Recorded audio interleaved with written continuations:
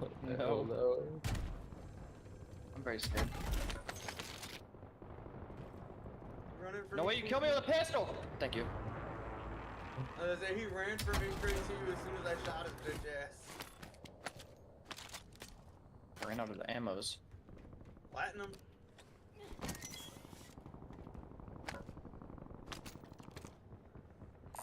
Where does this hole go? What the fuck? Deploy napalm strike. Help me. Where? Give me cover fire on the stairs. I found a hole, dude. I'm so He's here. Help. On the Somebody fuck through the did he not sewers. die? Cause you didn't use a gun. Your squad mate is redeploying. No, he stood in the Well napalm done. is why I was like, how the fuck did he not die?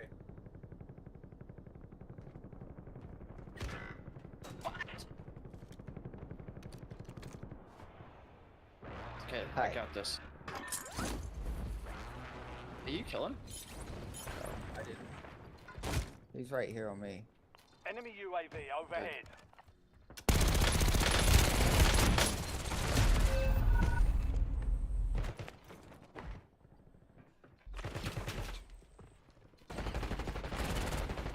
Enemy deployed an advanced UAV. Landing on us. We got shit to Back do, on boys. station. I'm about to go back in my Don't get fucking off. sewer and swim around some more. I'm getting tired of this.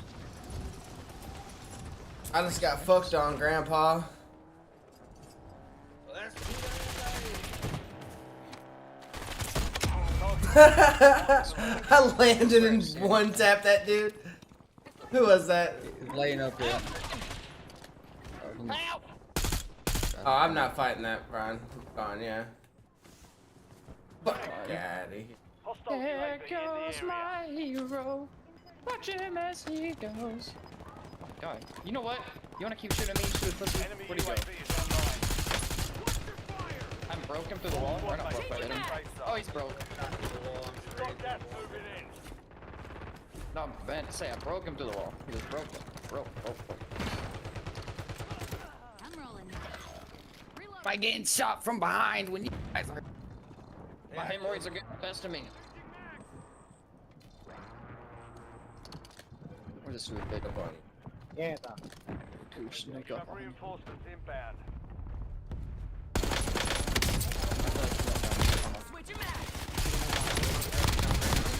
Ah, there's another one, dude. There's the fucking. Get this third guy in here. You've got 10 squads active in the field.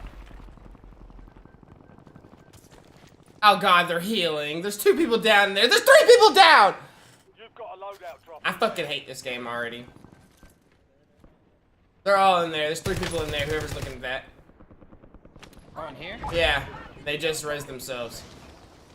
Whoever Pink is. No, Rogue, whatever you're watching. Oh shit. God damn, son. There's a lot of them in there, ain't there? Yeah, there is.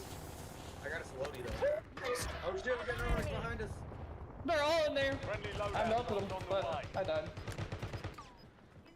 One's coming through down the bottom right here. I just broke the shit out of him.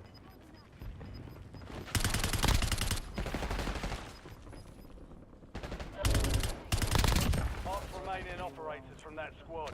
Hunt them down. Your squad mate is redeploying. Well done.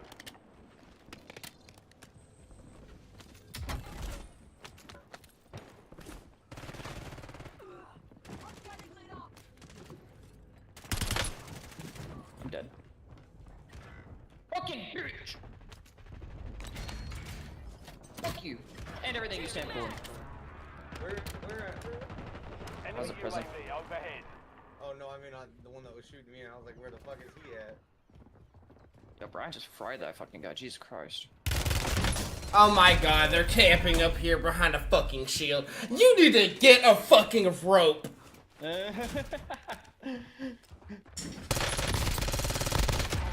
Good Stop lord. fucking around, Brian. You're not a rabbit. Every fucking time I leave this building, bro, they're out here. There's another one in there. There's another one in there, Brian. Yep. Let's get to Get work. ready. You're redeploying. Oh my god, he's one tap. He's jumping down behind you, Rug. Moving here.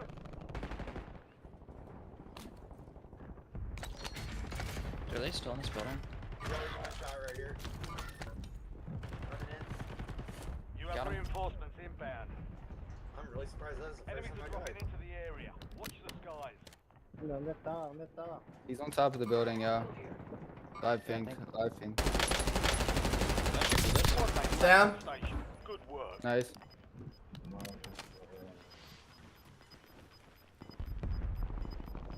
Yeah, he dropped down there Enter the somewhere. safe zone. Got him. Gas is inbound.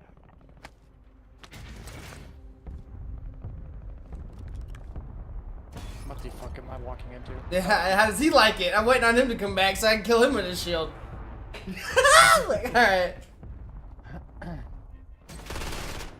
Might be a Thou little shalt not petty. fear. Alright, who's got my C9? That would be a Jakey poo. It's okay, C9. you can have it. The gun you're using. That thing sucks. Yeah, we're just extremely He's bad. one shot. He's down. Reloading. I hit him in the fucking head with a nade. Enemy marking target location. Oh, they went up to the left. They're on the wall to the left. God. More.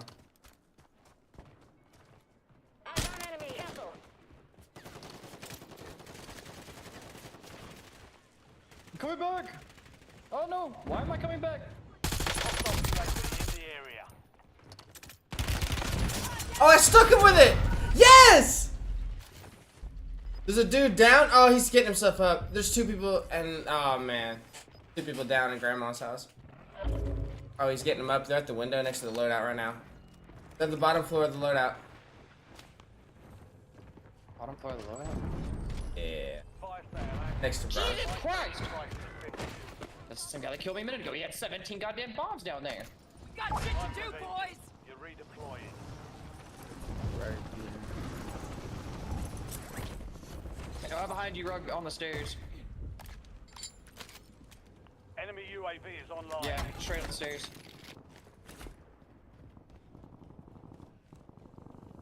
Enemy dropping into the AO. Oh my god, I almost shit on both of you. There's You a have full team reinforcements right in the inbound. building beside Grandma's too. Right. Get ready. Resurgence window is about I broke to this close. guy in the air. I killed him! Yo, that dude is sus as fuck. Is that you guys? That's not what you guys were saying. Your squad mate is redeploying. Well done.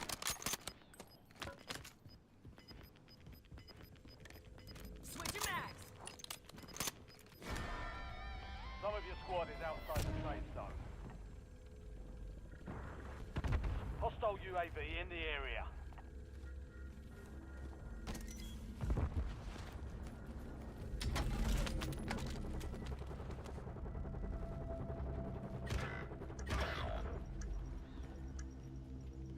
What the fuck hit you? Behind us, Jake. Fire sales done. Prices are back to normal. Heal? I'm reloading. Yeah, I got him. Yo, that's crazy. Dude didn't see me sneaking up behind him, was spraying on the dude next to him, and then Enemy jumped UAV through a is window online. and instantly jerked around and snapped to him. Your squad mate's back on Like station. mid-shot, Good bro. work.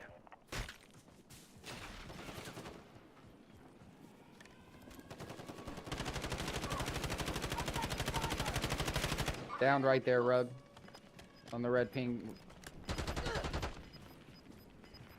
Yeah, it's that bitch that I was talking about. We got my Resurgence is close. No more second chances. He missed every shot on me. Switching mags. On top of prison.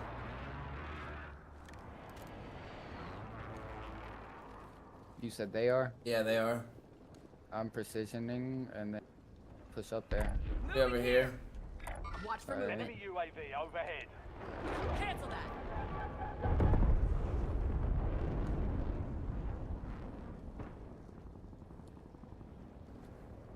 Top looks clear. I think they just jumped off to to Grandma's.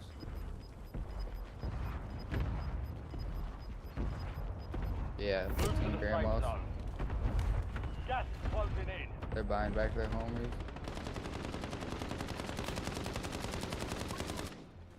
The one's down on the roof. Yeah, but I'm I got positioned some- it. Soldier incoming. Changing mags.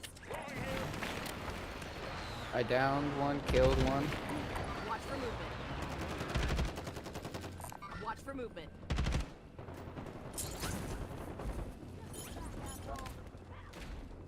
Enemy UAV is There's a online. lot of people in here too, and in here.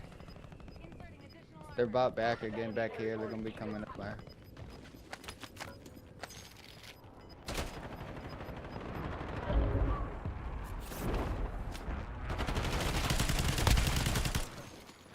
Thank you, Rogue. Or Switching Dave. mags. Yep.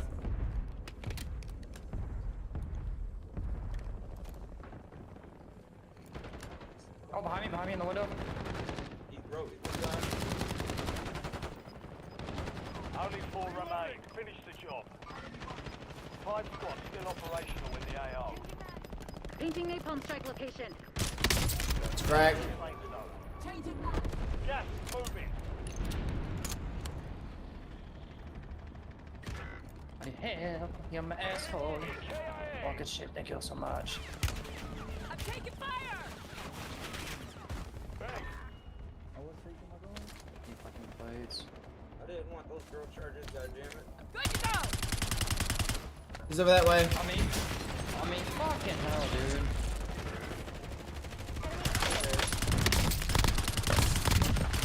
Contact. You're in the top 3. Don't let up No now. way I got him with that drill charge is 3 wild. squads left in the war zone. Stay alert. I'm all right. Let's go. Only 2 left. Holy shit, it's a fucking beer bomb.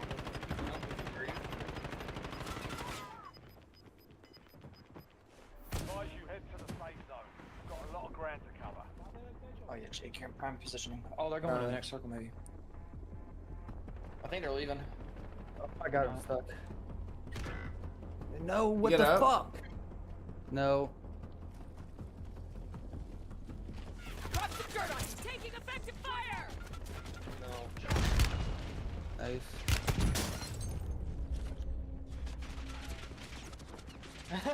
Dude, I swear, no. This game's trash. I swear to God, I just can't do it. Damn, good tries. Best of 5 were still standing. It's just so fucking stupid. Everything in this game is so fucking cringe. Oh my God. Keep your head up.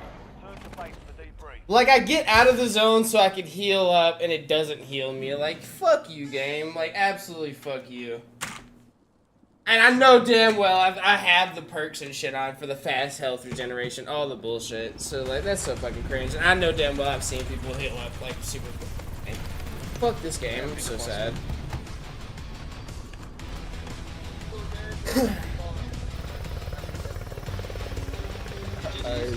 Bro. Salty.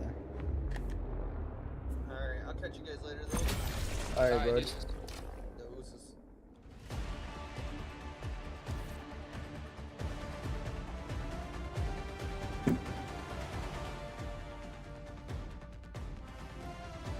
Okay, I gotta take a pee and get a beer real fast. Respect.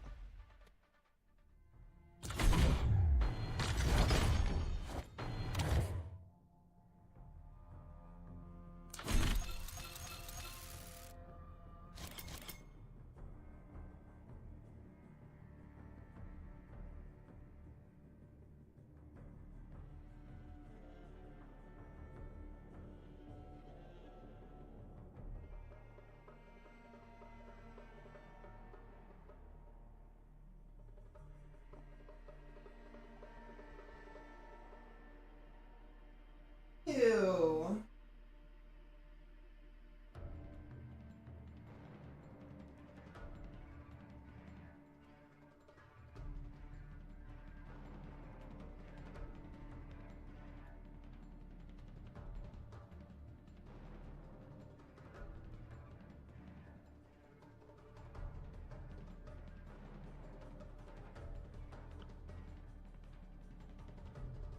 Alright, I'm back.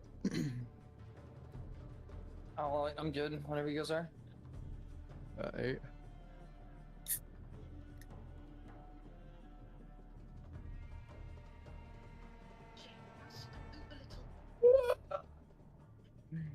Whenever I shake my ass, I poop a little. Big true.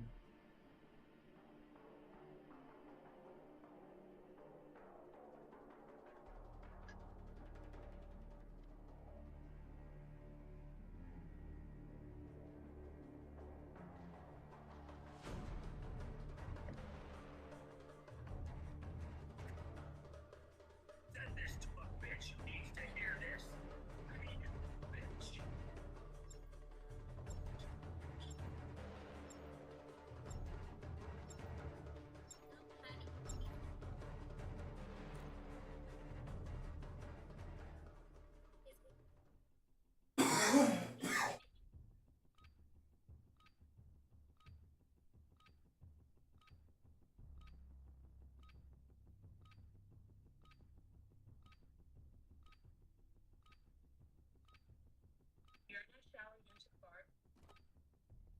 We're headed to the war zone.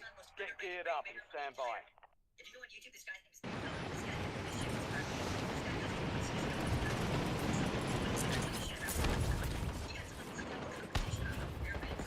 Enemies are dropping Oh into the no. area. Watch the sky. Now we're playing with fucking Big Zaw.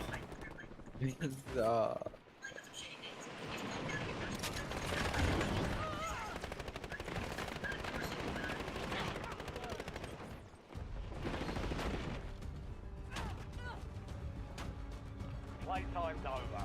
Stand by for deployment to the war zone. Enemy dropping into the AO.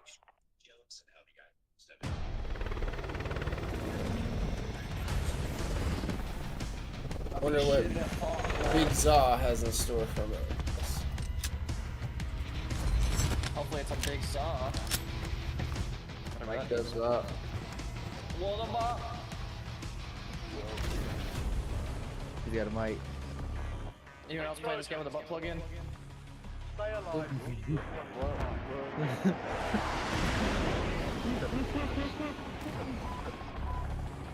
What the fuck, bro?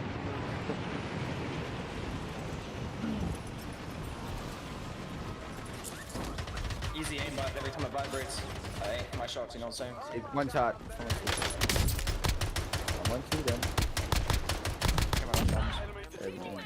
Shooting Use your around. tac map to Behind hunt you, down the Jake. rest of them. Trying, babe. You have reinforcements inbound. Yeah.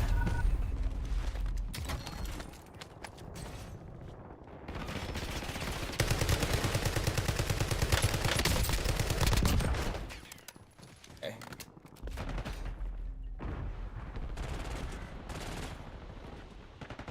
Movement demon! Dead. Let's get to work! Go get your revenge.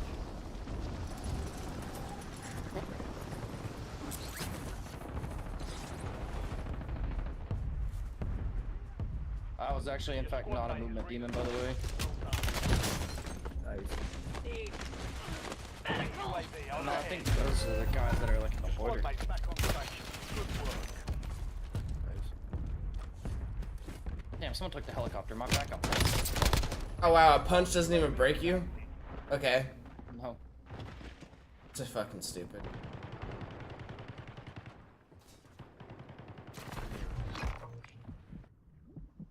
You've got time for another Got bout. shit to do, Get boys! it done. You're getting another chance. Weapons free.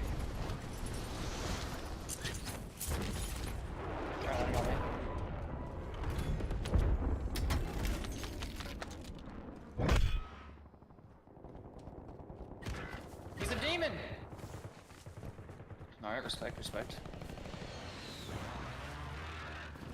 I like how he just finds like has better guns than me. You have reinforcements inbound. Enemy soldier incoming.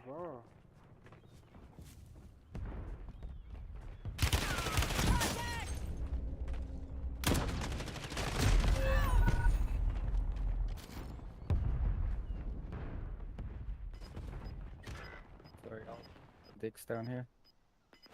Let's get to Get work! ready. You're redeploying. Your squad's in the safe zone. Did you say dicks down here? Losing ground. Moving. Holding Dicks. Oh, Your squad mates back on my station. guy's Good on work. my asshole. Don't let me do it to you. Oh, that's guy's ass. Oh, that's messed up. Hostile UAV Switching in mags. the area.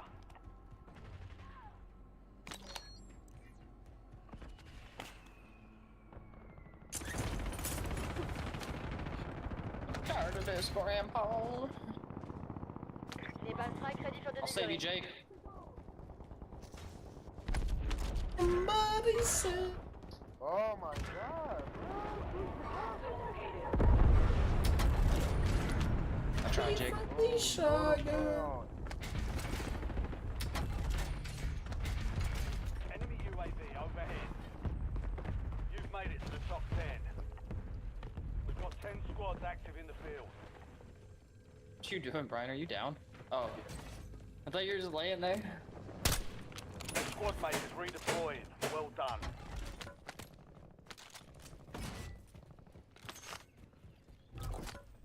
Loadout drop headed your way.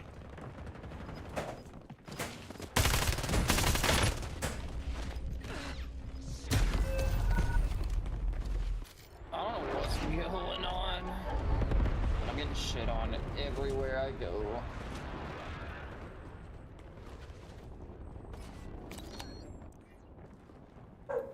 Are you still down? Yes. I thought our teammate got your ass. No. Your squad mate's back on station. Good work. We got shit to do, boys! Enemy deployed an advanced UAV. We're returning you to the front. Earn this. I'm taking fire!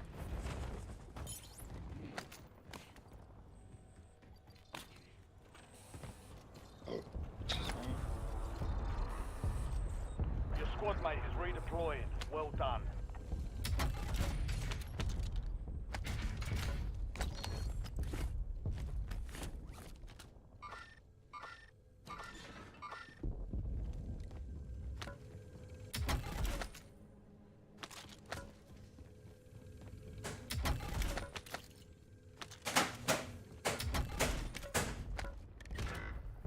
Yeah, oh fucking K.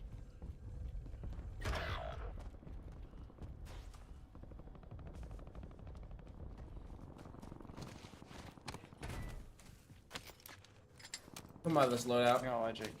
You scared the fuck out of me.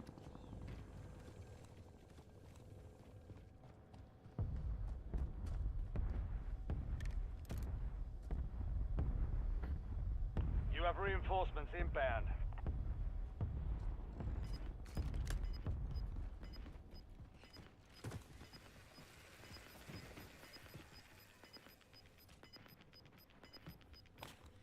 Be advised, you still have squad mates Effective fire! Okay, that kid's cheating for sure. That squad on your tac map.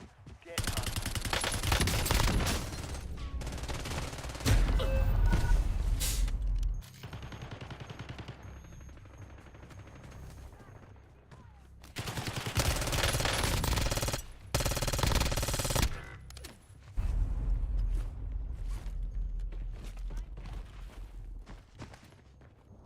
Oh my god, Brian, you scared me. Let's get to work!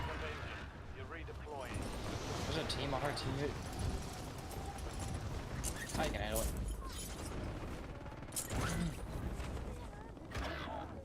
I think he could, actually, now look at it. I'll stop revive you, bro. Already got one. Right. Well, that's about right. We're only played 3 games and we're paying kids who are full on cheating. This kid's literally walled me twice now. I'm behind him, he doesn't know. Alright. Oh my god. Yeah, I'm getting shit on.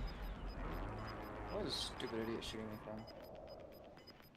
We got shit to Back do, on boys! station. Go get after it. The guy jumping on me?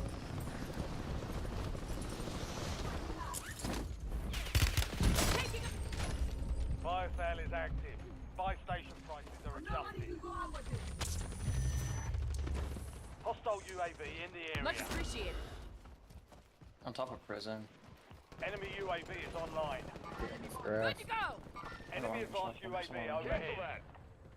Oh yeah, they're pushing down in the grass. Hostile UAV in Yeah, the hear one. area. Enemy UAV overhead. On the building. Right next to me. Moving here. That in. Watch your six. Changing Alright. mags. Enemy UAV is online. Man, so I gotta find somewhere to go.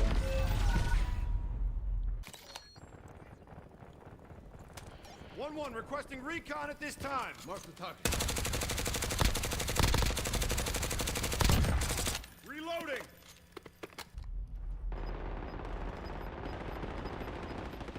Why didn't it fucking go down? TACOM You know. requesting recon overhead.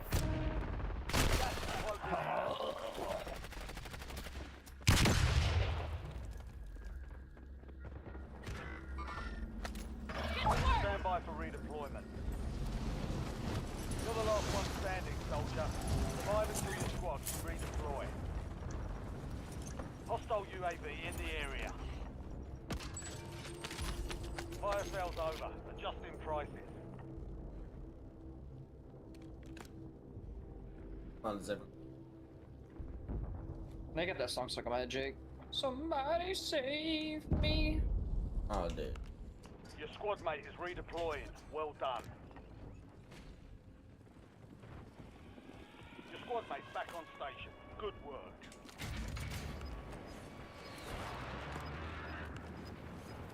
You have reinforcements inbound.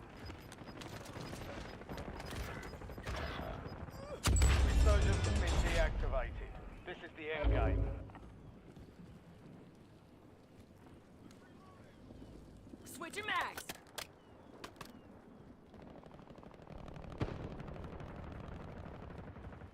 Jesus Christ. I'm taking fire.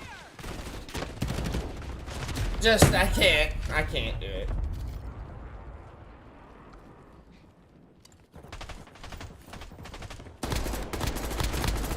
Can't go in there.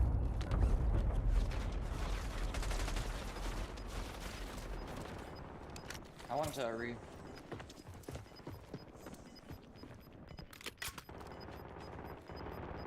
You've got gas moving in.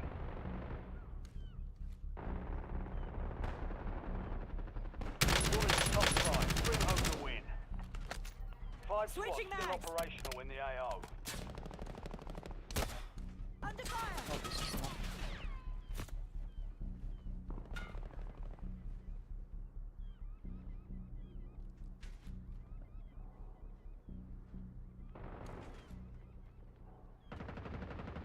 My God, can you stop On my final murdering me? mag. Eyes on enemy. I'm hit.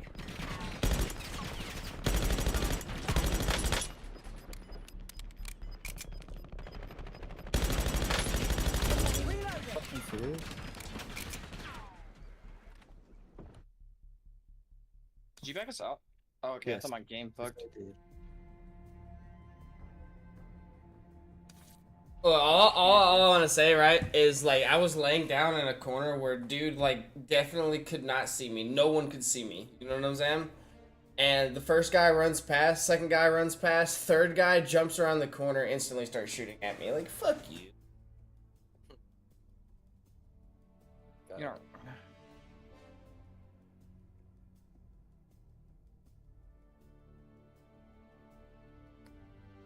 Oh, not wrong.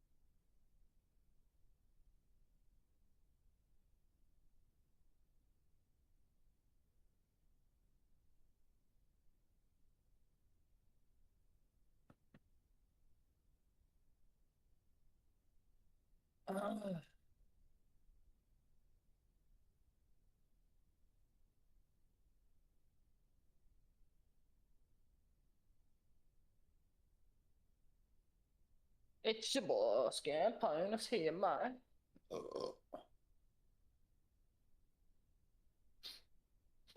I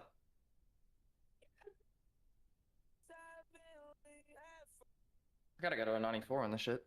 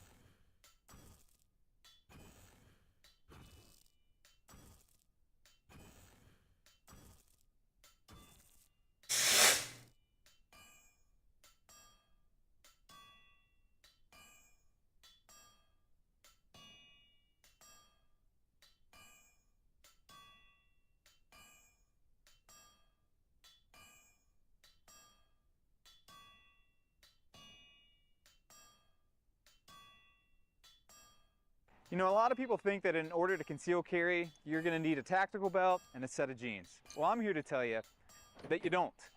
Welcome back, everybody, to another Birds of the Same Feather Get Sentenced to Prison Together episode of Lockdown 23 and 1.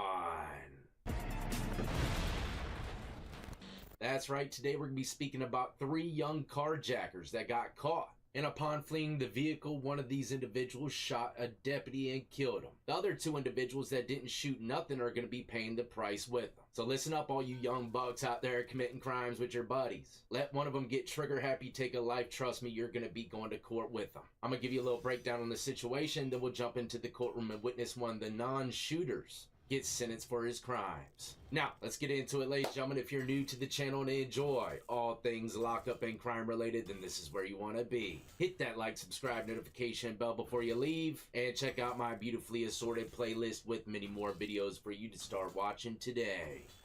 Raymond DeBose, 18, pleaded guilty in July to 1 count of first-degree murder of a police officer and 1 count of felony firearm. I would like to apologize to the victim family for the pain that got caused to them. They saying it wasn't an accident, but it was. Cause I ain't wake up and say I want to go kill a cop today. Things didn't work out how I was supposed to. He was sentenced to 33 to 60 years in prison. Wayne County prosecutors say DeBose fired the shots that struck Bradley Reckling. It says here that Sheriff's Deputy Bradley Reckling was shot and killed on June 20. I had a rough night's sleep last night. I don't know if y'all could tell. Lucy kept hogging up all the couch. Slept on the couch and she took it all. Damn savage of a mutt. Look at her. Where is she?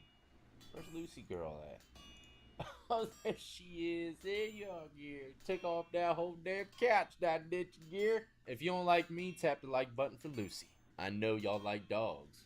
Except for y'all psychopaths out there. Kind of like the one we're going to be witnessing today. This guy has lost his damn mind. Mr. Joseph McEnroe. I don't know if y'all heard of this guy. But him and his girlfriend ended up wiping out his girlfriend's whole family. Killed the girlfriend's mom and dad, which he called mom and dad as well. And then they waited for the brother to show up with his wife and 2 kids to celebrate Christmas Eve. And gunned them down as well. All because the girlfriend says her brother owed her money. So today we're going to witness this man get sentenced, and before we see him get sentenced, he's going to take the stand. And it just looks like this guy's going through some serious torment. I don't think he could fake this. I think he is seriously messed up in the mind. I got a crow literally right by my damn door. Get away from here! Get on now! Skit! Skit! Yeah, this man. Can y'all hear that shit? Just because my name's Death doesn't mean every crow in town needs to follow me. Anyways, let's get into it, and I can't stress enough, hit the fucking like button. Beyond the badge and beyond the shield, we really are ordinary people who are really doing extraordinary things. And at the end of the day, we walk away having done something good.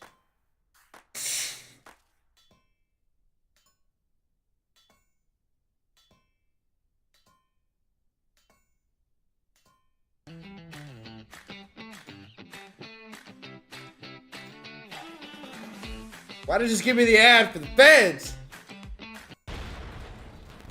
I do apologize if you Fuck hear outta that here. in the background. I got these fans on, so and they gotta be on, so deal with it. Convicted killer Joe McEnroe broke down on the stand as he described murdering his girlfriend's family incarnation. See the emptiness, well, the sheet. Need to go buy coal. Convicted killer Joseph McEnroe broke down, That's grabbed cool. his head, and cried. Shit. This is Michelle Anderson, I believe, the mastermind, the girlfriend of the individual that's going to be taking the stand today. And you know, I watched a lot of videos on this guy. I'm not going to show you all of them because there's a lot. But you can obviously tell by him taking the stand, he's got some mental issues. He ain't all there, and he definitely looks like the type of guy that can get controlled and manipulated by his girlfriend very easily. You know, some guys out there, especially ones with mental issues, if they're in love with a girl, they'll do anything that she says.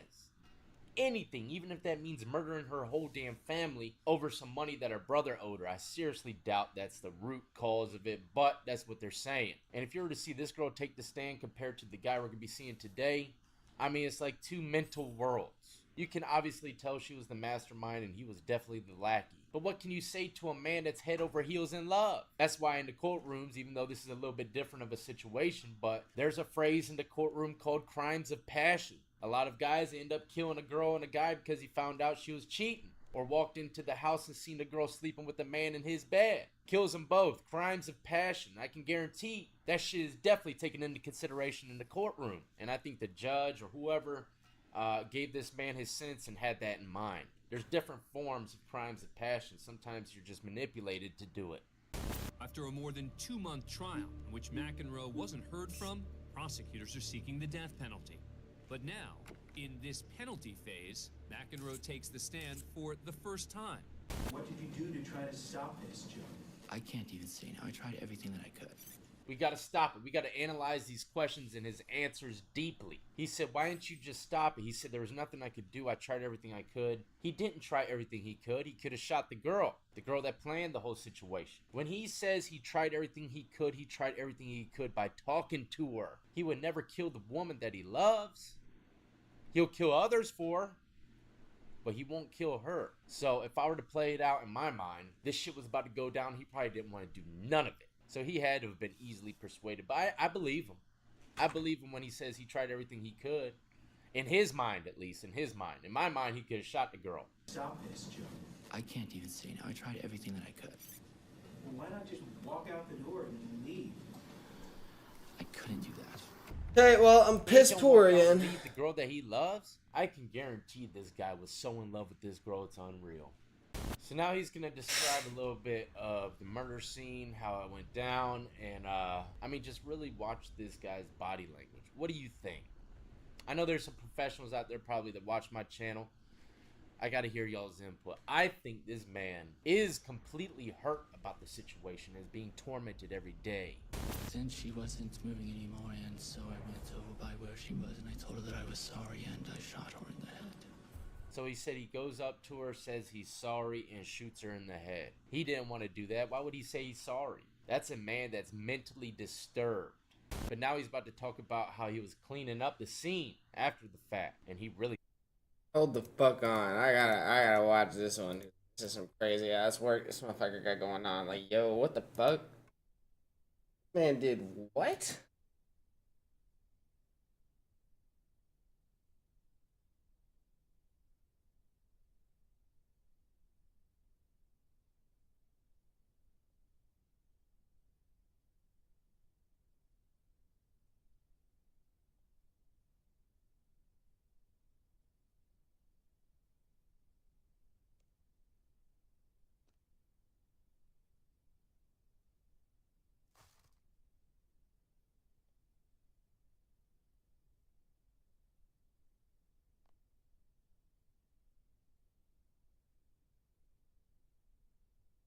Yeah, this was truly mental. Hold on. I got the two dwarven pieces. Find them. Aura management interface. Fucked up.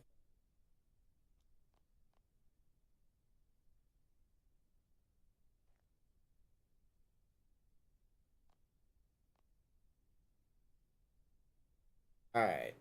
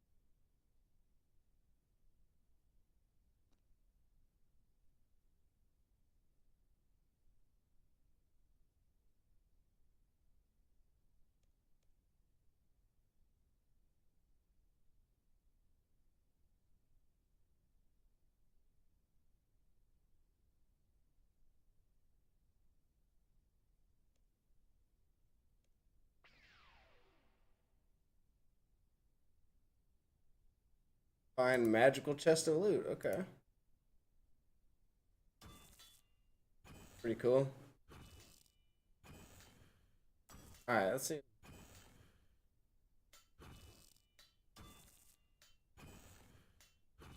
He snaps.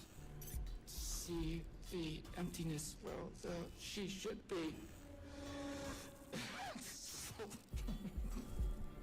This is real. I'm gonna smoke real quick. Torment. Ooh. Boy, going through it.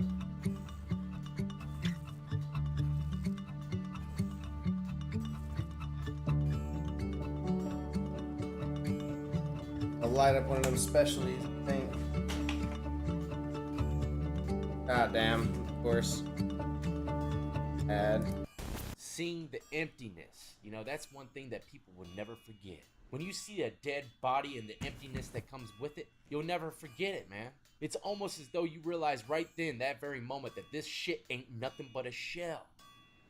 This ain't nothing but a ship that we're traveling in. It's creepy, man. I've seen my share of dead bodies, and I never forget them. I did an interview with someone that works in a morgue, or he's a mortician. That was a great interview. Y'all need to go check it out. But he went to a prison to pick up a dead body that's been sitting there for a few days, and the guards never even knew. Pretty crazy story. If you want to go check it out, I don't know exactly what it's titled. Just type in Mortician, Lockdown 23 and 1. I'm sure it'll come up. But, man, that guy would see shit like that all the time. You know, it really puts it in perspective when you're around it. At least nobody suffered. The way that it is, at least nobody suffered. And that right there should tell you a little bit about his mind. He's looking at it in a perspective like, hey, I shot him in the head. It wasn't like a long, torturous process of death. Point blank to the head, no suffering. That line right there is probably what helps him sleep at night. Guys like this, you want to give them life in prison because you can tell they're being tormented every day. Unless this guy's like a Academy Award winning actor, I think everything that I'm seeing is authentic. How often do you think about killing the Andersons?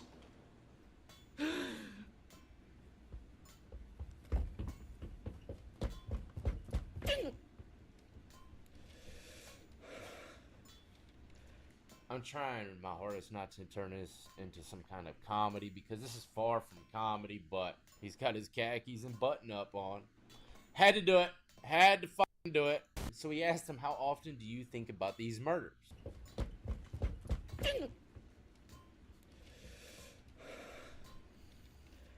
It's in my mind all the time.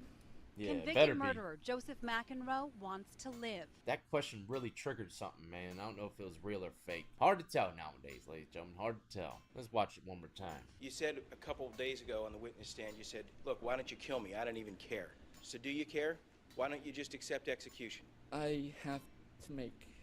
If I just die, then that's an act of full destructiveness. Is not. He shook on the stand during questioning. He says it's involuntary. Prosecutors say it's an act. Prosecutors saying what he's doing is an act. His team is saying it's involuntary and this is authentic. This is actually very important in a situation like this because he's either facing life or death right now. Now this is your time to guess in the comment section once again, life or death, because sentencing day is up. Thank you very much, sir. All right. So, Mr. McEnroe. What am I thinking?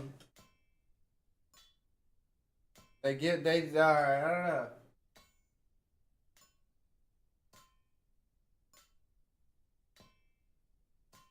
I think want to give the motherfucker life. You know what I'm saying? Just because that's like it's an old hell on earth. But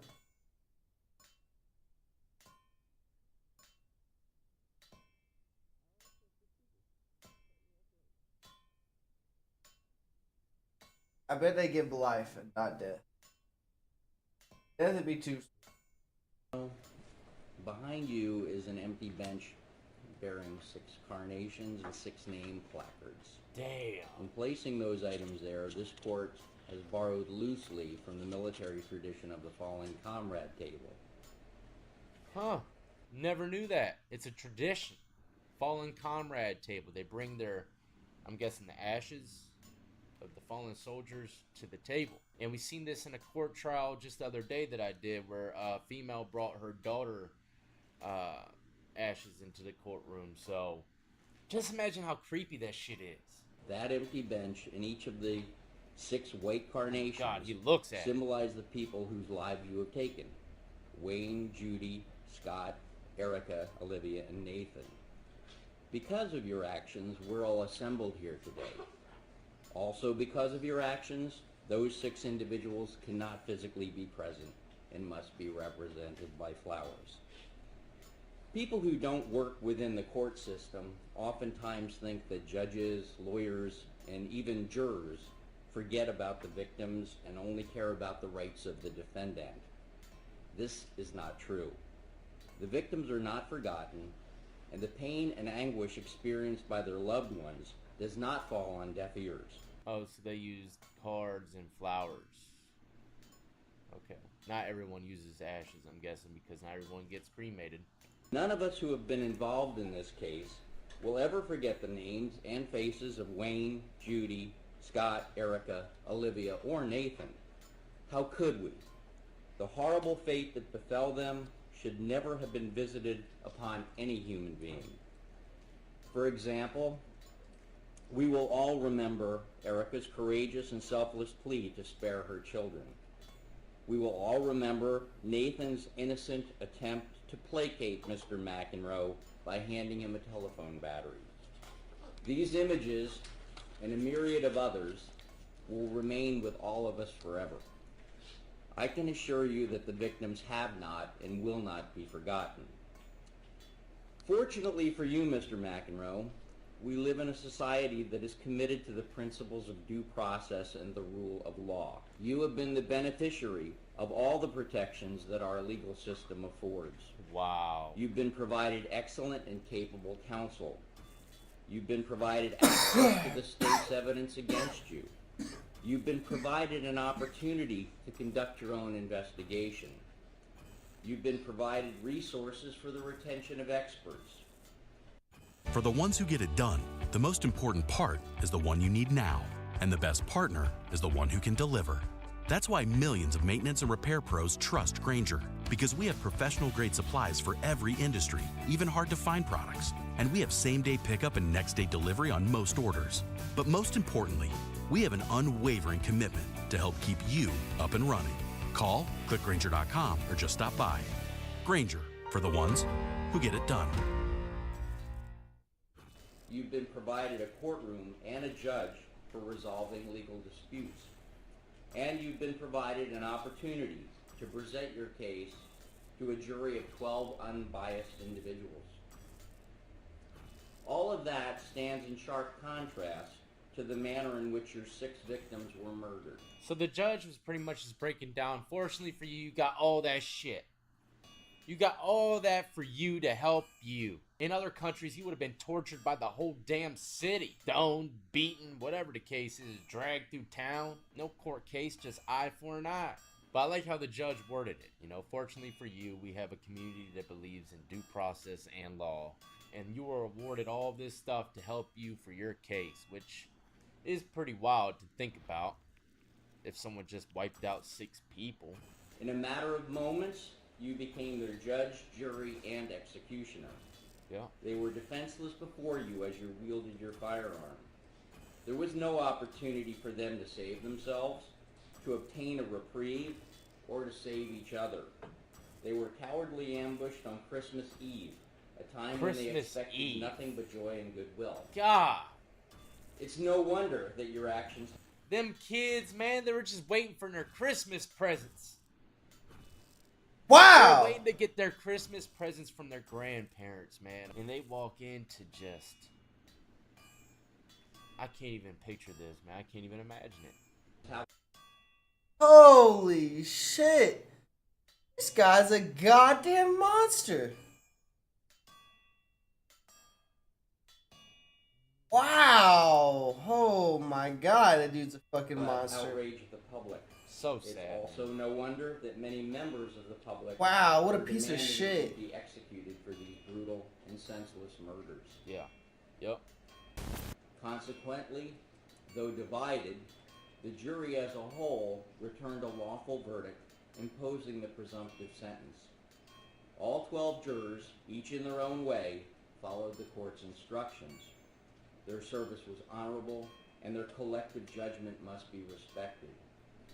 Now, as I'm sure you know, Mr. McEnroe, I have no discretion in this matter. The jury's verdict mandates a sentence of life imprisonment without the possibility of release or parole on each of the 6 counts to be served consecutively. 6 life sentences. All consecutive. But let me know how you feel about this guy. Do you think he was just really batshit crazy and taken advantage of? Do you think he deserves life or death? Let me know in the comment section below. And like I said in the beginning, tap that like, subscribe, notification bell if you enjoyed yourself. And as always, I salute to every last one of you been supporting me since the beginning.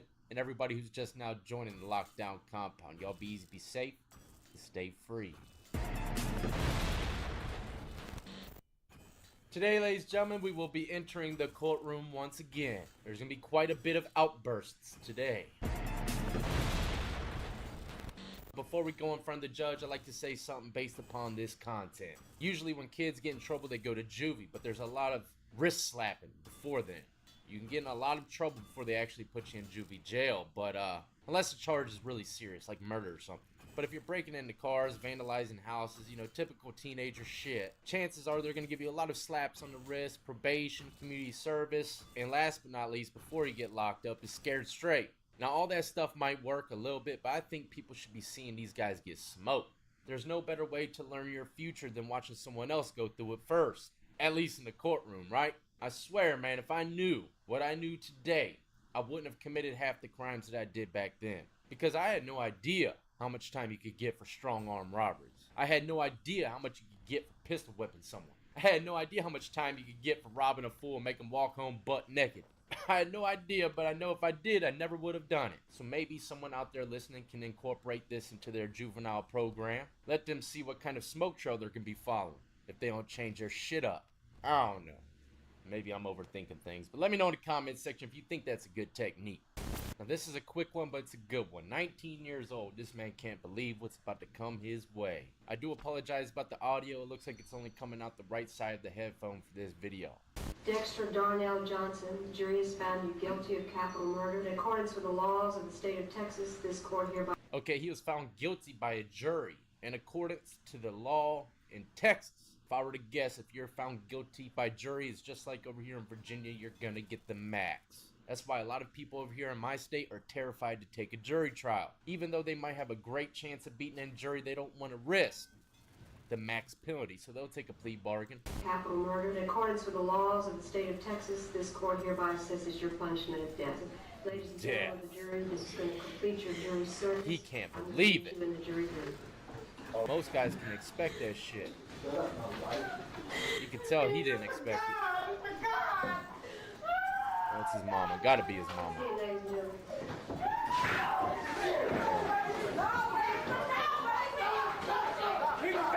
So the death penalty sat in a little bit and he snapped. He couldn't believe it. We're gonna watch his facial expressions again, but first let's break this down. Look at all those damn deputies, bailiffs, COs, whatever you want to call them. The reason why this video clip is only a couple seconds long is because they carry his ass out with a quickness. Usually when there's a sentencing of death or life at hand, there's gonna be a lot of deputies surrounding you. But which one of these guys do you think is the scariest? This guy right here hit the dirt quicker than Sandlot. Get your shit together. This guy ain't gonna do nothing with all these deputies. Scary ass district attorney. I don't even know if that's a guy. Could be a girl. Judging by the haircuts, kind of slash mullet. And everybody knows a mullet can go with any gender. Any animal. Doesn't matter. You can give anything a mullet and it'll look right. L. Johnson, the jury has found you guilty of capital murder. In accordance with the laws of the state of Texas, this court hereby assesses your punishment of death.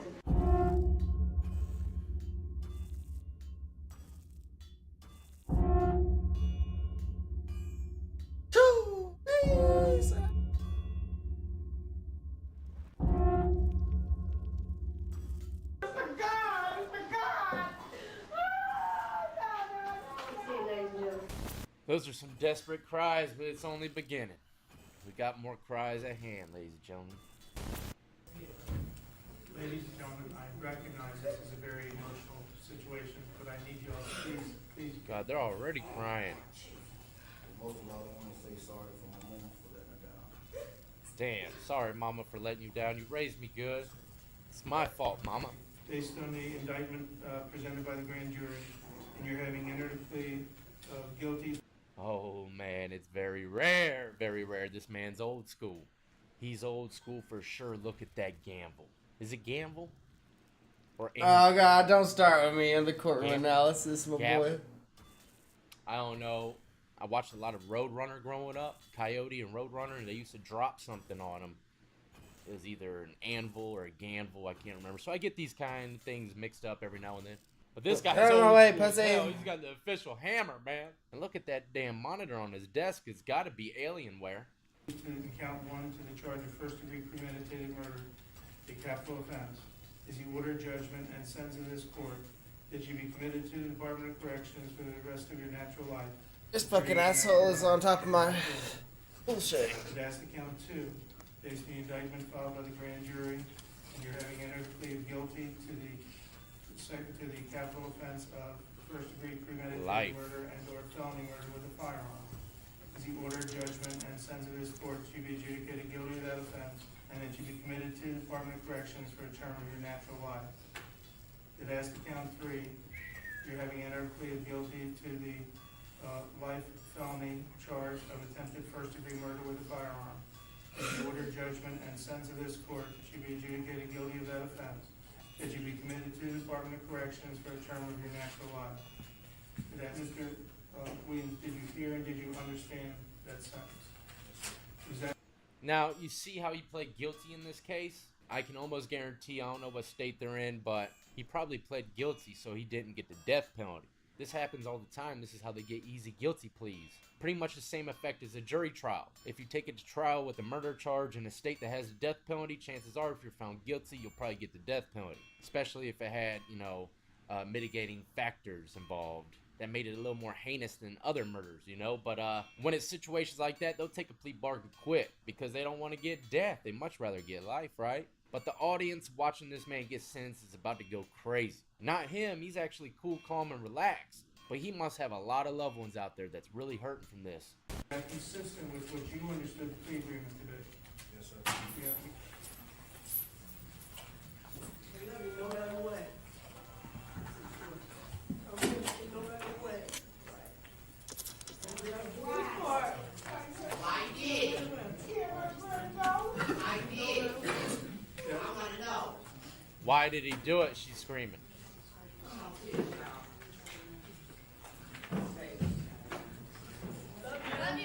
Love you no matter what. What is he doing? Washing his hands or something? Oh, those are fingerprints. They take their fingerprints right there in the courtroom. Usually, like over here in the state I'm in, they take your fingerprints and book him when you get locked up. I don't know why they're doing it immediately after he got sentenced. I've never seen this technique before, and you can tell the girl right there with the gloves on is the one handling the situation. His prints is going on this piece of paper more than likely, and this is the ink. But where's he washing his hands at? He's over there scrubbing his hands with something. But I guess now, after listening to it a little bit closer, he has some enemies in the courtroom as well. I want to know why you did this shit. Give us an answer. And then you hear other people saying, we love you no matter what. We love you no matter what. Other people saying, you let your son down. You let your son down. Let's rewind it a bit and really listen to the audience. A lot of emotions are going on back there. That Mr. Williams, did you hear and did you understand that sentence? Is that consistent with what you understood the plea agreement to be? Yes, sir. Yeah.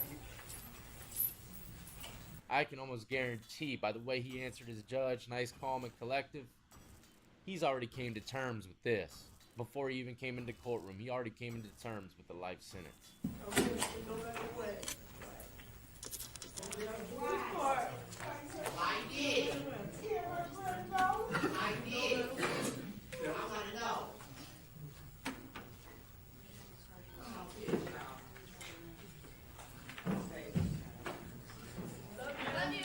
Love you no matter what. Yo, I wish Leeds would go the fuck away.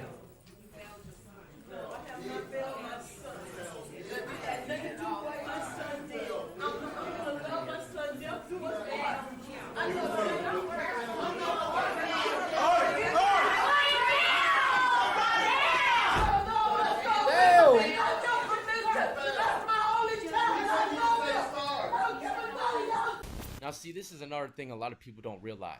A lot of times in these murder cases, these families, they'll be beefing even on the streets after the fact. Rivals, retaliation, whatever the case is, man, there's a lot of bad blood that spills over on the streets after the courtroom. Yeah. Next up, we have Dewey Green, grandson of a former Birmingham mayor. Where's Birmingham at? Because these guys are ruthless, man. They're smoking the damn mayor's grandson out there. We, the jury, find the defendant, Dewey Calhoun Green, guilty of aggravated assault as to Kamani Price, on the 21st day of August, 2015, Elizabeth Powell, foreperson. Thank you, Mr. Cruz. The court will ask each of you a question regarding the verdicts. I'm not fucking guilty.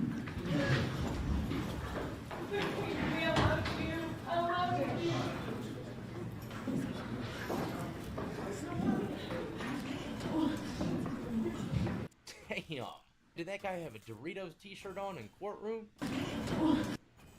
Homeboy got that blue bag Doritos on. I bet he smells like ranch. Yeah, he did. Shit, everybody wants a bite of him. Nah, but in all seriousness, if I was the judge, I would have held that guy in contempt and told him get the hell out my courtroom with that Dorito t-shirt. Young punk, what do you think this is, some kind of carnival? Where's your button up and your khakis? Could have traded that Doritos t-shirt at Plato's Closet. Bought 5 pairs of khakis and button ups. No excuses, son. Held in contempt, locked him up for 3 days. I'm not fucking guilty. Oh, God, man. Homeboy's done. Oh, Dewey, you just got smoked. Anyways, we're going to wrap it up right there. What else can I Short get video for today. smoothing? I got a lot going on today, and I told you on my live yesterday that I got a lot of hobbies that I've been doing. New stuff that I've been learning. Not for any kind of money making. It's just something I enjoy doing. I'll tell you a little more later on down the road as I grow forward in the process. But as always, I salute every last one who's been supporting me since the beginning, and everybody who's just now joining the lockdown compound. Y'all be easy, be safe, and stay free.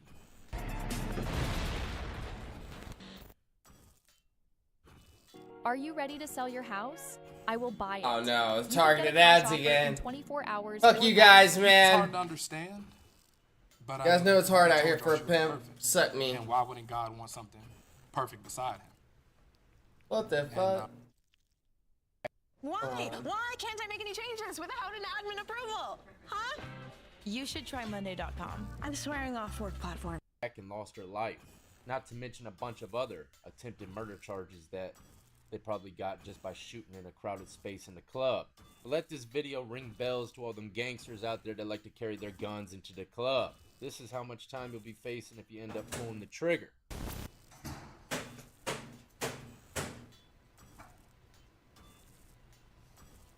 Always got to give your family members that what up nod when you come. Today we're going to be entering the realm of sovereign citizenship. Oh god. These are always good. Asher Edwards is up on the plate today. Charges: making terroristic threats, assault with a deadly weapon, and obstructing a peace officer. After a domestic disturbance escalated into a 2-day police standoff.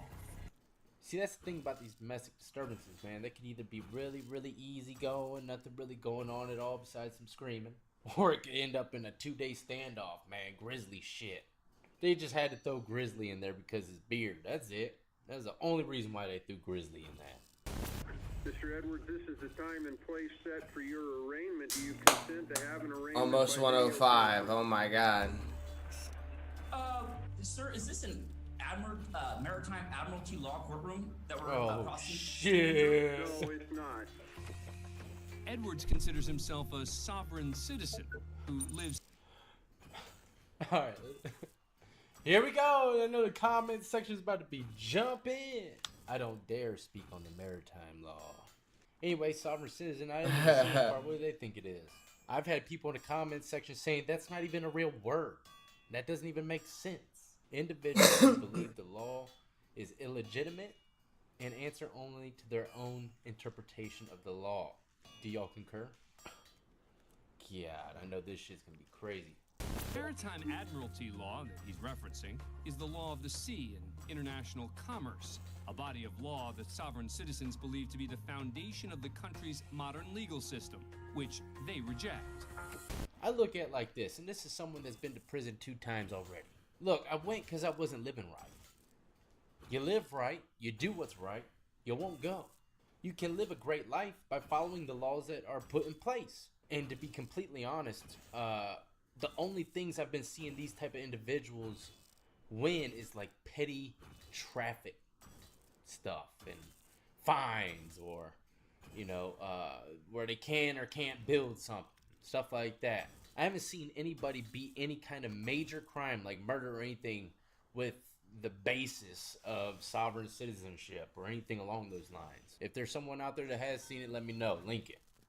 This is not a Maritime Admiralty Law courtroom. I believe so. No. Absolutely, it is. All courtrooms in this country are Maritime Admiralty Law courtrooms that process people, aren't they? No, sir. That's false information. Well, either way, this courtroom is trying to process me as state property. You see this fictitious name statement? Asher Edwards, spelled in all capital letters? This is not my name. God. That was some deep, dark music. You know some smoke's about to come this guy's way right now. Judge is being pretty cool, laid back. He's probably heard this shit a time or two. He's got his white lightning sitting down in the Pepsi bottle. I don't know, that's just speculation. But I think this dude's about to get smoked by this California judge, man. If you're gonna come this way, you better come correct. That's all I gotta say. If you're gonna take this path, you better know your shit. This name was issued to me without my consent, and you cannot legally process me through this courtroom with this without this name in all capital letters that was issued without my consent. My name is spelled Asher Edwards, first capital, all lowercase, Edwards, first capital, all lowercase. This is the birth name given to me by my parents, protected by the Constitution of the United States. Okay, before I hear what the narrator has to say, let me break something down. Some people believe that the name that they were given to them at birth is not really their name or some shit, and they can, you know, I guess name themselves later on down the road. Anyone could rename themselves, really, but he didn't pick that name. He was given that name. That's not his name. His is not completely capitalized. I think that's what he's saying. This is the loophole he's gonna run with. Jesus. He started off strong too with maritime law. This guy's going nowhere fast. I know it. My name is spelled Asher Edwards, first capital, all lowercase. Edwards, first capital, all lowercase. That This judge is the birth chilling. name given to me by my parents, I feel like protected he's by about the to snap. Constitution of the United States. Therefore, it is illegal for you to process me through this courtroom, so you guys have to figure out something else to do it. He had to end that any way he could, and that was probably the worst way you could end it. What the hell did he even say? Let's run it back. So you guys have to figure out something else to do it. So you guys just got to figure out something else to do with me, man. I ain't gonna buy anything except maritime. But hold on, what time is it? 5 p.m. Maritime. I'm making a T-shirt this week called Maritime. Maritime. Maritime, Your Honor. The court will enter a not guilty plea on your behalf. Will show time is not waived. We'll set this matter for pre-preliminary hearing within the statutory period. Dish ragged. And I would like to see the gun. It said I had a gun. I've never had a gun. As Edwards continues his rant about the alleged gun, the judge reaches for his own weapon of choice. Ooh, the what's mute button. this? Ooh, oh, no, he muted his ass. Do not speak while I am speaking, sir. Damn. Muted his ass. Thrill off that one. I got a cheap thrill off it. I'm not gonna lie. He muted the shit out that maritime stuff. Court will set bail in the amount of $72,500. Damn, smoked. Next matter. Whew. Now, ladies and gentlemen, I have something very serious to tell you really quick. I'm not even gonna lie. It's sad. Asher did not win this case. He was found guilty and sentenced to 1 year. Damn, Asher. Maritime didn't work this time. Oh, that's the new T-shirt, ladies and gentlemen. Maritime didn't work this time, or any time. Mr. David Hall up next, ladies and gentlemen, driving under the influence, driving with a suspended license, coming out of Broward County, Florida. Florida it is. He looks like a Floridian. Look at that damn mullet. You know what's in your cheap protein powder? Well, here to tell us is all-natural fitness athlete Paul Sklar. All right, let's see what... Mr. Hall, DUI. Judge John Hurley. Good morning, Judge. As soon as the judge attempts to read the charges, Hall begins interrupting. Oh, already. Sir, I haven't said for the court how I'm appearing today, Well, sir. I'm not asking you yet. Just give me a moment, all right? I need to look at your record. Turns out Hall is currently out on bond for 2 previous charges of driving with a suspended license. Damn. But that's not going to stop him from trying to make his case. Let me stop you for a second there, Mr. Narrator. So homeboy's out on bond for 2 driving on suspendeds, and he got arrested for driving, I think, while intoxicated and driving on another suspended. His bonds are getting revoked. He's going to jail, or he's already in jail, no bond, but the judge definitely ain't going to give him no bond. I can guarantee it. That's almost reckless on the judge's behalf, because if he were to go out, get in a car accident, and kill someone, he had like 30 warnings, you know? And who do you think is going to look bad? The judge for letting his ass out. It was like, why the hell you let him out if he already had all them suspendeds? I know this guy's getting smoked. Sir, today I'm appearing as the agent and settler for David Hall. Oh shit, agent and settler. Okay, I've heard this technique Could you before. get Mr. Hall for me then, sir? Where is he? My name sounds exactly like the defendant's, and I'm here to settle that matter today. Oh shit! So, you and David Hall, one and the same person? I'm not a person, I'm an individual. David Oh, Hall is a person, I am damn. a private individual. That damn judge, you know, he can't believe. I can't believe what's going on. Just by the way he put his hand to his mouth, he's in complete shock. I mean, that's complete shock. You might not see it, but I see it. Look at homeboy here. He knows he's done for. And look at the girl. I could tell with 180p on the Zoom, she's got a smile on her face. I love these cases, man. I love them. May I say something else for the record, sir? Go ahead, sir. Please I appear do. here today as the settler, agent, not the person, but the individual. And I don't think that you understand the So difference you're the between a settler, person and an you're the individual. agent, and you're the individual, but you're not the person. Is that correct? Correct. Got it. Oh, I'm shit. going to write that down. He's a Judge Jamestown Hurley is settler. unfazed by Hall's attempt at a Jedi mind trick and begins to turn the tables. Oh shit, Hurley's getting mad Here's now. what we're Probably. going to do. The settler, the agent, the individual, and maybe even the person David Hall. He's gonna smoke all of them. Has been charged with DUI. He's gonna say you're the settler, the agent, the individual's Oh, no, he's not! And even the person's bond today, $10,000, because the settler, the agent, the individual, and the person continues to drive without a driver's license. Both cases will cause the settler, the agent, the individual, and even the person, David Hall, not to be able to be released from the Broward County Jail until further notice. Oh my God. So, May I post bond, sir? Hell no. Hurley's turn to have some fun. Hear how he said, "May I post bond, sir?" So hold on. He was pretty much saying that stuff to not go by the laws of the court, but now he's quick to say, "So can I bond out?" Look, if you're not gonna work with the system, you don't work with it. If you're not a part of this system, then why go for a bond? Right. If you're not a part of the system, right? I don't know, maybe I'm looking too deep into it, but I don't even know if the judge can really do this. There ain't no way he would have to bond out $10,000 on each. No way. That's funny. well, Is there any other? are you asking me as the settler, the agent, the individual, or are you asking me as the person? Sir, I'm asking as the individual appearing before you today, the opportunity. Speaking on behalf Tricky, of right tricky. Mind Sir, games. I don't understand that question. I believe that you're trying to confuse me now. I'm not the person, sir. Okay, I am see not the the person, person. David Hall. Tell him he's not leaving jail either, all right?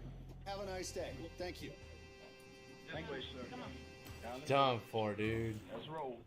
Let me know in the comment section below, ladies and gentlemen, how you felt about this one.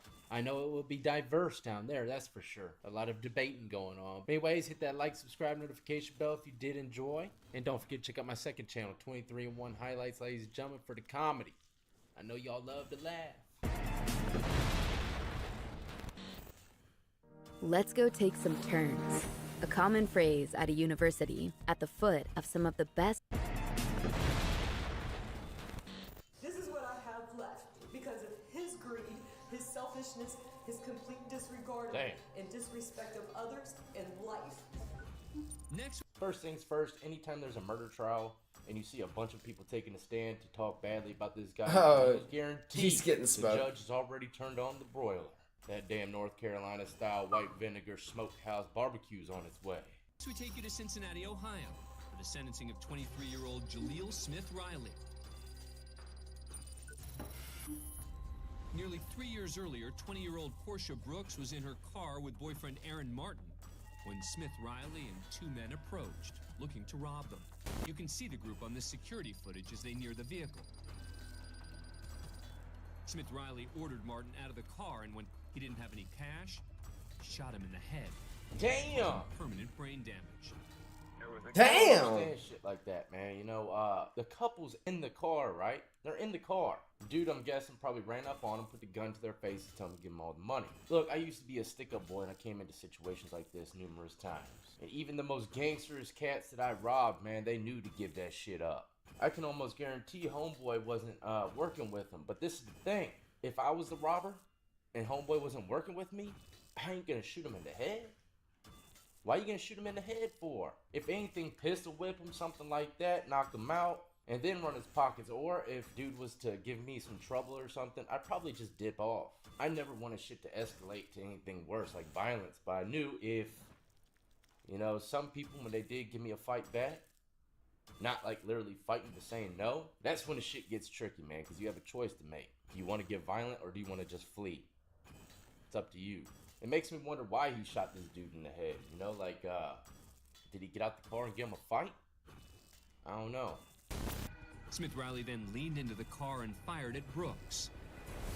There's a lady in it, and she's bleeding. Damn. She died 3 days later.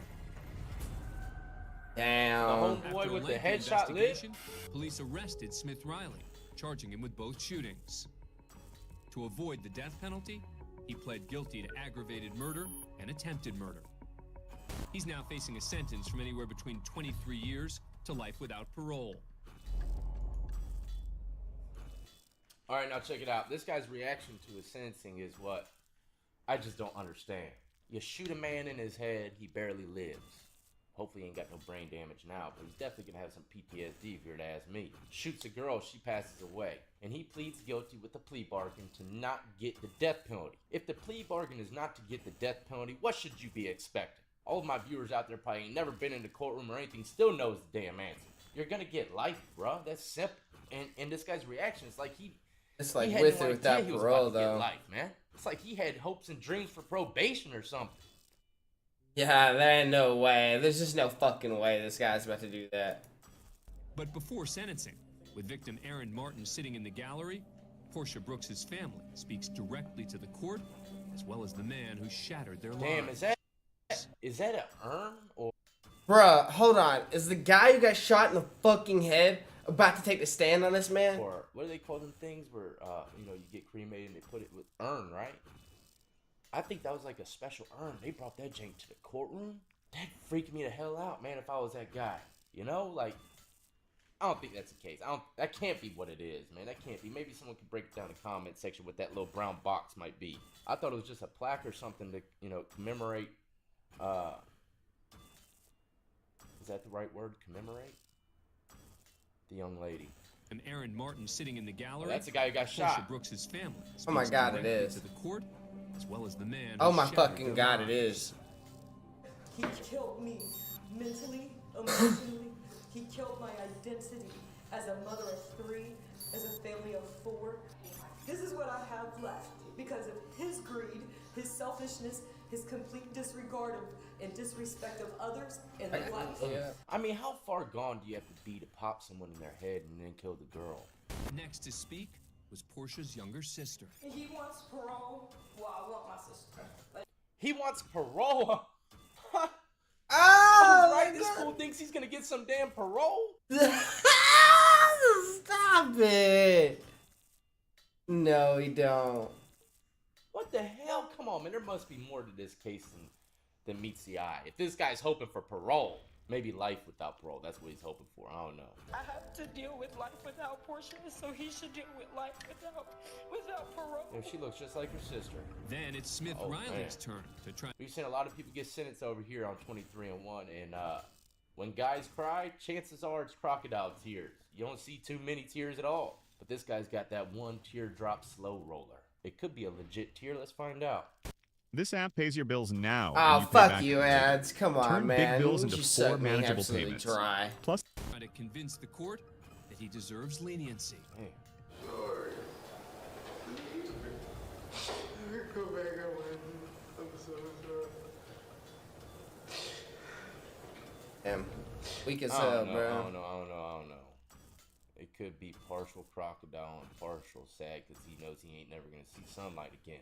I just want to come home someday. Is that what he said? Let me open this window up a little more. Ain't no fucking way. Oh, yeah, this dude get life without parole. I just want to come home someday. This dude's crying because he knows he's about to get life without parole. He ain't crying for the victim. He can't be. Why the hell would he even say something like that? I just want to come home someday. This selfish ass fool here. This dude smoked, son. You ain't coming home, bruh. You're about to get smoked. This is somebody that feels genuine remorse. This is somebody Oh, that yeah. this every day. And he This knows is somebody who's about to get go back in reticified. time Man, this judge is gonna Finally, peel it's his Judge wig Charles back. Kubicki gets the last Damn, word. look at that lamp. That was probably the most sophisticated damn Roman Empire lamp I've ever seen. That shit should be in the almanac. Wait, that's a book. What's a damn museum? Smithsonian, baby. Smithsonian. Let's go. They honored this judge with the ultimate gift in the courtroom. Archaeological Roman Empire lamps. Can't beat it. And look, there's marble on the wall. You won't see marble these days. It's all wood grain, cheap wood grain. And look at those beautiful drapes in the background. Oh, man. This guy's about to get smoked from here to kingdom come. Who gets the last word? Ooh. Ooh.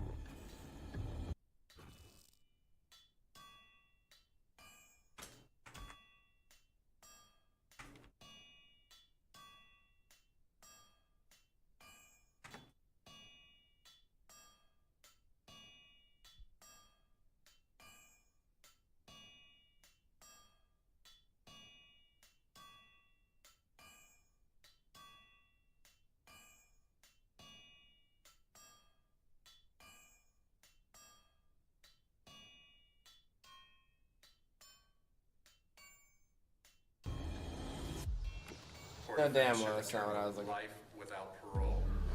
Oh, you ain't going home, buddy. For the offense of attempted murder. Don't cry now, dog. You wanna pop people in their heads and life shit. Sentence, he is not eligible for parole. Bye-bye. Oh, you know, there's people out there that say, I don't wish no jail upon anyone. I used to say that too, but that's a bunch of bullshit. Anyone shooting people in the face and killing girls and shit, man, lock their ass up. Lock it up. Lock it up and put them in front of the firing squad. Either or, man. A lot of people in prison, man, they deserve to be there. Okay, they're fucking animals. But let me know in the comment section how you feel about this one, ladies and gentlemen. Hit that like, subscribe, notification bell if you enjoyed. And don't forget to check out my second channel, 23-in-1 Highlights, man. It's growing fast. We already got 22K subscribers over there, but we got to get it fully cranked up again. But we drop content over there every day as well. Comedy. If y'all seen some of those reaction videos I do over here that's not prison related, I took them over there. So enjoy yourself. Yesterday's video I did was TikTok thinks I believe anything. Gotta be careful with them TikTok clips. They'll change your whole view on everything, and the whole damn clip was a lie. Liars, I hate them.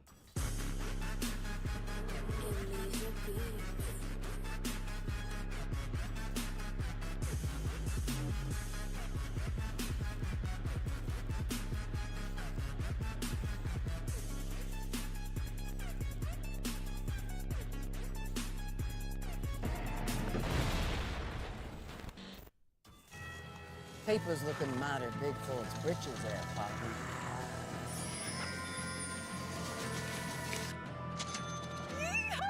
That's what I'm talking about. Alright, today has been a very rough ride for me this morning. First off, I started doing this video, and instead of pressing record, I pressed stream. I was streaming it to Twitch, man, and everyone was seeing all my dirty little tricks of the trade. But we're gonna try it again. The case of Joshua Young. Title of this video is Father Pleads Guilty to Murder His Son Committed. That's a treacherous title. Let's see how it rolls. Next, we're in Louisville, Kentucky, for the trial of 17-year-old Joshua Young. The teen's been charged with complicity to murder and tampering with evidence. More than 2 years earlier, Zwicker was found bludgeoned to death in a creek near where the teens lived. Now Young is standing trial and has been implicated through testimony from a cousin who claims Young admitted to the killing. Man, this is some backwoods shit here, man. Damn. Stepbrother kills the other stepbrother, then the stepbrother tells the cousin, and the cousin tells on him. Not much loyalty run around these days, but it's murder. I mean, who the hell is trying to take blame for a murder? When murder's involved and the possibility of life in prison's at hand, everyone starts spilling the beans, even your family members.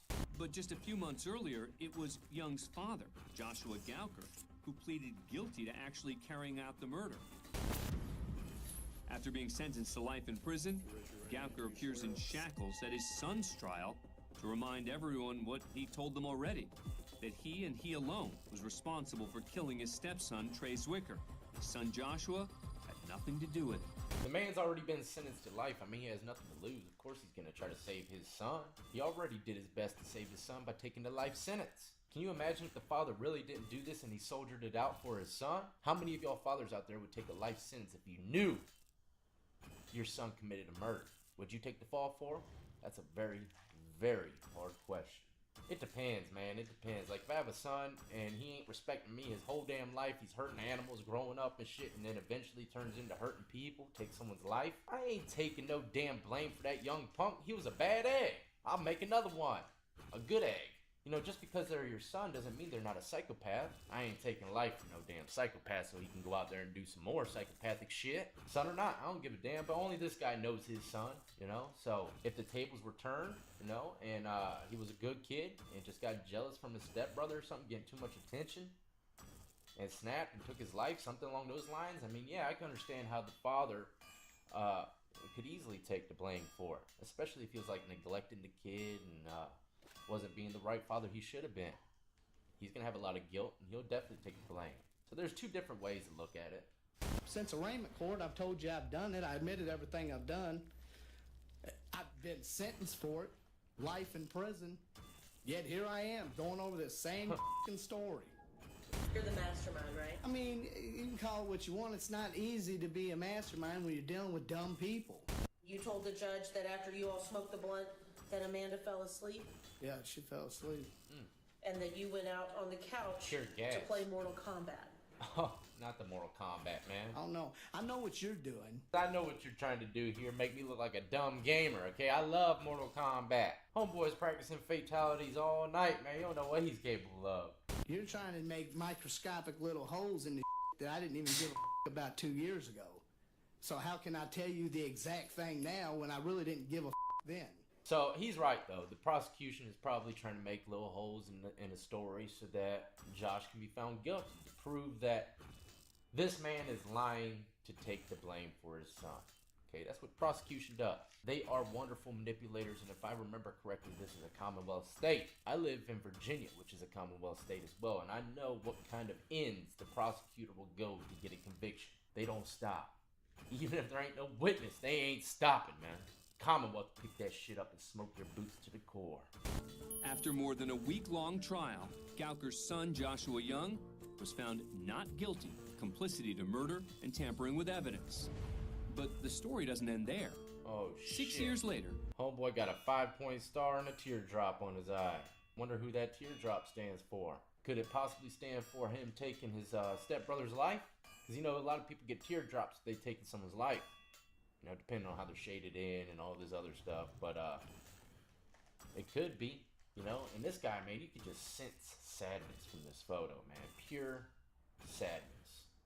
6 years later, despite his father's confession, Joshua Young claimed he was the true killer in a detailed confession letter obtained by the news. I murdered Trey Zwicker. I murdered him alone. It was not planned. It was not a plot, and there was nobody else involved in any kind of way. I think that's what it says. I acted alone, and my father's lies and him admitting to a murder he had no involvement in. Oh man, I wonder what kind of evidence they had to charge the father. You know, probably had to have some kind of substantial evidence. But you know, people when they commit murder, I mean, that's like the ultimate crime. Murder. There's nothing higher than that, if you were to ask me. Some people just can't take it. The thoughts in their head or the last images of the individual that they murdered keeps playing over and over again, and sometimes all it takes is for them to confess. They feel like the only thing that will help them out in their mind is to confess. Why is that? The truth shall set you free. I ain't gonna lie, I've told the truth when I never wanted to tell the truth, and it felt good. I felt released from some kind of chains, you know, like at least they know now. And not only the thoughts of murder, but just the thought that your father took the blame for you. You know, that's the craziest part about it. That would be the thing that torments me. The only father I have, and he's in prison for the rest of his life because of me. I would be doing anything and everything I could to get him out of there. News media. Young wrote that he was, quote, ready to get the raw and uncut truth out there, yet never provided a clear motive for the murder. He was definitely probably jealous of his stepbrother. I can almost guarantee it. Despite the confession letter, under the legal principle of double jeopardy, Young cannot be tried again in a criminal case for the murder of Trey Zwicker after having already been acquitted. Now, I know a lot of people might think otherwise with this, but when it comes to double jeopardy, I think there should be some mitigating factors at play. I mean, this guy confessed to the murder, but he's still walking the streets right now chilling. Everyone knows he did it because he confessed to it.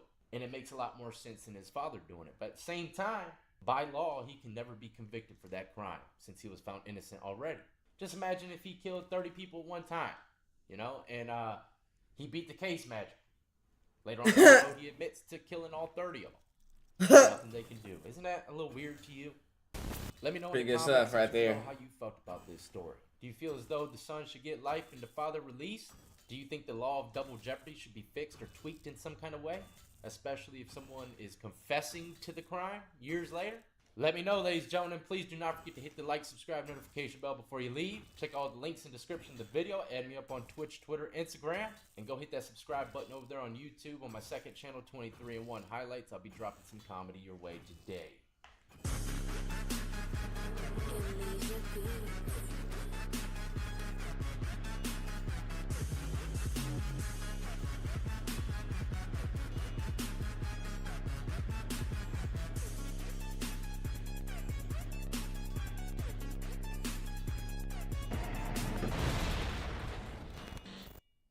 Can you please just hear me out? No, all work management platforms are the same. They take forever to learn, and in the end, nobody uses them. Monday.com is the one you'll actually love to. In order to watch this episode today, you need to go find your father's fresh pressed khakis and his navy blue starched button-up collar. We're headed Today, to we're the gonna be courtroom. getting sentenced. We could be going home or we could be going to prison.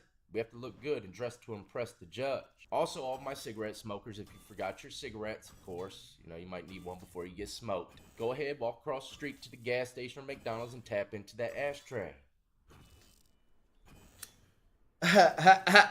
Stop it. This guy plays way too much. Might be the last time you smoke one.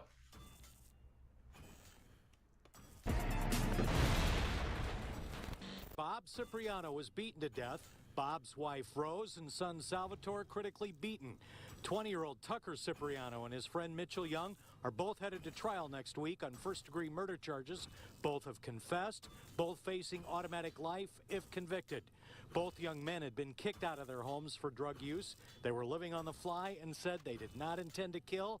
They only wanted to steal anything of value. This man, Mitchell Young, right here, helped Cipriano rob and kill Cipriano's own father. Not to mention what they did to the mother and the brother. Crazy, crazy stuff. I don't know how this even happens in this world.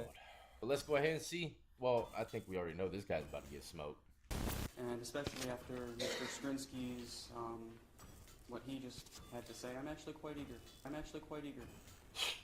What is this, third rock from the sun? You ain't as smart as them. I'd like to thank the court for allowing me the opportunity to speak on the record before my sentence is imposed. Come on, man. Stop playing the fiddle. You ain't no attorney. The event that's brought all of us here today was nothing short of an absolute tragedy that's affected the lives of a lot of people. Ooh, this guy's trained. He's got good eye contact, too. I want to express my deepest condolences and sympathies to the members of the Cipriano family who were affected by this incident. No, Yeah, better. I never intended for any of this to happen.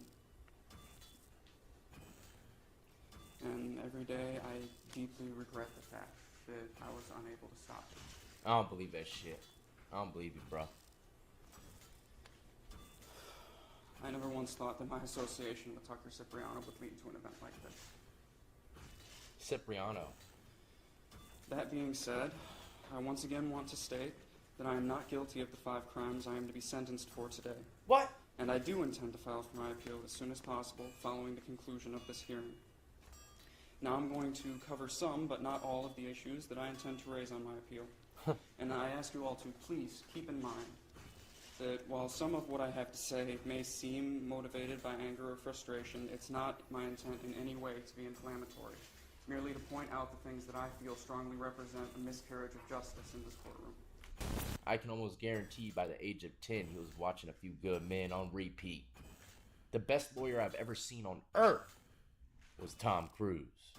Matthew McConaughey gave him a run for his money too. What? And A Time to Kill? Go check that one out. Classics. Sad, but classic. Get him, Luke. Oh, shit. But this guy sounds smart as hell, does he not? The issues that I intend to raise on my appeal. Not inflammatory. And I ask you all to please keep in mind. I got like 20 million XP to go. Jesus Christ, help me. Anger or frustration, it's not my intent in any way to be inflammatory, merely to point out the things that I feel strongly represent a miscarriage of justice in this courtroom.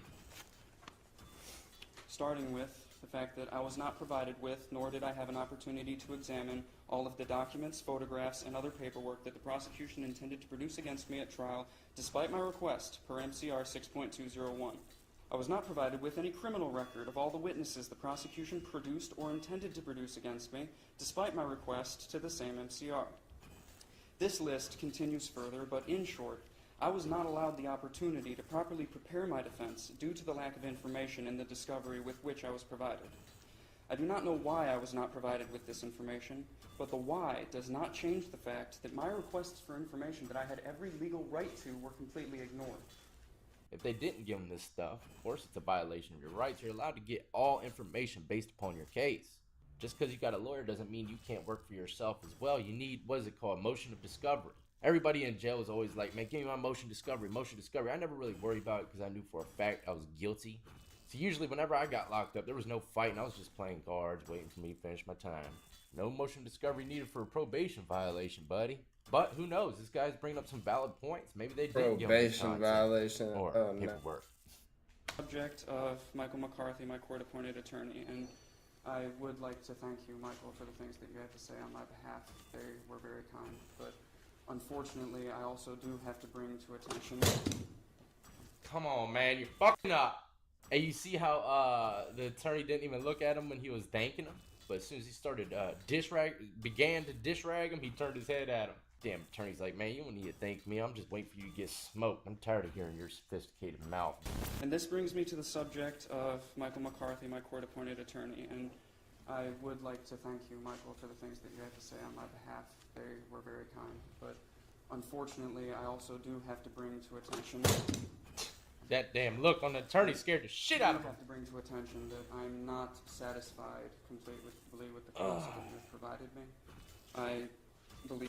Can you imagine saying that to your girlfriend of like 5 years? Look, I think Not you've satisfied. done Yes, for me, Steph. but I'm not satisfied completely with the counsel that you have provided me. As Michael McCarthy said, he and I have met countless times over the course of this case where I expressed my concerns and expectations involved in my defense. Unfortunately, these expectations were not met. I presented Michael with the names of witnesses who I wished to be called to testify on my behalf at trial, and to my knowledge, Michael did not so much as interview these individuals, and my request went ignored. During our meetings, I brought to Michael's attention numerous points that I wished for him to present at trial, and despite his assurances to me at the time, he neglected to address many of these issues. Among these were the defenses that I requested that he present. These included abandonment, claim of right, duress, and the mere presence defense. Of the 4 defenses that I found to apply to my circumstances, all of which were agreed to at the time of my request, only mere presence and duress were presented.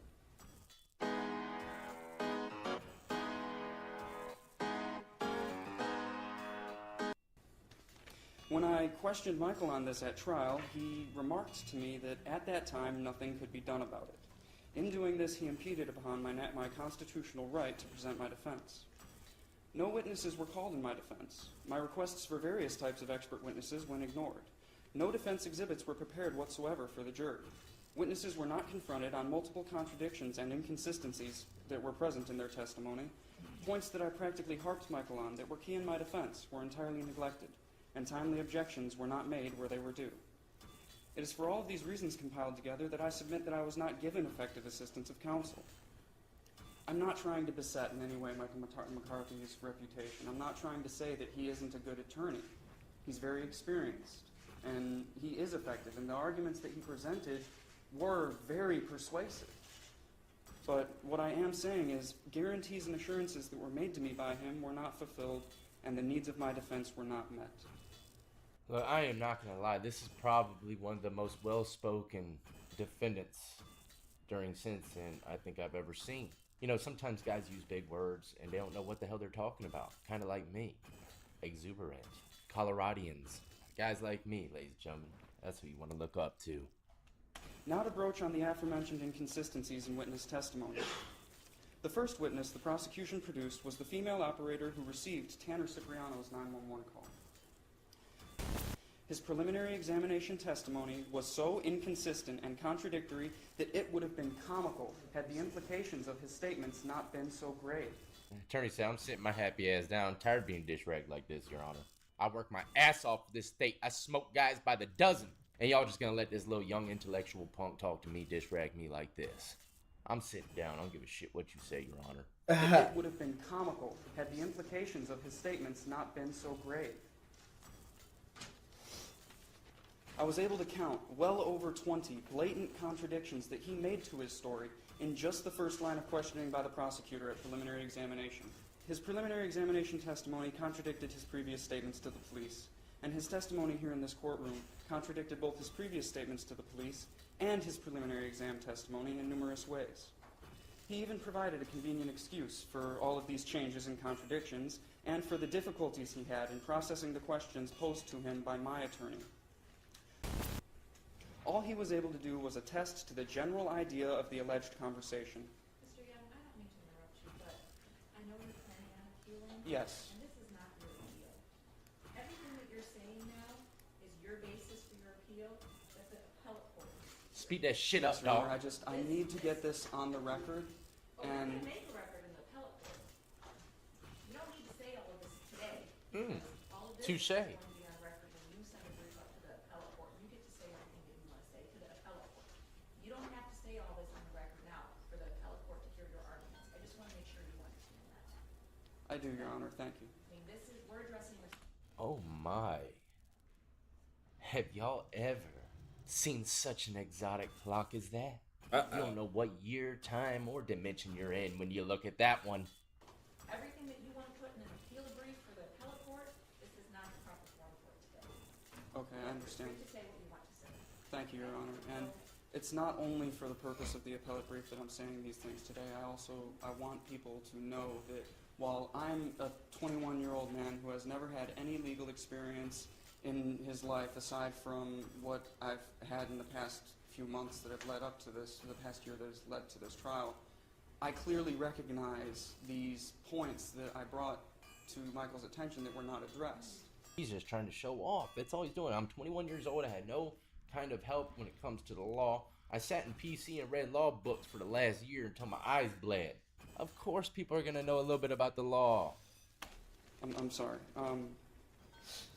He attributed the fact that he couldn't recite a single complete sentence. Okay. But at I preliminary, ain't got time for this shit. nothing that I say Oh, can he's change crying. what happened. Let's rewind it. Rubbed off on my heart and Here we carried go. me through the darkest of hours, helping See me if to these see tears that there are is real. light at the end of this tunnel. I promise to stay strong, think positive, and work towards building a better future for myself. A bright future is not in D block cell 222, bro. Well, I'm not sure how much of what we've heard today or your actions have to do with a mental disease or that you are a very manipulative person. It's probably a little bit of both.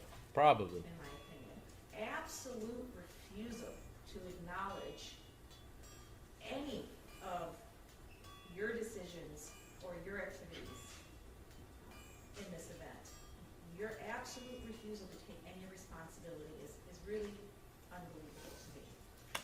See, judges always say this in murder cases too. You never took responsibility for it. Do you think taking responsibility for it's going to help you in any way, shape, or form? He's trying to appeal this shit. He's not going to take responsibility for it. And even if he was to take responsibility for it, they're still going to smoke his ass. There ain't no running from that. Ain't no running from the clouds that never end. That being first-degree premeditated murder and first-degree felony murder. There is one sentence imposed of natural life without parole for 264 days to get jail credit. 3, 4, and 5. Natural life. Well, there you have it, ladies and gentlemen. Mitchell Young sentenced to natural life. Just remember that if you ever go to do dirt with one of your homeboys, if shit hits the fan, even if you had no part in any kind of violence, you're still gonna take the fall with them. That's how it goes. You can argue it in the courtroom, and if you lose, you can appeal it till your face turns blue.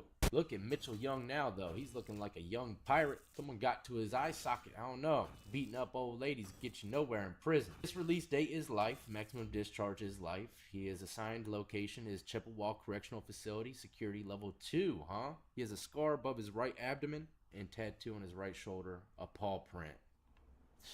Let's see what this prison's all about. Chippewa Correctional Facility. It consists of an east and west. The east side consists of 3 level 2 housing units with 240 beds each, 1 level 4 housing unit with 192 beds, a level 1 unit with 120 beds, and a 96 bed administrative segregation unit, and also a 22 bed detention unit, which is also called the Hole. But that right there should tell you, even though it's a level 2, it houses multiple kinds of inmates. Prisoners are provided with top of the line on-site routine medical, dental, and mental health care. Top of the line was not in the paragraph, it was added by your host. Do not forget to hit that like, subscribe, notification bell if you enjoy. Check out all the links in the description of the video. Add me up on Twitch, Twitter, Instagram. Twitch, we stream 2 times a day live. And as always, ladies and gentlemen, I salute to every last one of you been supporting me since the beginning. And everybody who's just now joining the lockdown compound. Y'all be easy, be safe, and stay free. Get NFL Sunday Ticket and choose up to 4 NFL games to watch live at the same time with Multiview. Today we're going to witness people choose jail or humiliation. A judge. Not only a judge, but a legendary judge that allows you to choose your own smoke. Smoke, for anybody that might be new to this channel, is how you get sentenced. Are you going to get a little baby puff of smoke, a little misdemeanor time, 15 days in jail? Or are you going to get that big cloud of smoke? Life. That's the biggest form of smoke clouds you can see in the courtroom. I like to call them the cumulus nimbus. But this legendary judge allows these individuals to choose their sentence. Jail time or humiliation. Now, before I press play, if you're new to this channel, don't forget to check out all my playlists. I got a wide variety of crime and lockup content that will definitely suit your needs. And of course, if you enjoy, like, subscribe, notification bell before you leave. Now let's jump right into the most legendary judge I ever seen. I can't believe it took this long for me to even see him. Well, the one you're about to meet is not your average gavel-banging magistrate. His Honor's got a unique way of dispensing justice to the people who show up in his courtroom. On August 6th, on a probation violation, he entered a plea of not guilty. I got a question for you. Does that mean I still can't drink on probation? Huh. Really? You really asked that question? Look at him lick his lips after he says that shit, man. He's dying for a drink. Does that mean I still can't drink on probation? Stop. Does that mean I still can't drink on probation? You really asked that question when I just said I don't think he has an alcohol problem? Put him in D block 222. Did you take your dumb pills today? Judge Chickanetti of Paynesville, Ohio, or Judge Chick as he goes by. It's his unique method of sentencing that has turned him into a viral sensation. A few months ago, one of the judge's latest sentences got international media attention. Spend 30 days in jail or walk 30 miles. Jail, and I don't want to go to jail. I'm thinking I was going to go on and have to just pay a fine. Like, it's only $100. When did that idea pop into your head to, 30 days in jail or 30 miles to walk, ladies and gentlemen? Which one would y'all prefer? As soon as that legendary judge brought that option my way, I would have told my lawyer, I fire you. I'm representing myself, and I choose to walk 30 miles, sir. Please, respectfully, Your Honor. And I dedicate another 30 miles to your legendary status, sir. Can you please remove my attorney from the courtroom? I do not need his services anymore. I'd take 30 miles all damn day, all jokes aside. You know what I'm going to do with this girl? I'm going to make her walk. It just came to me. If you didn't have a cab, then what would you do? She'd go walk. Then I said, let's make her walk 30 miles. It ain't just come to him, man. Look, Judge has been up on the bench probably for like 30 years, most of his life. He's like, man, I'm about to go out. I'm going out with a bang. All right, I'm going out with a bang, and I do believe he's retired now, but he's just having fun in the courtroom now, if you were to ask me. But at the same time, they used to do public humiliation as punishment in a lot of different cultures. Now, I hate using this to paint a picture, but I know a lot of y'all probably seen it. Game of Thrones, Do y'all remember the queen? She had to walk in front of the troves of people at the bottom of the castle, getting thrown vegetables on and spat on and stuff like that. That was like her public humiliation, her punishment. And believe it or not, that is how a lot of people did things back then. For certain crimes, shit, they had the scarlet letter. That's pretty much like a public humiliation kind of sentencing. So I gave her the choice of 30 days of jail or 30 miles. I ended up almost getting jail time, so I guess I'm kind of lucky he gave me this option. But this kind of creative sentencing is not new to the judge. Ooh. He's been doing it for years. Very humiliating. Very embarrassing. After being arrested for soliciting a prostitute. Oh, they threw the John in the chicken soup, man. At least he has a mask on, though. Stop playing. Chicken ass. Public humiliation over jail time. Is this tough enough punishment that you're never, ever going to be doing something like this again? Yes, absolutely. This team stole porn from an adult bookstore. I'm thankful that Judge Chickanetti gave me an opportunity instead of a jail time. Back in the day, before Blockbuster and stuff, there was a video update by my house, right? And you could go in there and get VHS tapes. God, I feel so old telling you. A lot of people have never even experienced anything like this. But you would go in, and there'd be a box with a description of the video. You can pick up the box, flip it over, look, read about it, the movie or whatever.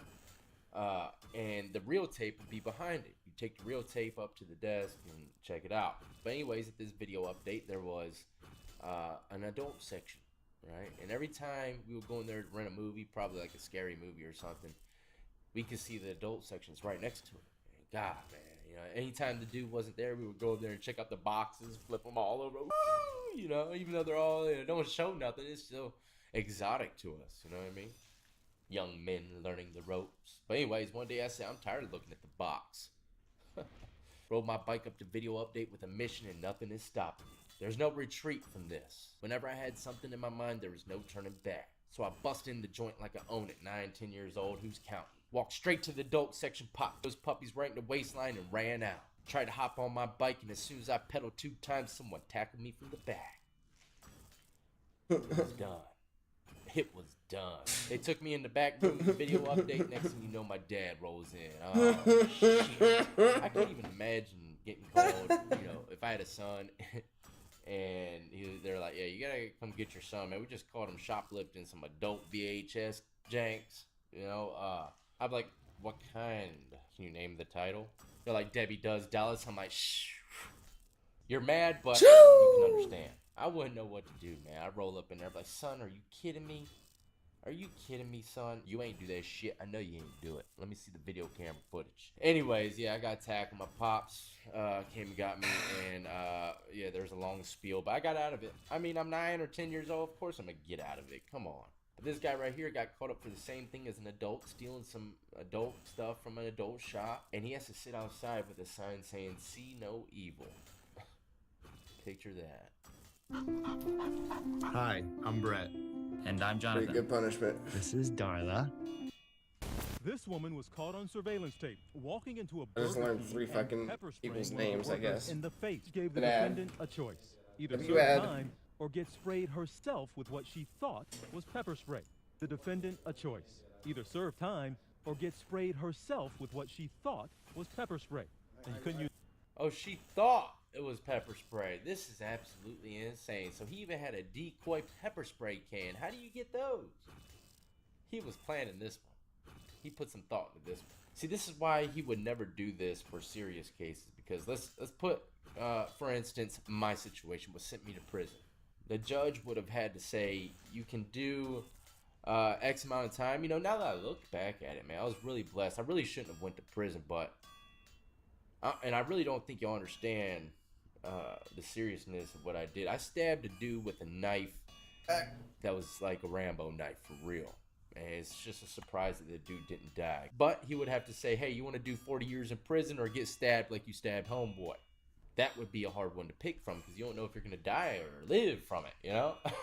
This one's a little different because it's not as serious, but it's still physical, right? I don't know what kind of charge spraying someone with mace is, but sure, it's got to be a misdemeanor. He can't be doing this if it's a felony, but she chose to be maced instead of going to jail. Would you choose to be maced? I would, for the simple fact that I might have a chance for a lawsuit after I get maced. Yeah, I went along with it, but hey, this might not be how it's allowed to be. But I'll take the risk and then, you know, maybe get a nice little lawsuit at the back end. I definitely would have told her to take the glasses off too if I was a judge. Look at the girl in the romper. She don't want none of that damn mace smoke. She's backing up a little bit. Self with what she thought was pepper spray. But there you have it, ladies and gentlemen. A little taste of a judge that does things unorthodox. Let me know how you think about the humiliation technique. And if you enjoy, ladies and gentlemen, as always, do not forget to hit the like, subscribe, notification bell before you leave. Go check out all the links in the description of the video. Add me up on Twitch. We're streaming live 2 times a day over there. Having a great time. And as always, I salute every last one. You've been supporting me since the beginning. And everybody who's just now joining the lockdown compound. Y'all be easy, be safe, and stay free.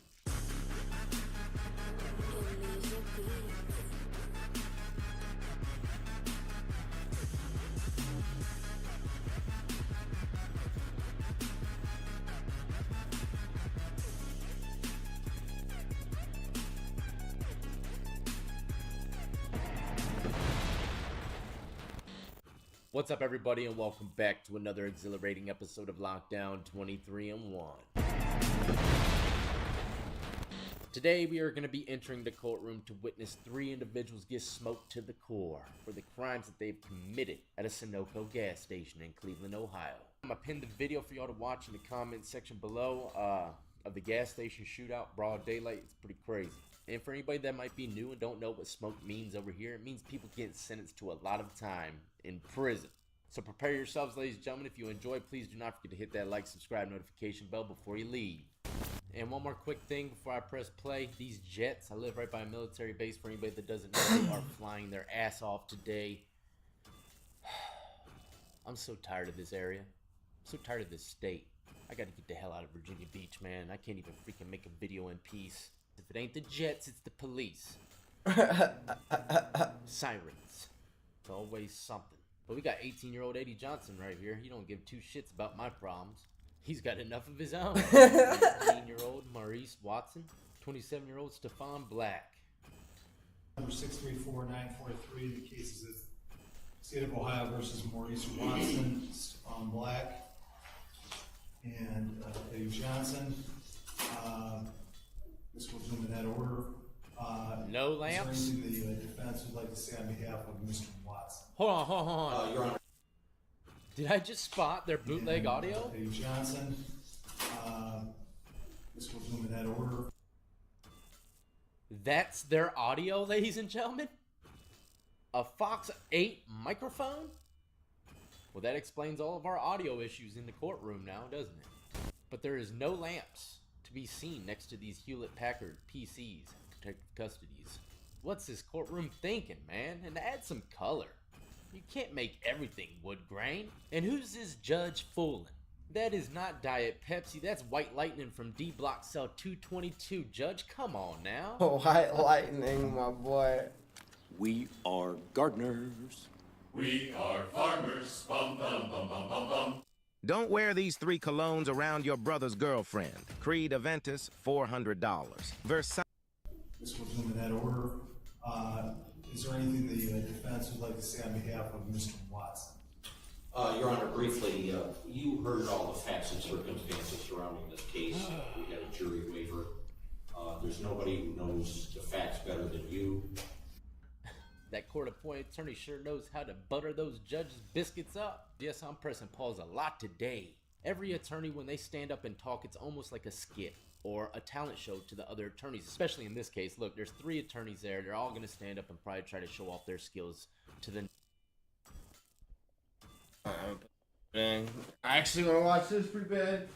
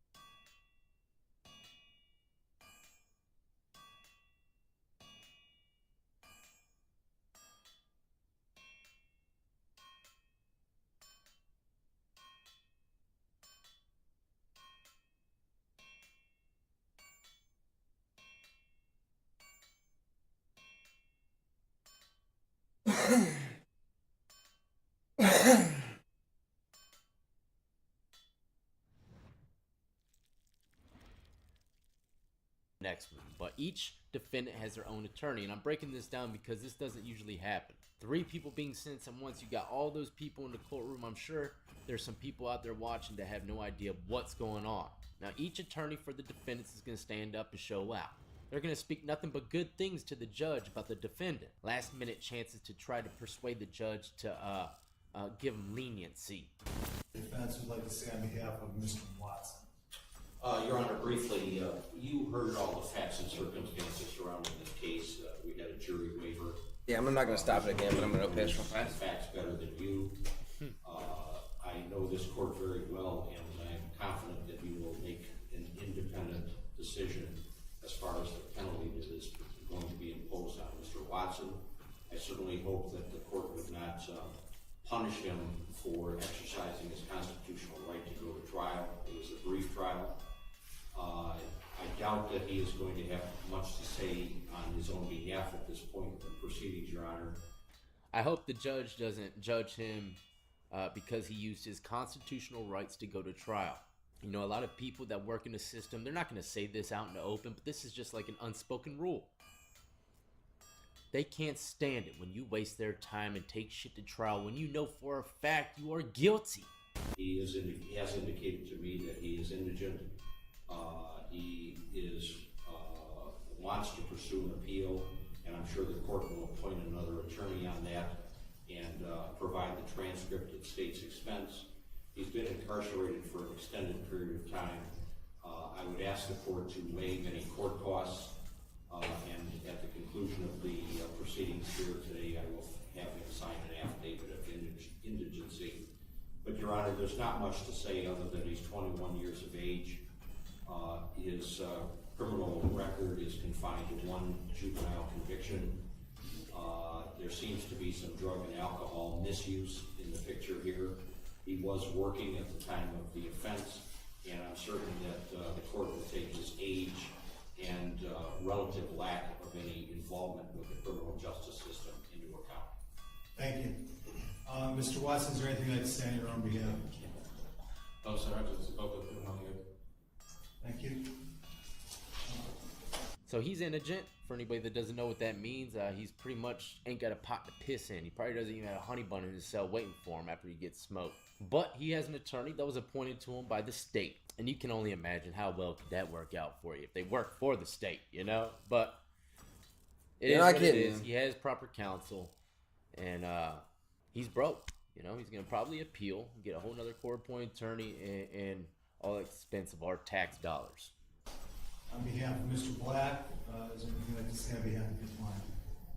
You know what's in your cheap protein powder? Well, here to tell us is all-natural fitness athlete Paul Sklar. All right, let's see what we've got. Sucralose, artificial flavors, soy lecithin, ion-charged protein blend. That's not good. Aspartame, soluble corn fiber. That's definitely not good. Transparent Labs protein is sourced from grass-fed American cows and made with only 5 natural ingredients. So today I'm at Bill's family farm to show you where it comes from. Cecil, Accessel. Get that junk off my land. It all starts with some of the finest grass-fed beasts in America. Yes, Your Honor. Obviously, this has been a difficult case for the community as well as the court and all of the young men sitting at this table. I've had the opportunity to address the court at the time of Mr. Black's plea. He did accept responsibility, and moreover, he indicated to the court what I will remind on the record was that this was a situation that went completely awry.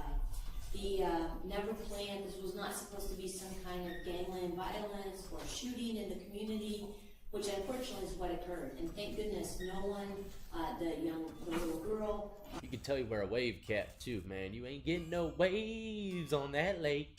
No one was killed or injured. In fact, Mr. Black perhaps has been. It's like the Dead Sea up there. The most significant injury of all, given the fact that he was shot and is still undergoing treatment for the colostomy bag that resulted as a result of this incident.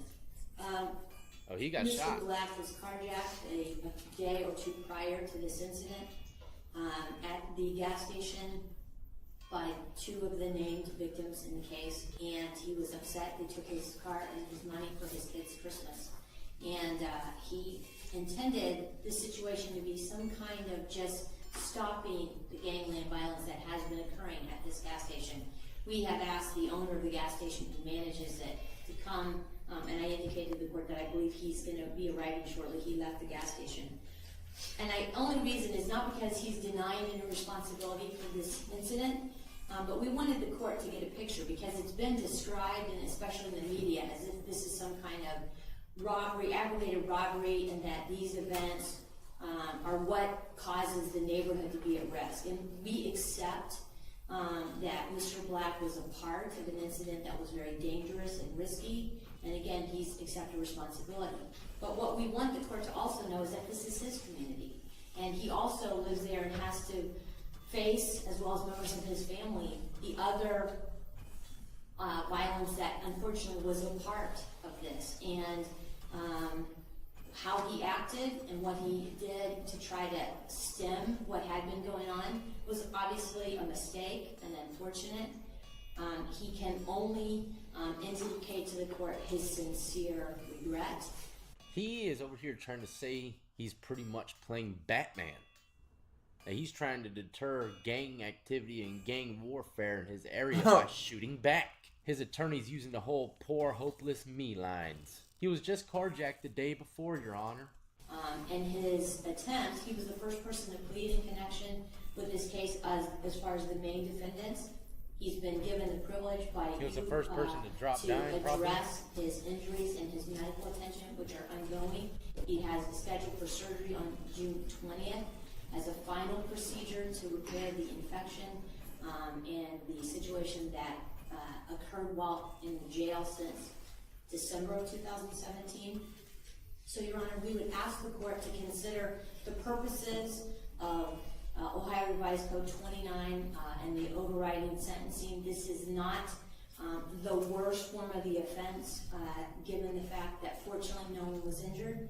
It is a dangerous situation, and he has a minimum sentence of 9 years, which given his minimum injury, as well as 9 years being away from his family, being able to work and support his kids, is a long time. We would ask the court to take all of those things into consideration, and we would ask you to consider the minimum sentence of 9 years or a sentence that is close, and we would indicate that a person who's charged with murder without any kind of aggravating factor would face a minimum sentence of 15, obviously with a life sentence. He's going to be on some kind of supervision and parole by the adult authority, certainly mandatory upon his release from jail. He does have minor children. He's active, involved in his life. Both his parents and his siblings are here in the courtroom. They have been a part of his life, and he feels not only has he let himself down, his family, but he has continued to have all of their support. So we would indicate to the court his regret, his responsibility for the actions in part that occurred in that day, and ask for leniency in your sentence. Thank you. Thank you. Mr. Black, is there anything you'd like to say in your own behalf? I would like to apologize to the court, to my community, to my family, and to the victims, and to everybody that's involved into this case. I'm taking responsibility of everything that happened, but it did not supposed to happen like that. And I regret that it happened like that.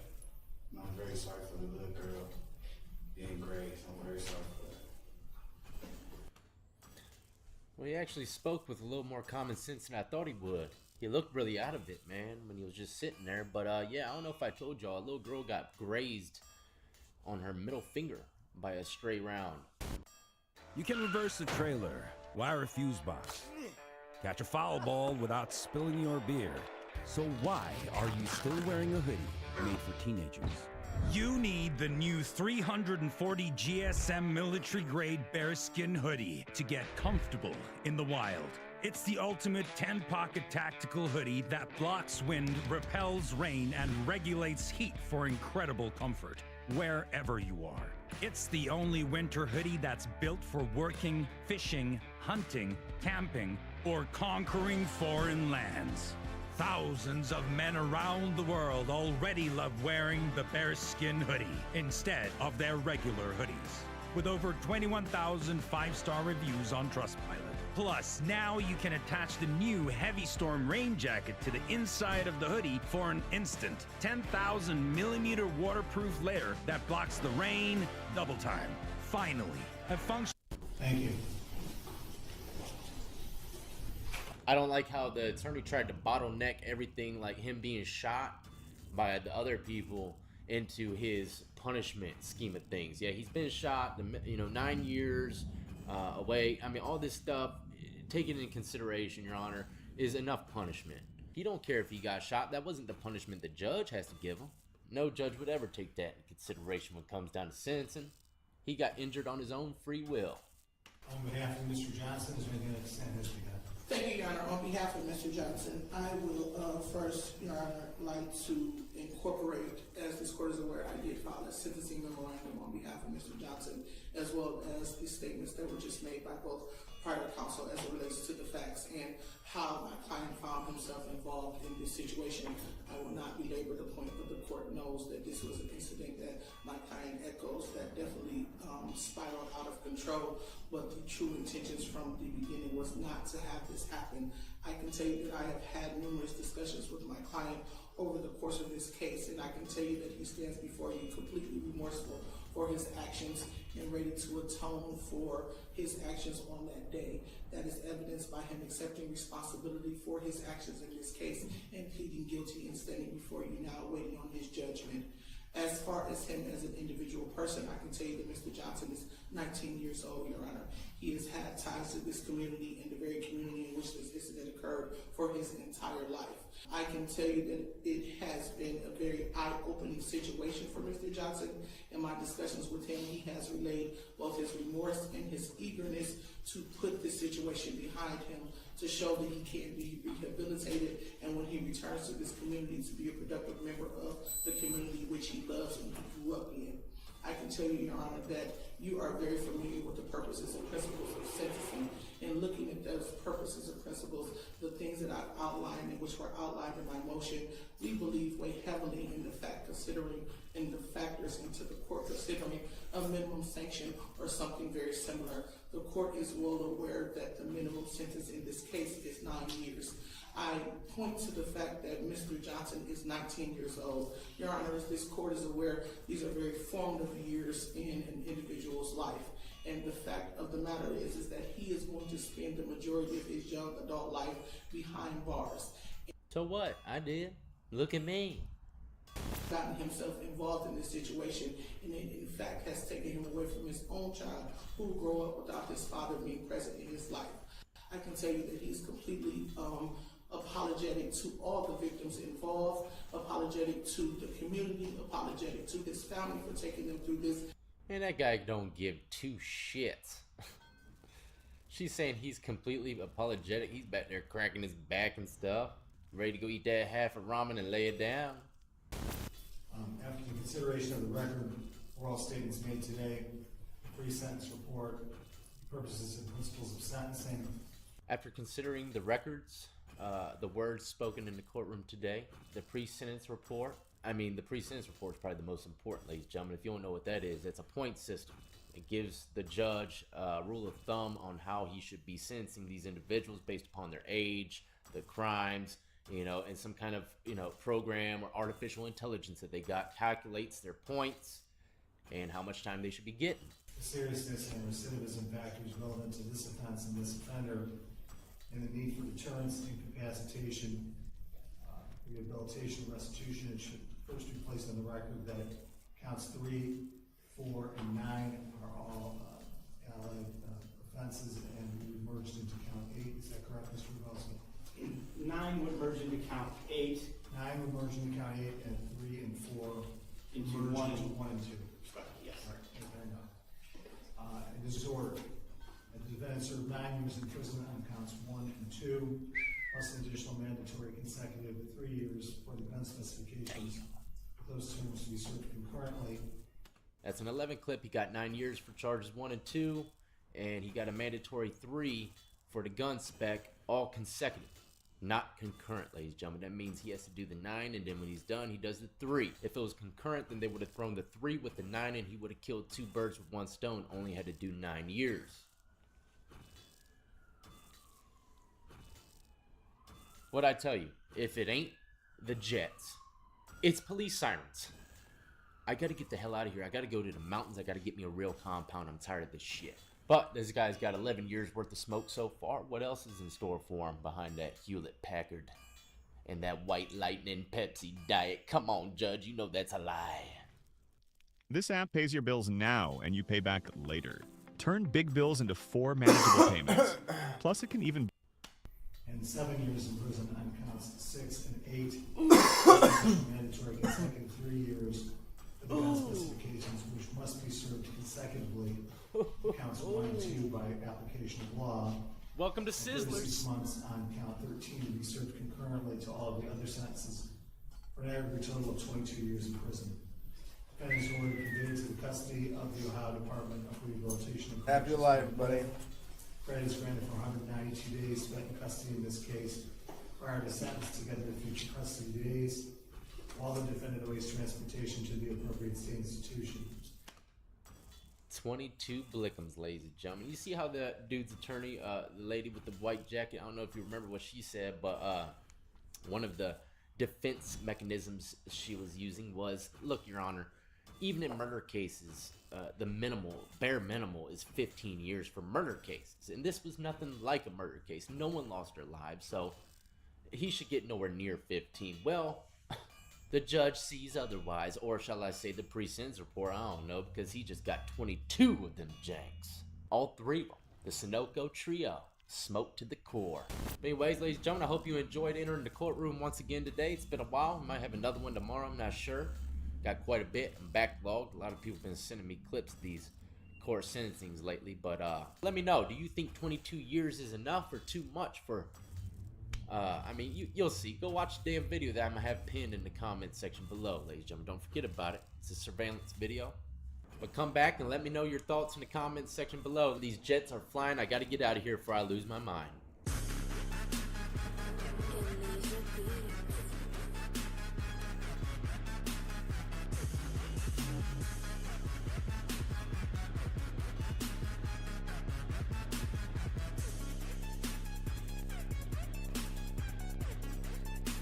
Okay.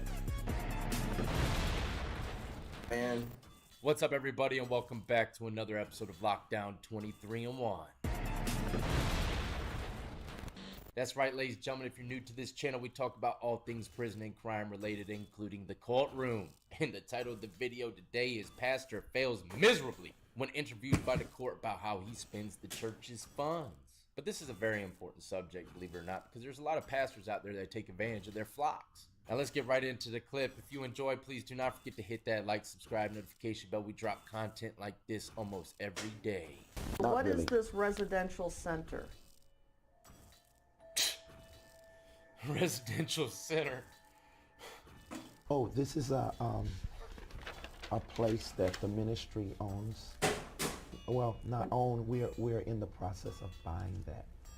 Yeah. We don't own it yet. So are you renting to buy, or? Yeah, we're leasing to buy.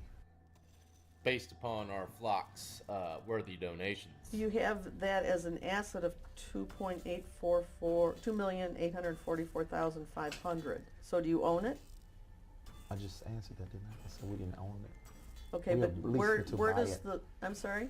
We're leasing to buy it. Did you? I thought we just said that. All right, but you have listed it as an asset worth $2,844,000. He bought the damn house. He just reworded it because he's making payments on it. It's his. $4,000. Oh, that should be more of a liability. All right, so where does the number $2,844,000 come from on your asset and liability? That's, I guess, the appraisal value of the home or the residential center. Yeah. Is it a home? No, it's a residential center. We use. Some about this dude's making my blood boil. All right, so you're saying it's not something you own, but you have it listed as an asset of $2.8 million. That's probably a mistake. Like I say, it probably should be a liability. And what goes on at the residential center? It is really it's a gathering place for our ministry where I bring in different all of my homeboys leaders and also the staff that we have. All my fellow homie pastors. You know, we gotta ball out till we fall out. As a place of,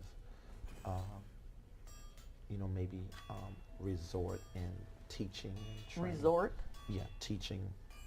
A resort where we teach and train. Paper's looking mighty big for its britches there, Poppy.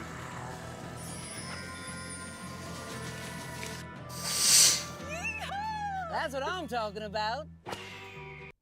Ladies and gentlemen, I haven't seen any of this video beyond this point. I already watched the mansion part. That's what drew me into this video. But this thing has already went viral. I mean, it's got like 10 million views. It must have went viral when I was in prison because I had never seen it. I'm sure a lot of y'all already have, but just keep in mind, beyond this point, I don't know what's going to unfold. On November 29th, 2013, JMMI paid over $6,000 to Louis Vuitton. Hmm? 6,000. What would that be for? Well, this is for some expensive clothes concerning my TV ministry as well. Or you have to wear Louis Vuitton? Oh, it don't matter what name it is. The point is clothing are allocated to us for ministry purposes as well. What do you mean they're allocated to you? You know, in a media ministry. In a what? Media ministry. Yeah. Okay, or on the road, when I'm always traveling and using my clothes, I'm sweating through them. So I'm needing new clothes also for television ministry through the years. And so you use ministry money to buy your wardrobe? Outfit. Your It's allocated more towards ministry apparel. Does that go into what your income is? Do y'all agree with that? You know, a lot of people that know about their taxes and the write-offs, you know, especially over here in Virginia, I think it's nationwide actually, but if you spend the money on your job, if it's going towards your work, let's say my computer desks, I use them every single day. I wouldn't need them unless I had my job. These are for my particular job, so I can write off these desks. Tax season time. People try to manipulate this system all the time, and he's kind of doing it in a way where I don't think he could actually get in trouble, because technically, I mean, he's using it for work, right? I don't know. Maybe there's some tax experts out there that can help me with this, but he technically uses it for work. He does go on TV, and he wants to look TV presentable, flashy, nice, with expensive stuff. He doesn't want to go out there with just ripped up robes and rags. And honestly, if a pastor comes out in rags for the most part and starts preaching some good stuff, I'm going to follow him before a guy in Louis Vuitton. But this guy's trying to play a quick game. I'm sure he came into some issues with the IRS after this puppy. But pastors also got it good because I don't think they have to pay taxes on anything when it comes to, like, the church stuff. Like I said, don't quote me on all this stuff. I know I'm just giving y'all a little teaser of the rules and regulations. I'm sure there's gonna be plenty of people in the comments breaking it down a bit more, but this guy's definitely trying to manipulate the words to sound pretty damn good. What do y'all think? Going for it? Did he need that 6,000 in Louis Vuitton for the television shows? I'm sorry. Do you show that in your income that you got Louis Vuitton clothing? No, that's not. That doesn't show. Because it don't go there. It don't go there. I don't know what that means. He's trying to twist his personal shit into his job so he ain't got to pay for none of it. It don't belong there. That's out of place. What's out of place? You don't get taxed on things like that. There we go. Here we go. Told y'all.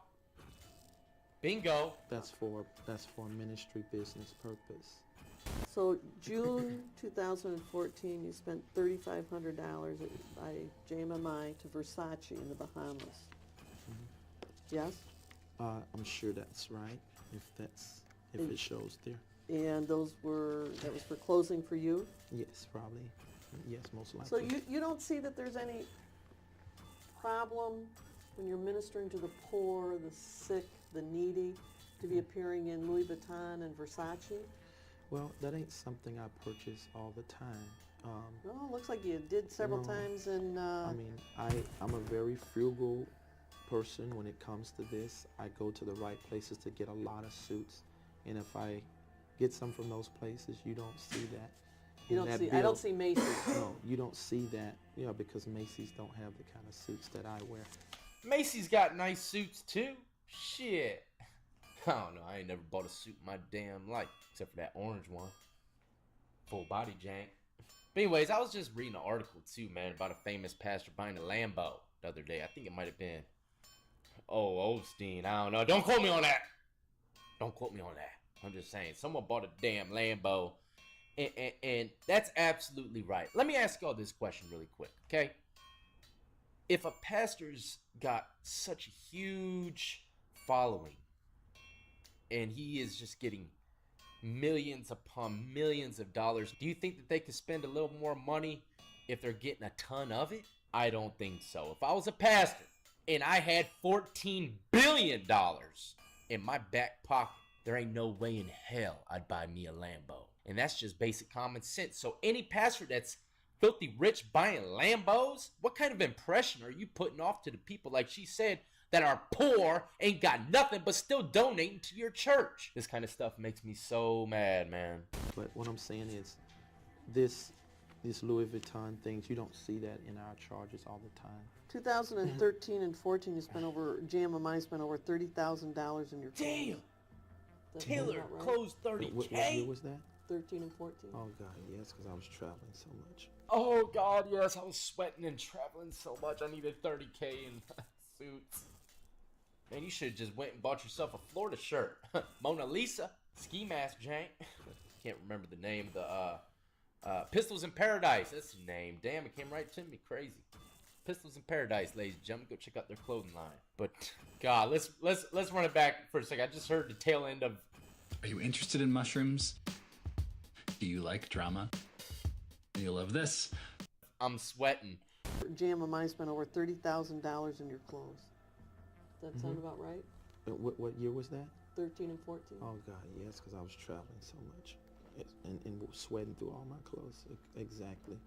That probably wasn't enough because God, just have so. But they have to be top of the line, expensive ones. No, they're not top of the line clothes. Louis actually. Vuitton's not top of the line? Those not where I get my suits from. Well, you got something from them for yeah. spent thousands and thousands. Well, the belts are more lasting, so that's good. Come on, you're buying belts God. for $5,000? No, I mean multiple belts, not. August. No, I mean, yeah, I have, multiple belts. This mom about tricked up. Just 2014, you went to the Gucci store in Troy and purchased. Yeah, Gucci, something? what you doing to the pastors out here? What Like would I that say, be? it probably was a belt or maybe shoes. I don't Belt know. or But I shoes? don't usually buy my suits from Wow. these very expensive places. I just get the things that I invest in will He last needs a nice longer, suit like to take such away as from that belts. forehead. So you got to go Or to shoes. Gucci or places like This that. dude's a damn No, scum because bucket, man. I buy those things from there because they have a better TV appearance for the belt. For and asking for money shoe. from the poor. You paid $1,000 to Monsieur Clothing in New York, and then another $715. Whose clothing was that for? Where's that now? I don't understand. August 1st. Wow, that was a lot of Money experience. on fucking Total clothes. over $1,700 to Monsieur Clothing in New York. Clothes. I don't know about that. All right, you testified at your last deposition that JMMI owns 3 vehicles, a BMW, a Mercedes, and a Bentley. Yes. Have you driven those cars? Yes. Okay, so I should just really stick with Michelle. smoothing. No. We usually have a driver. 3 cars that we've Damn. talked about, in whose name are the titles? They're Yours? the ministry name. They're all in JMMI. I think everything except the Bentley. Whose name is the Bentley in? It's in DeWin McDeal. I have a question, just from a... Who's that? Minister of the poor and the sick and all that. Isn't it a little offensive to be driving around in a Bentley and a Mercedes to people that really, are impoverished and sick and ill and AIDS and drug rehab? Isn't it a little offensive to sort of being show-placing what you have? Well, you're one. I don't show place to people, and I'm not Well, in Bentley. that car. You don't see me driving around that car every day. I don't do that. But it's in You the know. ministry. Everybody No. in the ministry sees you. You said you drive it. I haven't before. You just asked me have I drove it, but it ain't something I drive every day or even every year. I don't do that. I have drivers who pick up my guests, my high-profile guests. No, But do you see my point that people that Come on, you gotta see right through it, ladies and gentlemen. Y'all see right through this bullshit, right? Don't tell me you're eating this shit up. If you're eating this shit up, man, you got issues. are suffering and giving you whatever their last dime is and donations and drug habits, To have them see you drive around your high-profile guests in a Bentley or Mercedes might be offensive and hurtful even. It could be offensive if they didn't know my life, but they know Oh. my life. It would be offensive to someone like you who's trying to make it bad, you know, but, you know, So it's 'cause your important you have a attitude- Bentley. It ain't really important. That don't make me. Then you also have a Land Rover that you lease. Range Rover. Range Rover, Yes, it's not a Land Rover, it's a Range Rover. which is Ma'am, do I look like a Land Rover driver? I spent $30K at McDonald's last week in one trip. Range Rover, I tell you what, this guy's grimy as shit, but that water flask back there is shining like a pearl diamond. Oh, shit. There's a series of documents that total almost $50,000 Series of documents. to limo 50,000 land to a limo land. in 2013 and 14. Damn. You have to answer yes. Yes, uh-huh. Okay. Okay, what was that for? That was to cut the Mercedes into a limo. Holy shit. Oh my God. Mercedes. Oh, Into a limo.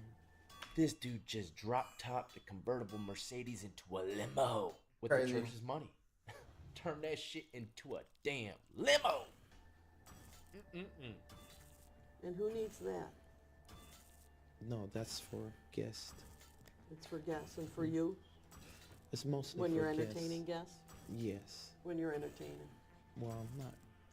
But when we have guests come in, high-profile people, we You we have to have treat a them limo. that way. Don't have to have a limo, but In a we- Mercedes limo. we treat them.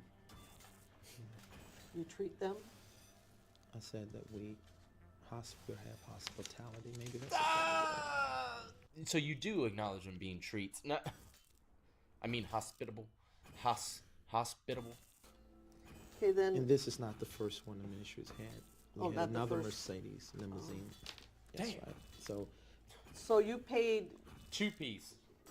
limo land almost $50,000 total. almost 50,000 And that was To cut- for Damn. to make a limo. to cut the Mercedes into a limo. And And you it think that became- was a good use of the money that people donated to you in JMMI? Well, I mean, the banks certainly have looked at that on our books as good because it has an appraisal value of almost 200K.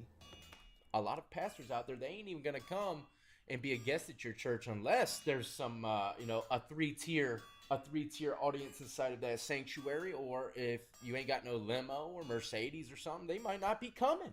That's how it is with a lot of these famous-ass pastors nowadays. But there you have it, ladies and gentlemen, a very questionable pastor. But I'm gonna do a little more research on this guy. It sounds like he might have gotten locked up for some tax fraud situations. I don't know, but people pay professionals to play this game the right way. The tax game can be very dirty, and people go to the penitentiary every single year for it. They start getting a lot of money, and they see that when they get more money, they get more taxation put on them. But there's also more avenues to try to bend it. A normal average Joe would never see this type of stuff because they're not making enough money. The more money you make truly does bring more problems, especially if you're trying to bend the corners. Don't fuck with the IRS, they'll get your ass. Like I said in the beginning, if you enjoyed, tap that like, subscribe, notification bell before you leave. And as always, ladies and gentlemen, I salute to every last one of you been supporting me since the beginning, and everybody who's just now joining the lockdown compound. Y'all be easy, be safe, and stay free.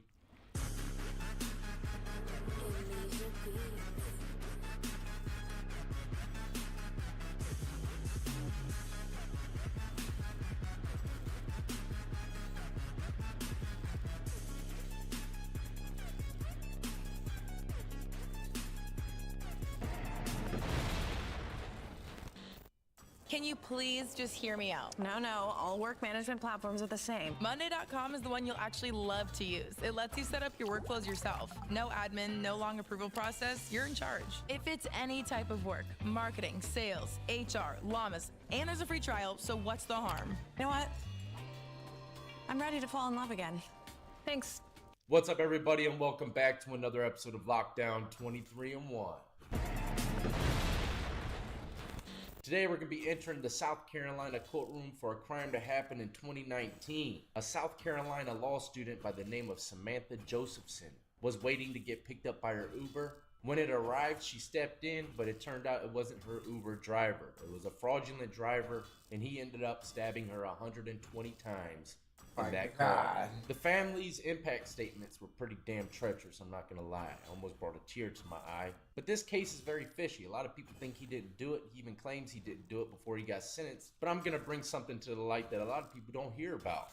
But if you're new to this channel, we talk about all things prison and crime related from the streets to the courtroom to prison. If you want to know about the justice system, this is where you want to be. My channel is pretty much like going to law school without paying anything. I'm just playing, it ain't that damn good, you know? If it was, I'd be charging all y'all. Anyways, let's get into it, ladies and gentlemen. You already know what to do. If you enjoy, tap that like, subscribe, notification bell before you leave.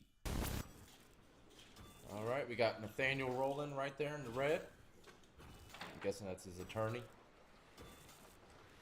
Mr. Rowland, during my time on the bench, I have presided over many murder trials, and they typically involve shootings.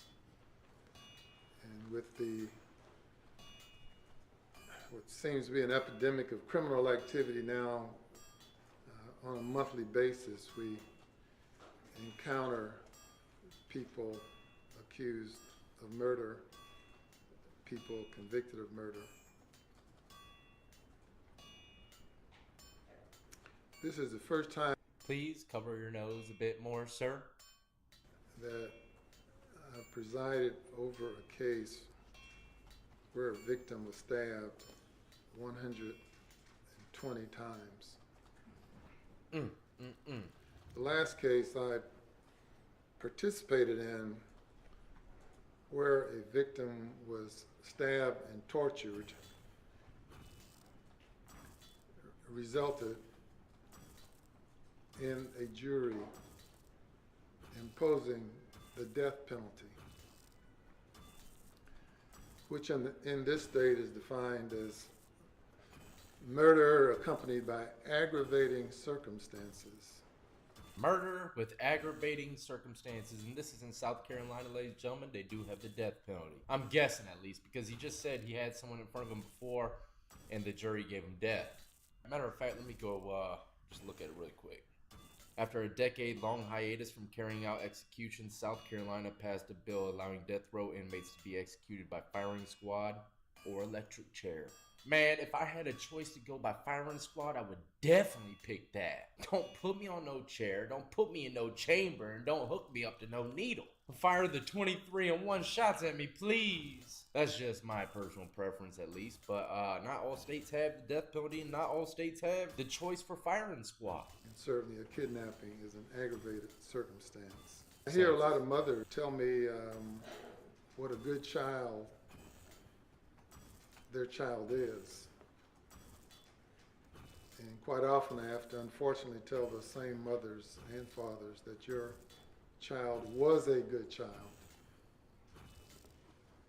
But that's when he was a child.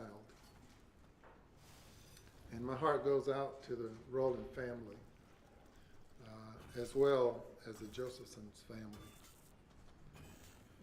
My heart goes out to someone from the same part of the state that I am from. You know, you participate in sports, and at East Clarendon, I presume you played basketball against C.E. Murray, did you? My high school. So I take no joy whatsoever. When I looked at the map that was shown to the jury, the telephone towers, when the officer or witness testified that there's another tower over here, the map showed that that tower is in King Street, where my chambers are. So this is painful, but not nearly as painful as the suffering by the Josephson family. So it's sounding like to me that the judge is just shocked that this is happening so close to home. You know, I wonder if judges ever get a case and they wonder, like, damn, how could this happen? This couldn't have happened. Someone getting stabbed 120 times, you wouldn't think that would ever happen probably in the neighborhood you're in. But the judge started bringing up cell towers, and ladies and gentlemen, that's a huge piece of evidence in this case. And at the end of this video, I'm gonna show you the most powerful evidence that got this man convicted. Is there anything you would like to say?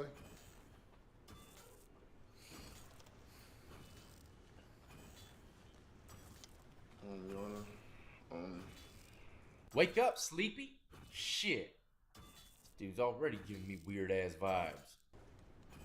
I know I'm innocent. But I guess what I know and what I think really doesn't matter.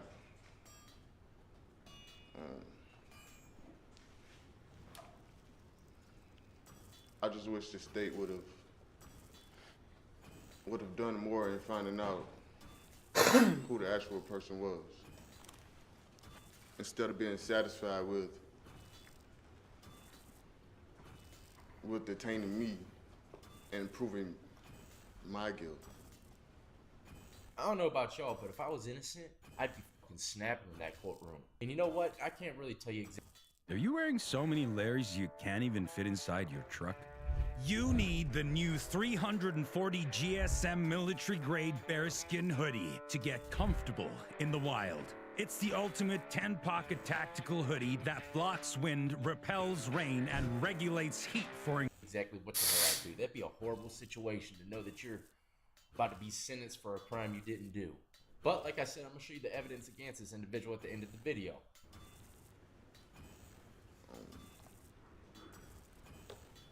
I feel like if they would have done further research in certain areas,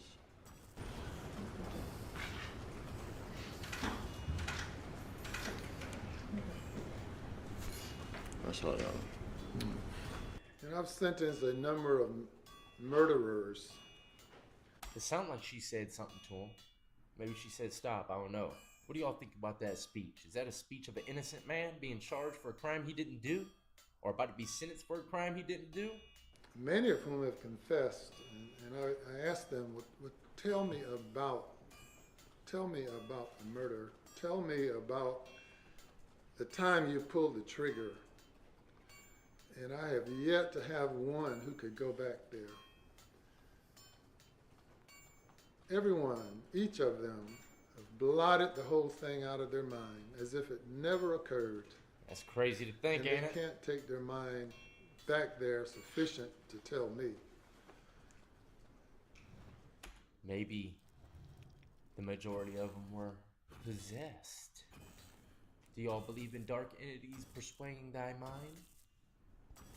I do. Or maybe they're just under the influence and couldn't remember shit. I don't know. And I imagine they live in torment the rest of their days because they can't. The evidence in this case was, I chose the word an avalanche of evidence, and now I've seen it repeated a few times. Avalanche is a massive word. But the evidence in this case was so overwhelming. The law enforcement in this case did the best job of investigating a case that I have seen over the past 30 or 40 years. Every law enforcement officer that was available participated apparently in working in this case. I keep thinking that's damn Biggie in the background, man. Each road led to you. There's 1,000 trails. Each trail led to you. All of the evidence, every speck of the evidence, not simply beyond a reasonable doubt, but as high a standard as the law requires, all points to your guilt. And I am absolutely satisfied. This judge is about to smoke the living boots off this guy. But this guy's saying all the words you do not want to hear. Every speck of evidence points to you. Every trail points to you. I can certainly understand the family being in total disbelief that the child that they raised could do such a heinous thing. A person without any remorse whatsoever.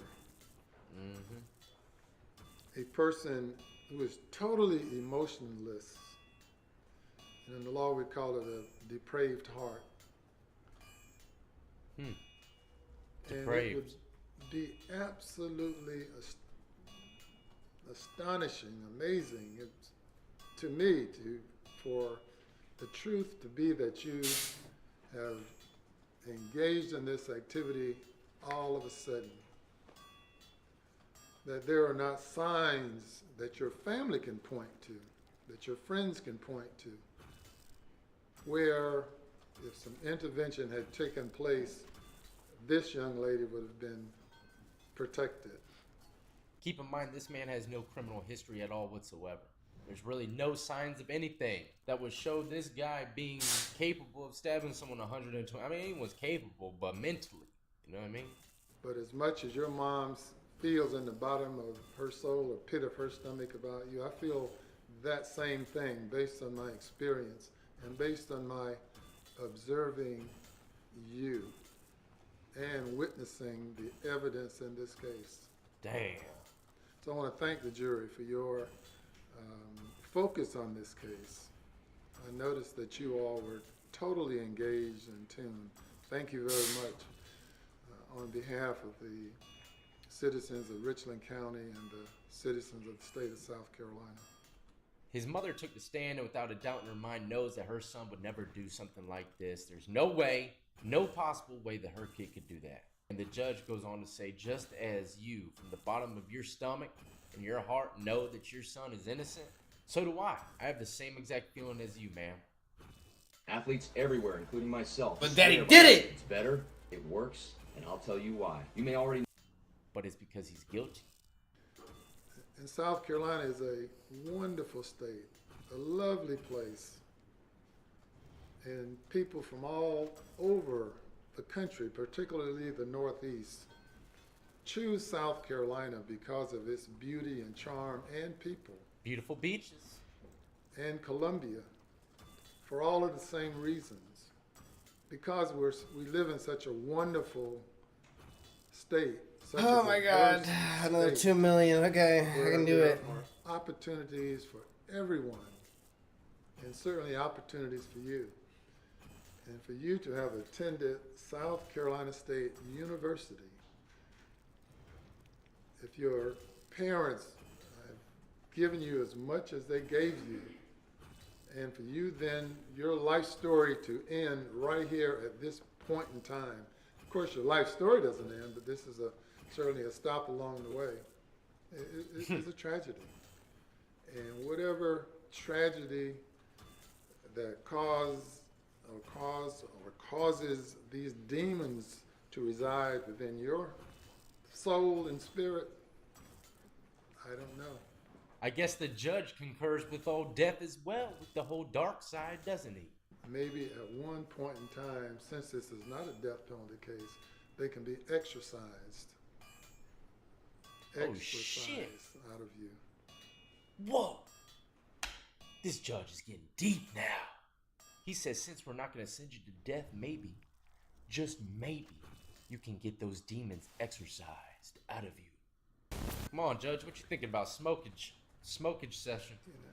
Mr. Goldberg made his closing argument and talked about, in the end, the consequences that would have had to exist in order for this not to be you. That someone would have had to steal your car, steal your car keys, kidnap Samantha, kill her with your tool, then bury her in your home territory, then miraculously get the car back to you in time for you to go to the ATM in Sumter and here in Columbia. Then turn over your car back to you with all the blood throughout it, all of Samantha's blood except for several teaspoons. And the story goes on and on. The evidence was so substantial in this case, pointing to your guilt. And I emphasize that and re-emphasize it because of the horrific and most brutal nature of this crime. It could not be worse. It's the most severe murder that has occurred that I have been a witness to as far as presiding in court or participating in as a lawyer. And for whomever asked me for leniency, yeah, that's not part of my DNA. Damn! The sentence in this case is easy, though painful it may be. The sentence of the court for murder is that you be committed to the State Department of Corrections for life. Any other sentence that can be imposed will be concurrent with life. Since you only have one life, that sentence must be served for the remaining days of your natural life.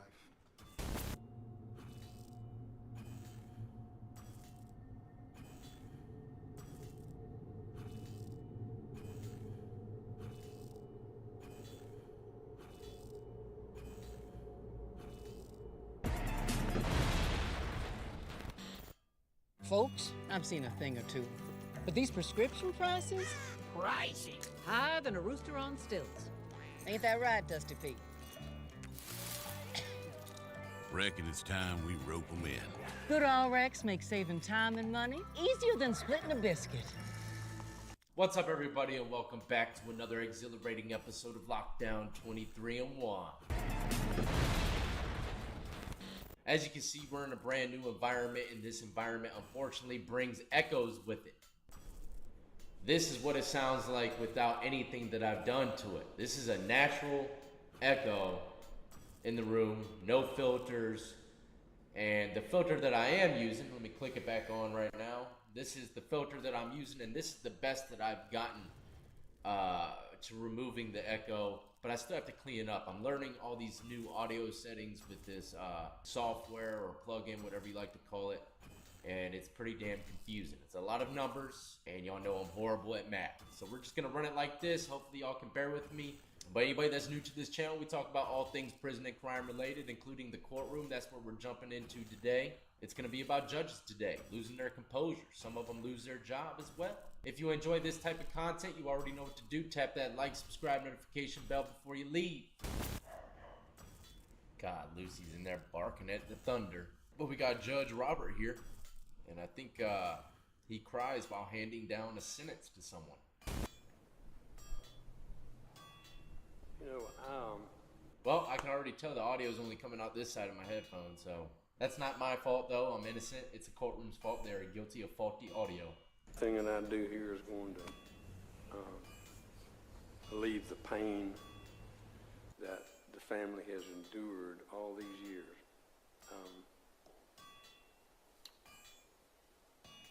It's just an unfortunate situation that the family's had to grieve that long to determine what happened to Tara Grinstead. I just can't quite, wrap my head around. Just to give you a quick background on the individual being I'm the sentenced fourth today, here. Bo I am. Dukes is his name. He burned and hid the body of a beauty queen, Tara Grinstead's body in 2005. And this video that we're watching right now was from 2 years ago, so I'm guessing, yeah, the family probably waited quite a bit of time to see this sentencing. You know what was done? You were an adult. You were 20 years old when this happened. It wasn't like some teenage thing.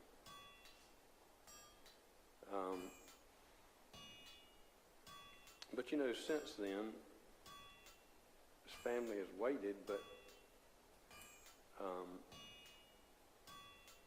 you chose not to come forward. Not only did you not come forward, you continued to violate the law. Even when That'd be you're a in the huge military, XP. you may have a good military record, but you're convicted of a felony while you were in the military. And then you violated your probation on top of that.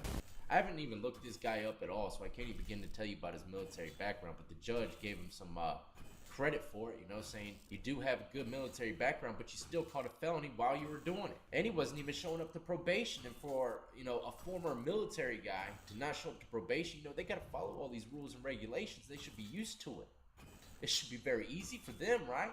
They're already ordered to do stuff every single day, day in, day out. Probation should be like a slap on the wrist to them compared to the military. I don't know, I ain't been in military. I just picture it being really strict and you just can't do shit for real. You gotta follow all rules and regulations, protocol, or else, you know, you get fired.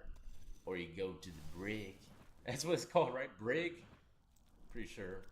I think it's Romans 3:23 says, "For all have sinned." Okay, look. So for each helmet at this point, we're getting 25k XP. I got Romans 12:3 on my head. That's okay. Romans is a great book in the Bible. We all have.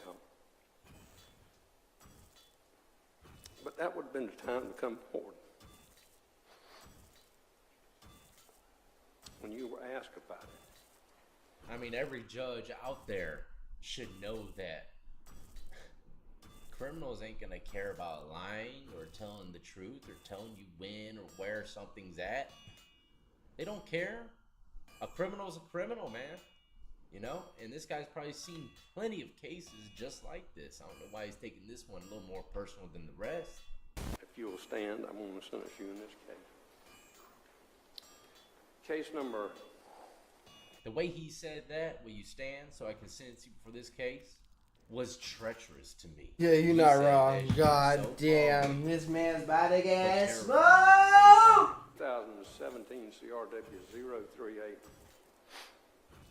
The court's going to sentence you on count 1 to a period of 5 years to serve in the state penitentiary. On count 2, the court's going to sentence you to 5 years to serve in the state penitentiary consecutive to count 1. So they didn't say anything about this guy in the description committing a murder, but he did burn and hide the body. So he got 5 years for the first offense. He got 5 for the second, and it's ran concurrent. So right now that means he has to do them separately, one after another, 10 years. He's getting smoked for sure.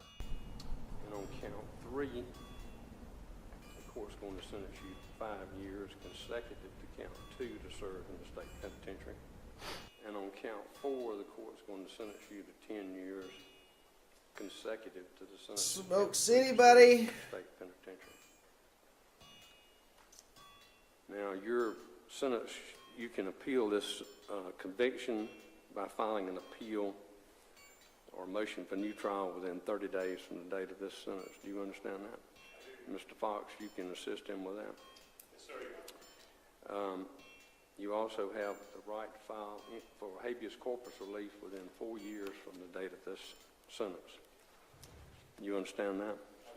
So if I did my math right, he got 5, then 5, then another 5, then 10. They're all ran concurrent, so 25.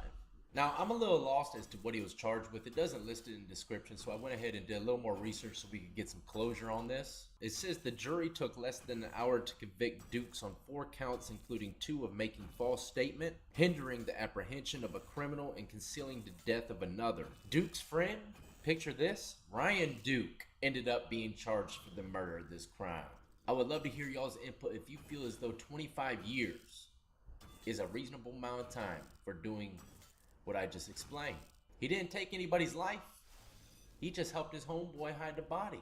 Let me know in the comment section below, ladies and gentlemen. Now, let's go hear a little recording from Judge Joe Brown. That's right, ladies and gentlemen, Judge Joe Brown is representing someone. He's not a judge in this situation. Well, the judge will always be a judge. And let me say this before we move forward. In the prison that I was in, they had a mural of Judge Joe Brown on the wall. I couldn't stand looking at that guy's face every day. These 100% grass-fed beef sticks from Paleo Valley are 30 sticks for just $36 right now. But before you go and buy them, here are 5 reasons I replaced processed snacks with these. Number 1, the ingredients. There's 100% grass-fed beef from American Family Farms and organic spices, which makes these sticks incredibly flavorful while keeping things every damn day I woke up. Anyways, this guy's been on TV shows, and I think he was a real judge at one point. And in this video recording of him in court getting in an argument with a judge, He's actually representing a woman for a child support case. I guess he's playing like the attorney's position in this one. But he gets held in contempt, and he's battling with the judge very sophisticated like. What could happen? Let's find out. Supposed to be, how that child is What supposed you would to be like to do, produced. Mr. Brown, is argue I would without like the to just benefit have of it the dismissed petitioning flat out. party to be present. Well, we don't think that's necessary because Okay, there's well, nothing adequate here in the record to Court bring this lady in disagrees. front of We've this set tribunal. this matter for a hearing April 24th at If 9 it a.m. pleases the tribunal, I will file a petition for habeas corpus and close this place down like I did before, if you make her come back Mr. here Brown, one more time. you are very close to finding yourself in contempt. Excuse me, on what authority do you sit, by the way? As a former judge here, we have a rule in the 30th Judicial. Oh, Judge Joe Brown started raising his voice, didn't he? Former judge here. This is how we handle things. I'm guessing he's playing like the lawyer side of things, but he's trying to base up on the judge like he's still the judge. I think he knows this is being recorded and he's still in his damn TV show in his mind. I don't know, but everything he's saying does sound really good, does it not? Let's rewind it just a bit and listen to those big, sophisticated words he started cranking out. I would Without like the to just benefit have of it the dismissed petitioning flat out. party to be present. Well, we don't think that's necessary because there's nothing adequate here in the record to Court bring this lady in disagrees. front of We've this set tribunal. this matter for a hearing April 24th. So I guess the lady is not even there. He's just representing her. And the judge is trying to continue it because she has to be there, he's saying. Judge Joe Brown says otherwise. He said, I don't think that's necessary. And if you try to bring her in front of this courtroom again, you might have some problems. If 9 it pleases the tribunal, I will file a petition for habeas corpus and close this place down like I did before, if you make her come back Mr. here Brown, one more time. you are very close to finding yourself in contempt. Excuse me, on what authority do you sit, by the way? As a former judge here, we have a rule in the 30th Judicial District that says every single magistrate, referee has to be unanimously approved by every circuit, chancery, and criminal court judge. I don't recall that your name's ever been submitted, sir. This tribunal on a general sessions court's authority is insufficient to establish you. Therefore, I challenge your authority to hear it. Whew! I ran out of breath and I wasn't even speaking. That's some words there. I don't even think I can break those words down to y'all. I mean, of course, I understand them in my own mind, in my own way, but easy words in my own mind, of course. By the way, what is that, magistrate, sir? With due respect? And see, that's what we got over here. Like, when we get arrested in Virginia, since it's a Commonwealth, I'm guessing, we go in front of the magistrate first, this little booth, and they determine whether or not you get a bond. And if you don't get a bond right there, then you have to go in front of a judge. So they're kind of like judges before you see the main judge. But let's rewind it and hear that again. Insufficient to establish you. Therefore, I challenge your authority to hear it. By the way, what is that, magistrate, sir? With due respect? Mr. Brown, the court finds you in contempt. Here, $10. That's all you We'll got on sentence me. you to 24 You're hours out in the of Shelby it. County The Jail. maximum consequence. You may have a seat. I'm not. $10. That's all you got. Get 20. Take get the the two. bailiffs. Go find the law. Or I'm reporting you to the Court of Judiciary. I'll have you charged with violation of process. Now, you want to get into this, let's get into it. This sorry We will, operation sir. needs to stop. 24 hours, Shelby County Jail for contempt. You may have a seat. Excuse me. You wish If to you have try to another do this, 24 you hours? need to straighten yourself up and you need wish to to have cite a your second authority. day, Mr. Brown. What's that? You wish to have a second date. Judge Joe Brown, the law might have just backfired on you, sir. A second date. Day. Day? Yes, sir. I tell you what, you cite the authority. You find it. I looked it up before I came in here. You have $10 maximum contempt jurisdiction. That's 2 Now you days jump in in the here. Shelby County Jail. You Okay. wish to continue. Okay, tell you what, I looked it up before I got here. You only get $10 if I'm held in contempt. That's 2 days, sir. That judge ain't even fighting with him. He's just laying down the law. You know why? Because he's just a magistrate, right? be out of here very shortly on a petition to habeas corpus, and I'll bring up all these problems. And guess what? You might not be operating tomorrow. Have a seat, sir. Okay. This is what I call a good judge, magistrate, whatever you want to call him. He's holding his composure. All right. It's a circus, sir. That's 3 days. You can do all you want. You 4 don't days. have the jurisdiction I had to do it. up before a trial judge, you got $10. 5 days. Oh, shit, Judge Joe Brown got smoked. I think we got a Twitter video of his release, actually. Let's see if we can find it.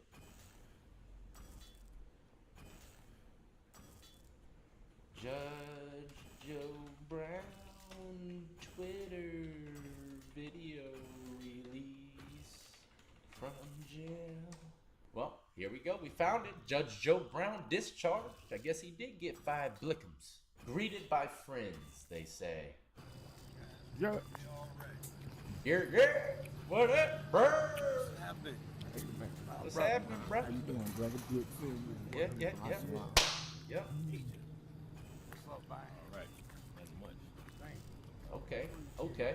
Let's go get this meal, Judge. Anyways, moral of the story is, even if you used to be a judge, it doesn't matter. You can still get your boot smoked by a judge that's working now. Anyways, if you enjoyed, please, like I said, do not forget to hit that like, subscribe, notification bell before you leave. Check out all the links in the description of the video. Add me up on Twitch, Twitter, Instagram. And I do apologize once again for the audio. I do know it's a little wishy-washy, but we're going to get it right. But as always, ladies and gentlemen, I salute to every last one of you been supporting me since the beginning. And everybody who's just now joining the lockdown compound. Y'all be easy, be safe, and stay free.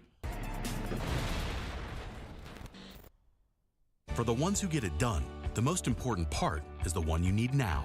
And the best partner is the one who can deliver. That's why millions of maintenance and repair pros trust Grainger, because we have professional-grade supplies for every industry, even hard-to-find products. And we have same-day pickup and next-day delivery on most orders. But most importantly, we have an unwavering commitment to help keep you up and running. Call, click Grainger.com, or just stop by. Grainger, for the ones who get it done. What's up, everybody, and welcome back to another episode of Lockdown 23-1.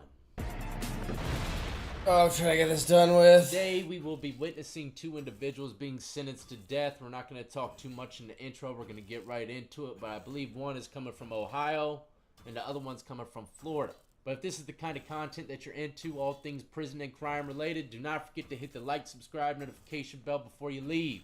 Alright, so for the first one, we got Justin Myers, and this case is absolutely insane. Coming from Ohio.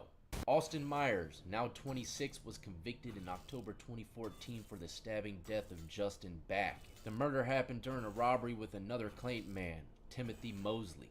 Now this is the crazy part about it. The guy that actually took the man's life physically doesn't get the death penalty because he testified on him for setting up the whole soiree.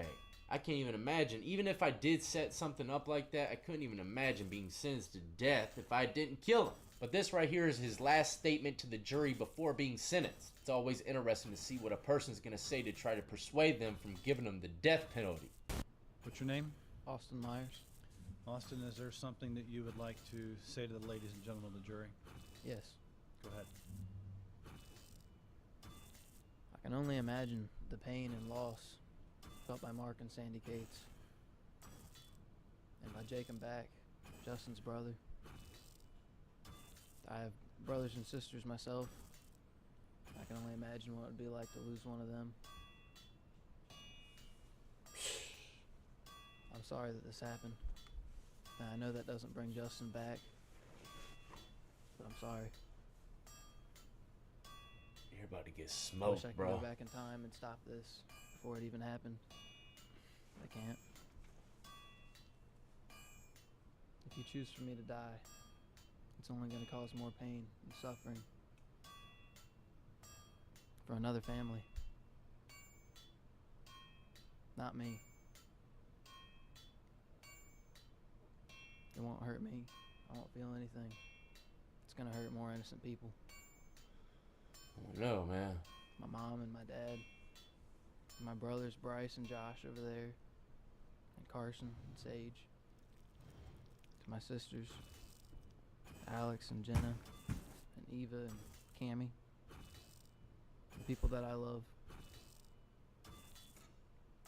I'm asking you not to do this. To my brothers and my sisters.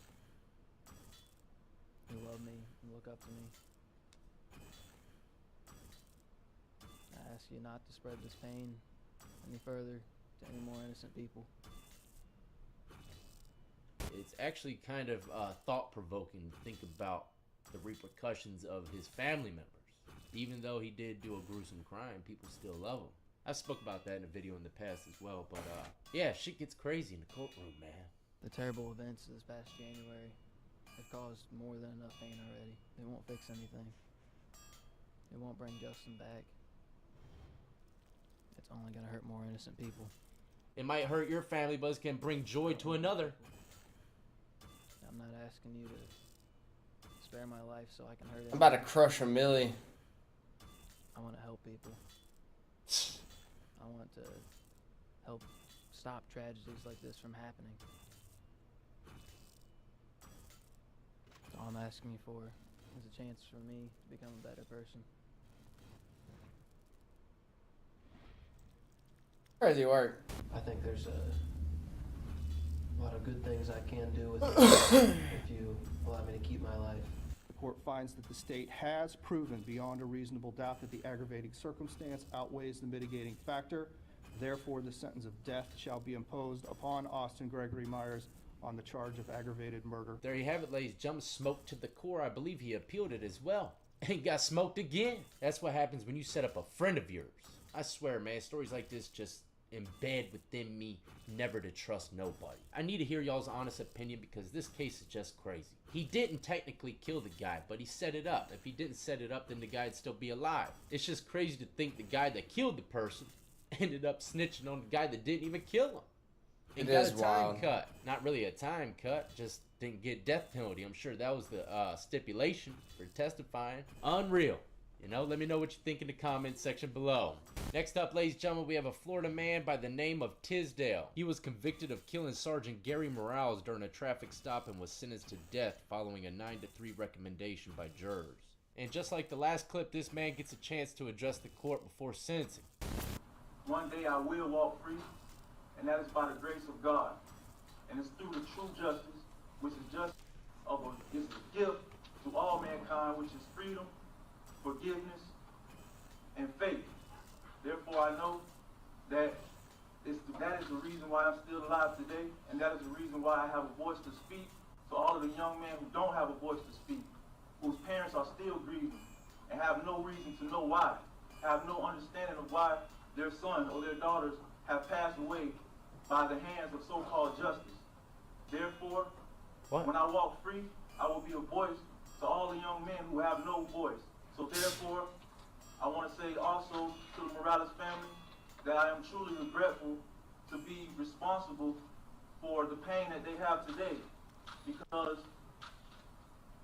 man is made in God's image, and a man is someone who is supposed to be the carrier and the protector for their family, so I can understand what kind of hurt that will. This guy's lick-lipping is driving me insane, LL Cool J. Hey girl, come on in. I'm just grabbing my morning drink.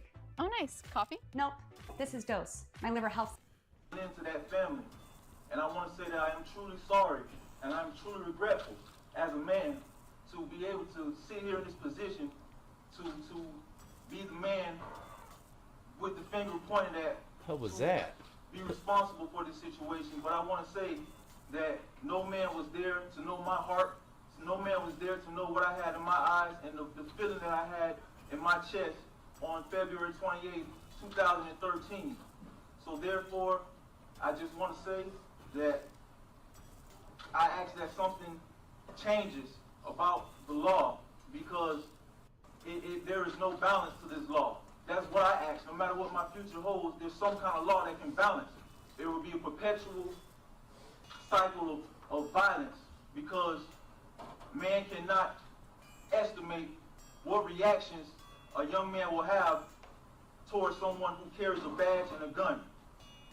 So I do want to say to all the young men out there on the streets to follow peace and see your next man not as a man but as yourself, not as an opposite man but as yourself. Whether they're police or whether they're a person on the street, or whether you're a police, don't see a criminal as a criminal, see him as yourself, because he has the same blood and breathes the same air that you do. And that's all I have to say. And God bless everybody, and I just hope that everything works out for the better. Thank you. Let's get into the sentencing and see if the judge was persuaded at all by his speech. In carefully weighing the aggravating factors that were established by the state beyond a reasonable doubt against the mitigating factors established by the defense, it is not simply a quantitative analysis, but is a qualitative one. It is this court's duty to look both quantum, tandem. What was that word he just said? A quantitative analysis, but is a quantitative analysis. That was nice. It is this court's duty to look both the quality and the nature of the aggravating and mitigating circumstances which have been established. No lamp. Under such an analysis and upon reflection and consideration, the proven aggravating factors substantially outweigh the mitigating statutory and non-statutory mitigating factors. Therefore, Aris Alfonso Tisdale, as to count 1 of the indictment, first-degree murder of a law enforcement officer with a firearm in the lawful execution of his legal duties, it is the sentence of this court and the judgment of the law that you be sentenced to death for the first-degree murder of Sergeant Gary Morales. As to count 2 of the indictment, aggravated assault on a law enforcement officer while in possession of a firearm, the court sentenced you to serve 15 years in the Department of Corrections. I am required to impose a 3-year minimum mandatory sentence as required by Florida law. As to count 3, will adjudicate you guilty of possession of firearm by a convicted felon, sentence you to serve 15 years in the Department of Corrections to run consecutive to the sentence imposed on counts 1 and 2. You'll also be given, I am also required to impose a 3-year minimum mandatory sentence on that offense. As to count 4 of the indictment, fleeing and I actually think I'm gonna get somewhere. Adjudicate I'm you gonna guilty, crush this sentence you to million. serve 5 years in prison. I might get to for level consecutive 100. sentences imposed on counts 1, 2, and 3. Crap. You'll be given credit for Crazy. 1,156 days served by you on that sentence up until today. I'll assess the statutory required court costs, $100 cost of prosecution, and the public defender Like costs fresh I made trout. reference to earlier without any further court hearing. But I do have some good news, actually, for old Tisdale, and I'm sure his attorney told him immediately the next day. Just days before sentencing, the United States Supreme Court declared Florida's sentencing scheme unconstitutional. The law now says that a death sentence requires a unanimous jury recommendation for a judge to impose it. A resentencing date has not yet been set. Now, this is the latest article that I could find. Maybe there might be a newer one. Maybe he does have a court date set for a new sentencing. I don't know, but it was pretty crazy that they even went on with it if they knew that the law changed, you know, just a couple days before. So I'm gonna try to do a little more research on this case, but let me know what you think about it. I mean, if you got the death penalty in your state and you kill an officer or sergeant at that, what do you think is gonna happen? Death penalty for sure.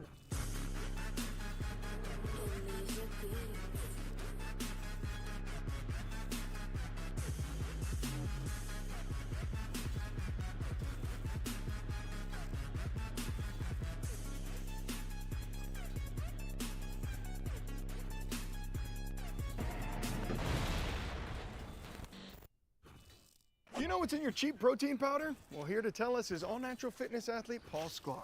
All right, let's see what we've got. What's up, everybody, and welcome back to another episode of Lockdown 23-1. For anybody that's new to this channel, we talk about all things prison and crime related, so if that's the kind of genre that you're into, don't forget to tap that like, subscribe, notification bell before you leave. Now, for the first clip, we have Ocho Cinco, football player, gives his attorney a good game pat on the ass.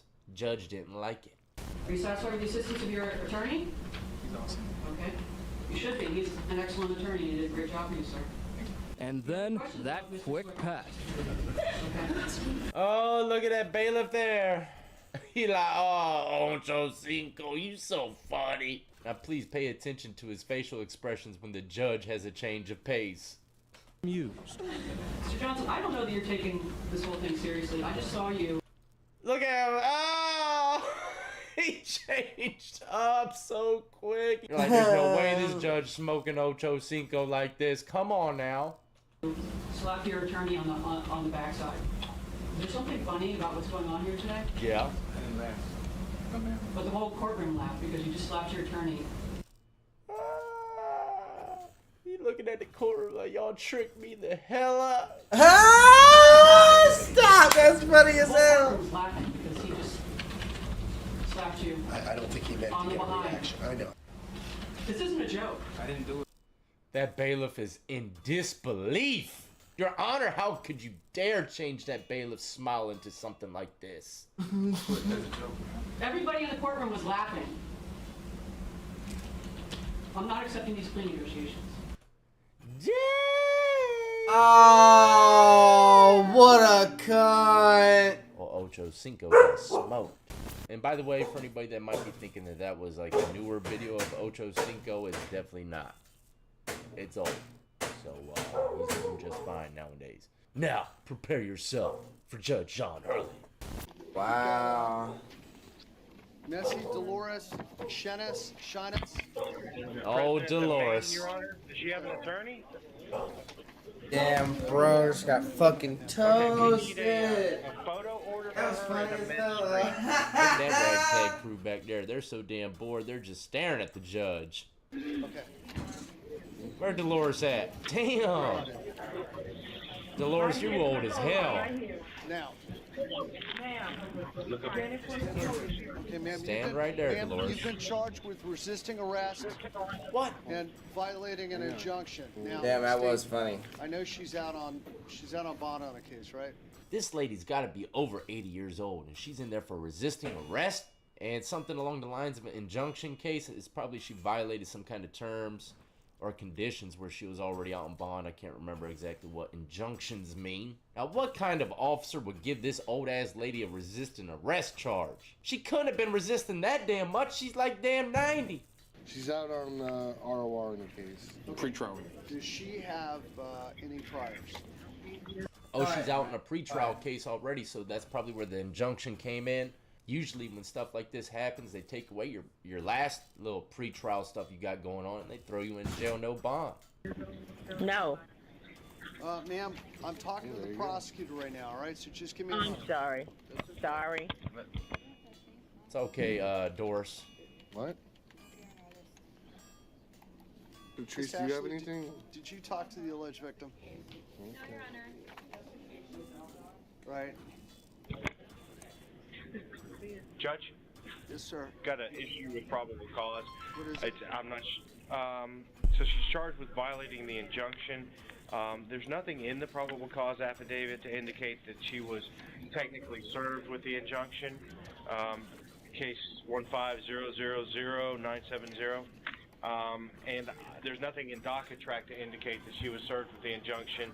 And I'm reading from the injunction, from the petition, that it says the police advised petitioner, that was Abraham, to leave his apartment for a couple of days and then come back. Petitioner stayed with his sister, Rosalind Dweck. Apparently that's where he resides.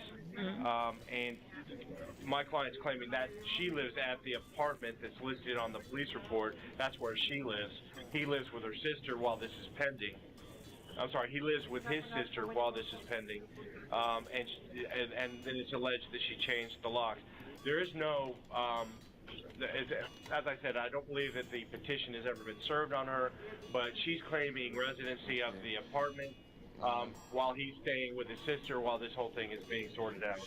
Well, thank you. But we'll find probable cause to I don't see anything else, Your Honor. I don't see anything else. One thing I do see is, let's see. So that's like the little judge's clerk running her background. She does have a hearing. I guess she has a hearing scheduled for March 5th. Any kind of pending stuff going on? I don't think. Here, well, I'm going to go silent. He goes silent for a little bit, so I'm going to fast forward it. Grandma back there copping, please. Look at that. Look, she's working. She's putting in work on that damn attorney. You're going to handle this right now. You're going to get me out of here. Okay? There ain't no nose about this, young man. You want to get your boots smoked today, Sonny? Huh? Ma'am, I'm going to find probable cause. I'm releasing you ROR to pretrial release. You're going to have a GPS ankle monitor on. That's going to ensure that you have no contact directly. Oh, Grammy got that damn ankle brace. Party, Abraham Stunting. Shinus. You are not allowed to call him, text him, email him. You are to stay 500 feet from him at all times. That's where he lives, where he works, anywhere in between. Ma'am, you're getting a second chance on this case. I don't particularly feel like keeping an 80-year-old woman in the jail who has no criminal record. But this is your second warning Don't go around him again. They thought old Judge John Hurley was about to smoke Grammy's graham crackers. All right. Say something, Your Honor? Go ahead, ma'am. Mr. Shanus, Abraham Arthur Shanus, and I have been legally divorced for 31 years, and I have the papers to prove it. Got it. We both resided at 2102 Lucaya Bend, and he paid for the apartment entirely. His assumption is because he paid for the apartment, he's entitled to do as he pleases. Do you have an attorney, ma'am? Ain't that how we all think? I pay the bills, I'm gonna do as I please, huh? That ain't how it works, sorry to say. Happy wife, happy life. Do you have an attorney? Only pro bono from the case of earlier. Hey, she's last sharp week. for her age. She's on point. Very confusing. Ma'am, can I tell you? I can't get in the middle of who owns the apartment. I know, that's not the point. My The point I'm is, telling you. I need to keep you away from him, all right? I haven't bothered him for 31 years. Why would I bother him now? Who knows? That's the I don't know. $63,000 question, ma'am. But Used here's to be the thing. 64. Okay. Oh, is it, well, that was before my time. Look, ma'am, just don't have anything to do with him. Stay away from him. I all right? swear to God on all that's holy on a stack of Bibles, I will never go near him, talk to him, call him, or What was even the look first at thing him. you were going to swear on besides the Bibles? All that's holy. What? I don't remember. Oh. Damn. All the Grammy don't even remember what she just swear to. She swear to anything that's holy and a stack of Bibles, and she... Yes. The winter wind, so calmly majestic yet powerful. It's also trying to freeze your mandibles. You need the new 340 GSM military grade bearskin hoodie to get comfortable in the wild. It's the ultimate 10-pocket tactical hoodie that blocks wind, repels rain, and regulates heat for incredible comfort. Where she forgot instantly. Holy. What? All that's holy. Yeah. But she don't even... Oh, all that's holy, yes.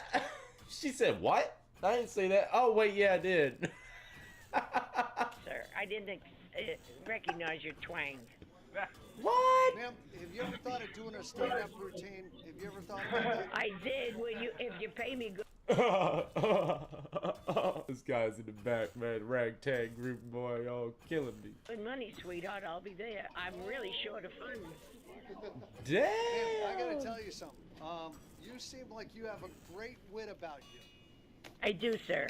Yeah, so... I mean, sweetheart, that's the only thing I have. I've been called sweetheart in this courtroom since, I guess, Mr. Miller took over. But, Really? Just kidding. Does But, that mean you're taking me for breakfast? Let me ask you something, ma'am. Yes, sir. How have I done as a judge today? So far, how am I doing? Not bad, but you could do better. Okay. Hey, look. Can we get a drum roll with this? Hey, look, I'm loving this one. Did you take Oh, Judge John Say Hurley. it here, ma'am. And make sure, aren't you supposed to say, and make sure you're going to tip all the bartenders and waitresses? You'll be here all It ain't easy to get the old Judge John Hurley jank smiling. Chocolate pudding pie. There you go. Well, he probably... I make a mean chili. There you go, ma'am. I got to tell you, you brighten my day, ma'am. All right? That's what the last guy said, and then he sued me. Whole Grammy a slick dirty dog.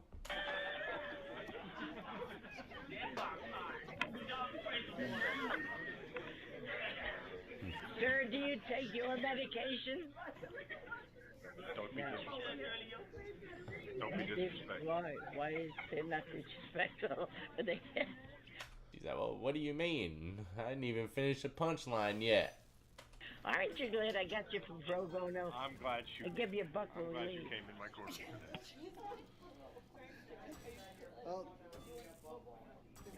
Well, there you have it, ladies and gentlemen. A few clips coming your way today from the courtroom. I got a lot going on today. I got to make some content for the next 3 days because I got to go out of town for a funeral. My grandma just passed away yesterday, just a little over a year after my grandfather passed away. And you know, it really just trips me out to think that without my grandmother, none of my kids would exist. I wouldn't exist. My dad wouldn't exist. I mean, all grandmas and grandpas, they're legendary, man. You know, because without them, we wouldn't be here.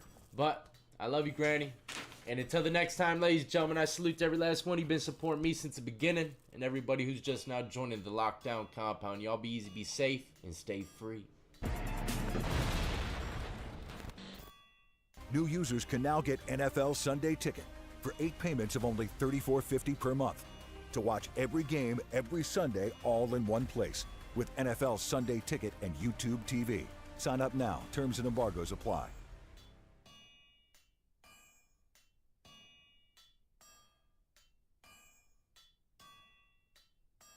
GoodRx cuts costs on prescriptions to save you a wagon.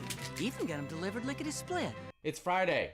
Maybe not when you're watching it, but I made it. Today's Friday. And I don't feel like doing a damn intro today. I feel like letting loose and watching a little bit of Juicy Juice. For those of y'all that don't know what Juicy Juice is, it's a little bit of courtroom drama. And judging by this judge's appearance, he means business. Judging by this judge's appearance. This light's too damn bright. I don't like it when I feel like I'm on Broadway. But today we got Judge Rinder, a British judge in small claims court. Sorry, no one's getting sentenced to death today. But these small claim courts can be juicy, and this one's a little bit different than the others. It's British. Sinead Carris, do be quiet. Sinead, you are not legally entitled to sublet this room to Carris. You did nevertheless. I gotta pause it already. I gotta break down, decipher this guy's language. Did he tell someone to be quiet right off the break? And then what's a sublet the carriage? That's crazy. I'm already lost in the small claims court section. I have to tell you, that was not lawful. And had you, for example, been suing her today for rent, I would not have acceded to your claim at all. I would have immediately dismissed it. That is not your claim. Yes, Judge. Be quiet. The application you're making is for... Did he just tell her to be quiet again? All she said was, yes, Judge. Look at the people in the back. They need to relax. Got that one guy staring right at the camera. They all told him in the beginning, do not stare at the camera. Damage that Carris caused to the property that you were renting that you personally are liable for. I proceed on the basis that there was no agreement at all. In other words, it is irrelevant whether there was an agreement. This court has magnificent microphones and audio. It's so nice that I'm looking at the microphones on that desk right now wanting to buy me some. When somebody comes to stay with you, whether it's lawful or not, in this case, the fact that you were charging rent was not lawful, that doesn't matter. When somebody comes to stay in your house, they have a duty of care to look after the room that they are staying in. Look, I'm not gonna lie, this guy terrifies me, man. That Carris's behaviour in that room was not responsible. She owes you a duty to look after it, and she did not. The carpet has consequently been destroyed, and you personally have to pay for it. She has to pay you for it. She is liable for it. Therefore, you're entitled to the full sum. This court awards you £305 to replace the carpet. 305 pounds of gold? Shillings? Maybe? What is the pounds exactly? I've always wondered that. I know that's the monetary value and stuff, but what literally is the poundage of? But this was interesting. I still don't know what the hell happened besides someone ruined some carpet and they got awarded, what, 305 pounds of something that I don't know what the poundage is? Honestly, I can't deal with it, and that's why I didn't. So, you behaved unreasonably. How? You were really drunk. You consumed alcohol. You were drunk. Ooh, low blow. Consumed alcohol. The devil's drink. All the time. Yes, you did. One time, I take your time. I thought it was mine. You said it all the time. I take Juicy juice. I don't even know what the hell any of them are talking about. Do not shout at me. You're the one shouting. Don't shout at me. You're being stupid. Are you serious? Yeah, I'm happy that I got the money, but obviously I've lost the friendship over this. Look at this guy's face, man. Jeez. He has to be like ex-royal guard to have a serious face during this juicy juice. She's not a real friend, is she? So how can you trust someone like that who's left me like that, you know? My point exactly. That's why I don't have that many friends. True colours right there. This is what I've had to put up with for 6 months. Look at you, you're a mess. You're the one who's got attitude. I'm a mess. Well done. You got your money. You just got your boots smoked. You owe 305 pounds of stuff. We don't even know what the pounds mean. You owe 305 pounds of feathers. Or with your friends that you don't have. But yeah. Damn. Welcome to Sizzlers, ladies and gentlemen. It's definitely Friday, wouldn't y'all agree? Now for this clip, I honestly cannot remember if I reacted to it already. Usually I delete the videos immediately after reacting to them, but this one was still there. So if I did, I do apologize, but we're gonna run with it. And I'm gonna have to hit y'all with a pop quiz. I have been recommending iRestore devices and using them myself for years and years and years. The iRestore Elite is actually the most powerful low-level laser therapy device on the market. It utilizes Lumitech technology, which includes 500 medical-grade lasers and LEDs. Many devices on the market only use lasers, but the combination of medical-grade lasers and LEDs ensures more thorough coverage and a complete treatment. How easy it is to use. It just takes 12 minutes, so it's like no time. The device is very lightweight and comfortable. The kind of results might you expect with iRestore? Clinical studies show that patients get over 43% increase in the number of hair with the iRestore Elite device after just 4 months. I'm still using the iRestore Elite device myself. I'm really happy with it, continue to use it, and I continue as a board-certified dermatologist to recommend it as a safe and effective, evidence-based, at-home treatment for androgenetic alopecia.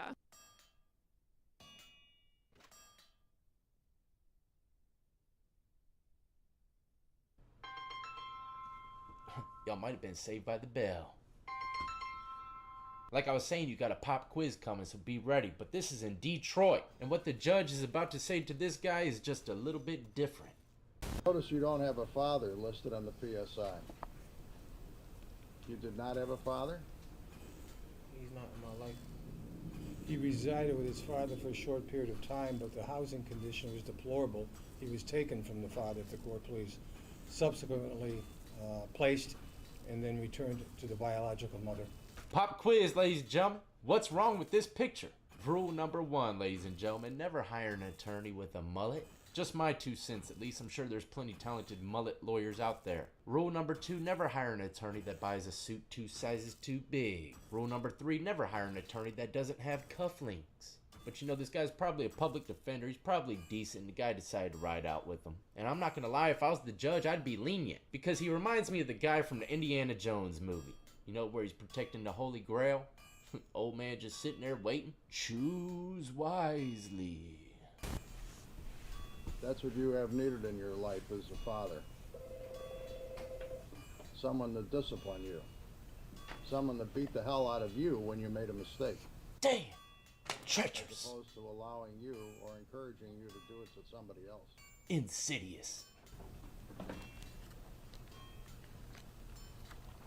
That judge said he needed a whooping. Young man, without the guidance of a father, being 19 years of age, I can understand how some of these problems have existed in the past. That is no excuse, Judge. That is setting a low bar. There are plenty of young black males who live in the city of Detroit who are raised by a single mother who do not, I repeat, do not engage in criminal activities. There are plenty of young black males who did not have a father who live in the city of Detroit who do not come into court and lie to a judge. There are plenty of young black males who live in the city of Detroit who do not behave the way this man behaves. And the fact that he did not have a father, the fact that he is a young black male does not give him the right to engage in criminal activity. Damn, that prosecutor was a bulldog. But she's absolutely right. There's plenty of young Damn, men son, I need 5 more levels. that didn't have a father. But I absolutely understand where the judge is coming from as well. Whether you believe it or not, many people's lives would have been changed if they had a father in it. A little more structure, a little more direction. But there's plenty of mothers out there that got plenty of structure. So it could go either way. But damn, that bulldog of a prosecutor, I would have been terrified going in front of her. No. No. Not the juice, man. 6 months, a maximum term of 120 months in the Nevada Department of Corrections. Count 4 to run concurrent to count 3. Robbery with use of a deadly weapon. A minimum term of 60 months, a maximum term of 180 months in the Nevada Department of Corrections. Shit, he just got smoked. What do you get, like 50, 60 years? Think again? Y'all stalking me? Jesus, man. Where you guys headed? No, none of your business. Y'all stalking me, man. Well, where are you going? No, none of your business. Being released from prison, ladies and gentlemen. For the last 5 hours, so how do I know how it feels to be out? Oh, Juice Man don't look like he's aged today. Looking like a young stallion. I mean, there's nothing changed now. Please, can I have a break here? All right. Thank you. Thank you. God bless. Take care, guys.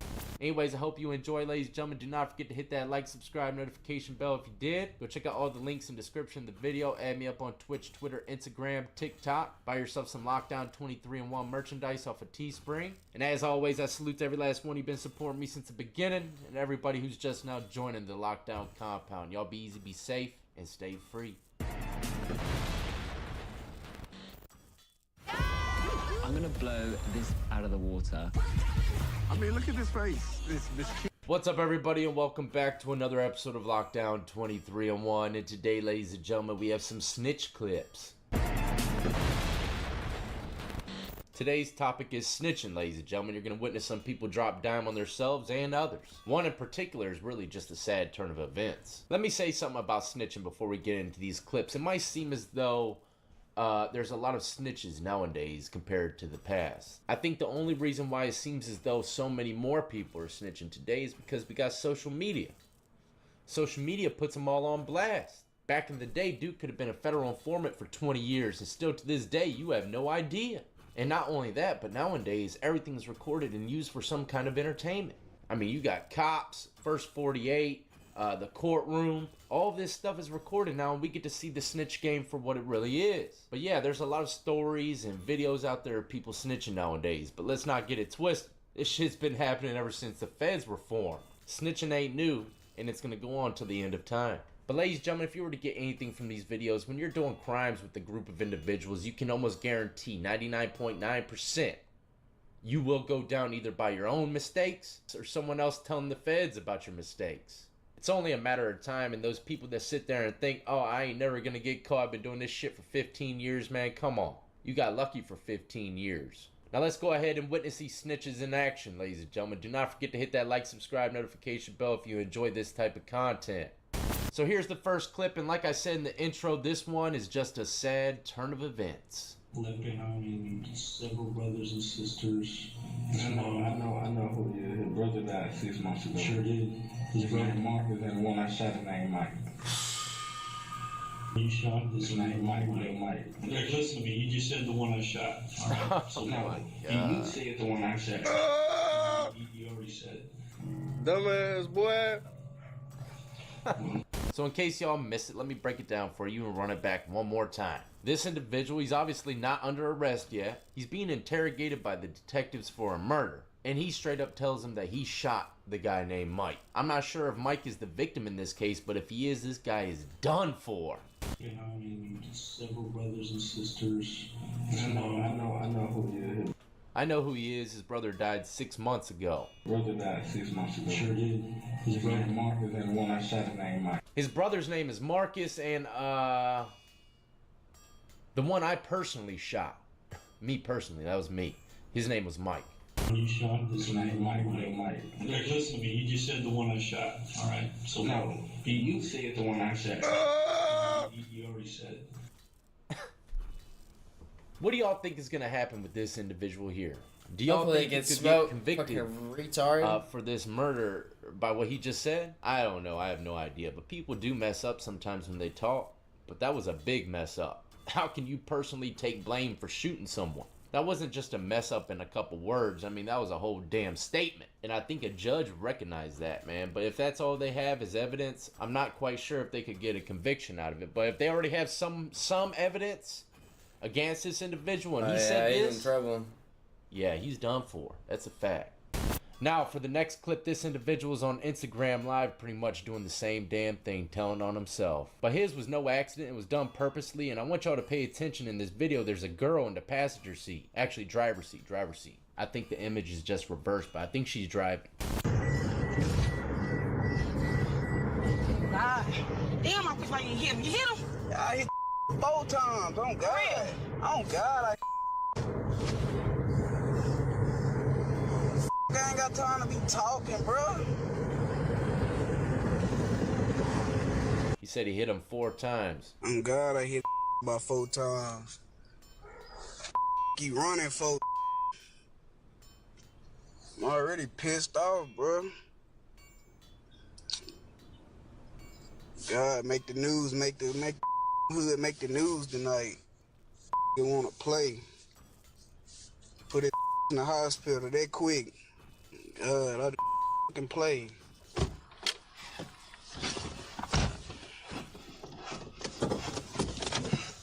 You're a retard. We going to the hospital tonight. For real? Oh God, these gonna put them in the hospital. These full metal jackets. God, they got the police now. Oh God, oh my mama. Yeah, reload this clip.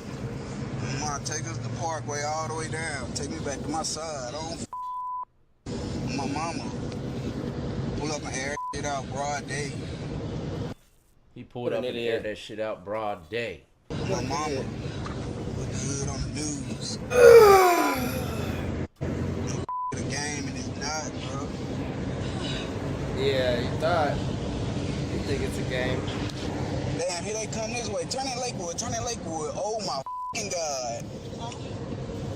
Did he just buckle his seatbelt?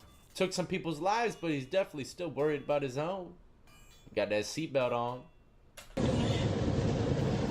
Oh my f***ing God. Oh mama. Man, turn around. I'm out on foot.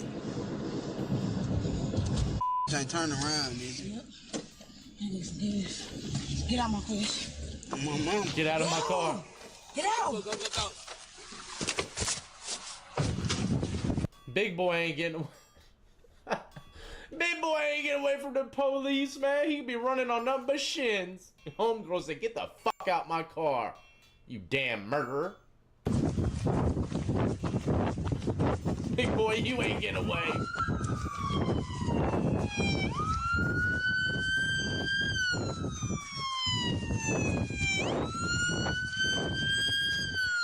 I'm getting like PTSD watching this shit, man.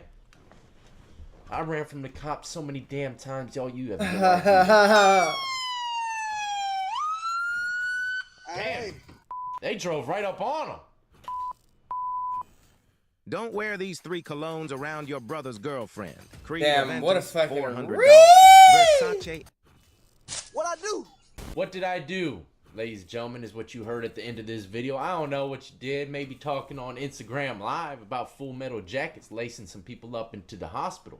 Let's not forget, you put it on God. Now allow me to read the first comment that I seen on this video. Props for keeping the live going while fleeing. That's a dedicated content creator on God. Till this day, he's wondering who snitched on him. Oh, that's a good one, Sweet Pop. Now, last but not least, coming from Cook County Jail, Chicago. Someone that's a part of a gang organization says something he shouldn't have said during a live YouTube feed of his court hearing. He had no idea that it was live. Charged with unlawful use of a weapon. There'll be a finding of probable cause to detain. Pre-trial. No criminal activity scale 2. Fair to peer scale 2. Release with pre-trial monitoring. Your Honor, officers were traveling westbound with their emergency equipment activated when the defendant nearly struck the officers with the defendant's vehicle.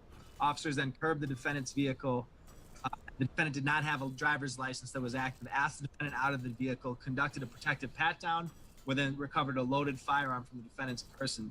The defendant does not have a FOID, does not have a CCL. By way of background, Judge, the defendant has 1 prior felony, a 2014 Resberg, in which he did 18 months probation. Additionally, the defendant is an adjudicated juvenile for possession of a firearm. Excuse me. I didn't get to talk to my PD and tell him that I'm a federal informant and I done bought 13 firearms. I did not talk to my PD, which is my public defender. This dude's a federal informant, but he still has a funky-ass public defender. The money must not be so good for informants nowadays. But this guy says my public defender doesn't know that I'm a federal informant and I was buying 13 guns. And the judge quickly stops this man from speaking. Look at this judge's face. Sir, this is being live doing YouTube. Don't make comments like that. He can't put his own shit.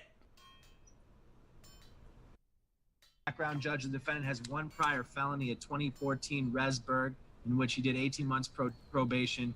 Additionally, the defendant is an adjudicated juvenile for possession of a firearm. Excuse me. I didn't get to talk to my PD and tell him that I'm a federal informant and I done bought 13 firearms. I did not talk to my PD, which is my public defender. This dude's a federal informant, but he still has a funky-ass public defender. The money must not be so good for informants nowadays. But this guy says my public defender doesn't know that I'm a federal informant and I was buying 13 guns. And the judge quickly stops this man from speaking. Look at this judge's face. Sir, this is being live doing YouTube. Don't make comments like that. He can't put his own shit. Defense. Judge, my client is They muted his dumb ass. They said, man, mute him now. 25 years old. He currently lives with his family. He has 2 children. He received his GED. He's working for North. Has worked full time for the last 3 years, Judge. He did state that there's no amount that he could post. That's based on the information that was given to us. Bail set of $10,000 plus electronic home monitoring is a special condition of bail. His Feds will get him out. next court date will be by agreement July 30th. He's going to branch 44 called for. That's the order. So you're getting an I-bond, but you're going to be on electronic home monitoring. You got to stay in the house. They still got his ass muted. Man, this dude talks too much, okay? He's a federal informant. We gotta mute his ass quick. Who the hell else knows what he's about to say on this damn Zoom meeting? Keep his ass muted. So what this guy's gonna do, I can almost guarantee it. He's gonna make bond, go home to his little home monitoring, and the first thing he's gonna do when he steps in that house is call the federales. Feds, bros, listen up, man. I got caught up in some shit. And is there any way you could get this Zoom video removed off social media? Because I accidentally just told everyone I'm working with y'all. Drop your kitchen scraps in here instead of here, and you'll never have to deal with nasty trash. Plus, it keeps food out of landfill. More Sovereign Citizens is the first clip I got for y'all today. For anybody that doesn't know what exactly a Moorish Sovereign Citizen is, allow me to enlighten you. The Moorish Sovereign Citizen movement is a collection of independent organizations and lone individuals that emerged in the early 1990s, which believes that the individual citizens have sovereignty over and are independent of the authority of federal and state governments. They use their perceived immunity for things such as refusing to pay taxes, buy auto insurance, and register their vehicles. And the list goes on, ladies and gentlemen, but I'm not going to go into depth and details on this group. If you want to get into it a little more, go ahead and Google it. One more quick thing before we get into this clip, ladies and gentlemen. There's a little blur that pops up here and there. Hopefully it doesn't trigger nobody. And Cheyenne M. Pushamurel, would you state your name for the record, please? Your attribute for the record, please. Cheyenne Matilda Pushamurel. Alright, gotta stop it already. You gotta really pay attention to the words in the courtroom. The judge opened up and said, can you state for the record your name, sir? Oh, wait, hold on. I mean your attribute. Because you know a lot of these guys, they don't go by a first and last name anymore. I showed y'all that clip from Canada the other day, and the guy got into an argument with the judge just because he wouldn't agree to accept his first and last name. He said, nah, man, my name's just Kyle. Kyle, that's it. My daddy gave me that last name. I didn't ask for it. But a lot of these individuals do take on new names, and the judge is just checking her hands by saying your attribute. Because she already knew it was coming. I'm sure she's already been informed by a few judges about this dude. And Cheyenne M. Pushamurel, would you state your name for the record, please? Your attribute for the record, please. Cheyenne Matilda Pushamurel on behalf of the Marrakesh Empire. All right. I want to ask you a couple of questions, please. The first question I want to ask you is, are you employed? Objection, ma'am. This hearing is supposed to be about jurisdiction. This court has no jurisdiction. The court has no jurisdiction to determine its own jurisdiction for a basic issue in any case before a tribunal. Well, if I have no jurisdiction to determine my own jurisdiction, how are you going to get that issue resolved? Already getting some objections out there. Just a couple seconds into it and we're getting objections. She asked if he's employed, making money or whatever the case is, and he goes, she has no jurisdiction to be asking that. Listen, this case in this courtroom is a culpable, incompetent court of jurisdiction. You can't, according to federal case law, you can't set another hearing to reach and determine your own jurisdiction. As I've stated for the record plenty of times, I'm only handling threat, duress, and coercion, and because the prosecution falsely holds my property, and I'm here to clarify that matter. Other than that, I'm here under threat, duress, and coercion. It is completely against federal case law. It has power to act, and the court must have the authority to decide that question in the first instance. That's Rescue Army versus Municipal Court of Los Angeles. A departure by a court. You see the guy in the background, man? He's like... all this stuff he's saying just because she asked if he's employed. He's going into depth and detail why she has no right to be asking if he's even employed at all. And I mean in depth and detail, if you can't tell already. Established requirements of law, however close apparent adherence to mere form and method of procedure, which has the effect of depriving one of a constitutional right, is in excess of jurisdiction. You have the flag right behind you, ma'am. May I interrupt you for a moment? You may not, ma'am. Then Objection. would you, when you're done... You may not interrupt me, ma'am. Objection. I swear, y'all, if I ever have a petty ass, oh, actually I do. I gotta go in front of the judge in a few days. As a matter of fact, I'll be representing myself. I might throw out a few objections. And the judge is gonna say, why are you objecting, sir? Your Honor, I've always wanted to do it. Would you, when you're done speaking, would you let me know so that I can ask a question? I'm not obligated to answer any questions, so I have no intentions of answering any question. Well, I'll ask it anyway, and then I'll ask it anyway, and you can decide what you want. So he's pretty much there just to speak, and the judge is supposed to just go with everything without asking any questions. He's not obligated to answer any questions. I mean, no one really is, right? And look at that guy in the back, that grin right there. He's enjoying himself. He's like, man, this is the best court session I've ever seen. Of the subject matter on which it assumes to act, its proceedings are absolutely void in the fullest sense of the term. Dillon versus Dillon. Courts enforcing mere statutes. He's bringing other cases into play. Dillon versus Dillon. That is a really good thing to bring in the courtroom, is other cases, that kind of back up your situation. But I don't even know if this is the time and place to bring it up yet. As it is to my understanding that this is a statute, not a constitutional violation of law. In fact, one of the hearings I had with you, you said people are not charged with constitutional violations. I don't understand how you could be enforcing statutes and you have the U.S. flag behind you, as if you hadn't taken an oath to uphold the Constitution. Courts enforcing their statutes do not act judicially, but merely ministerially.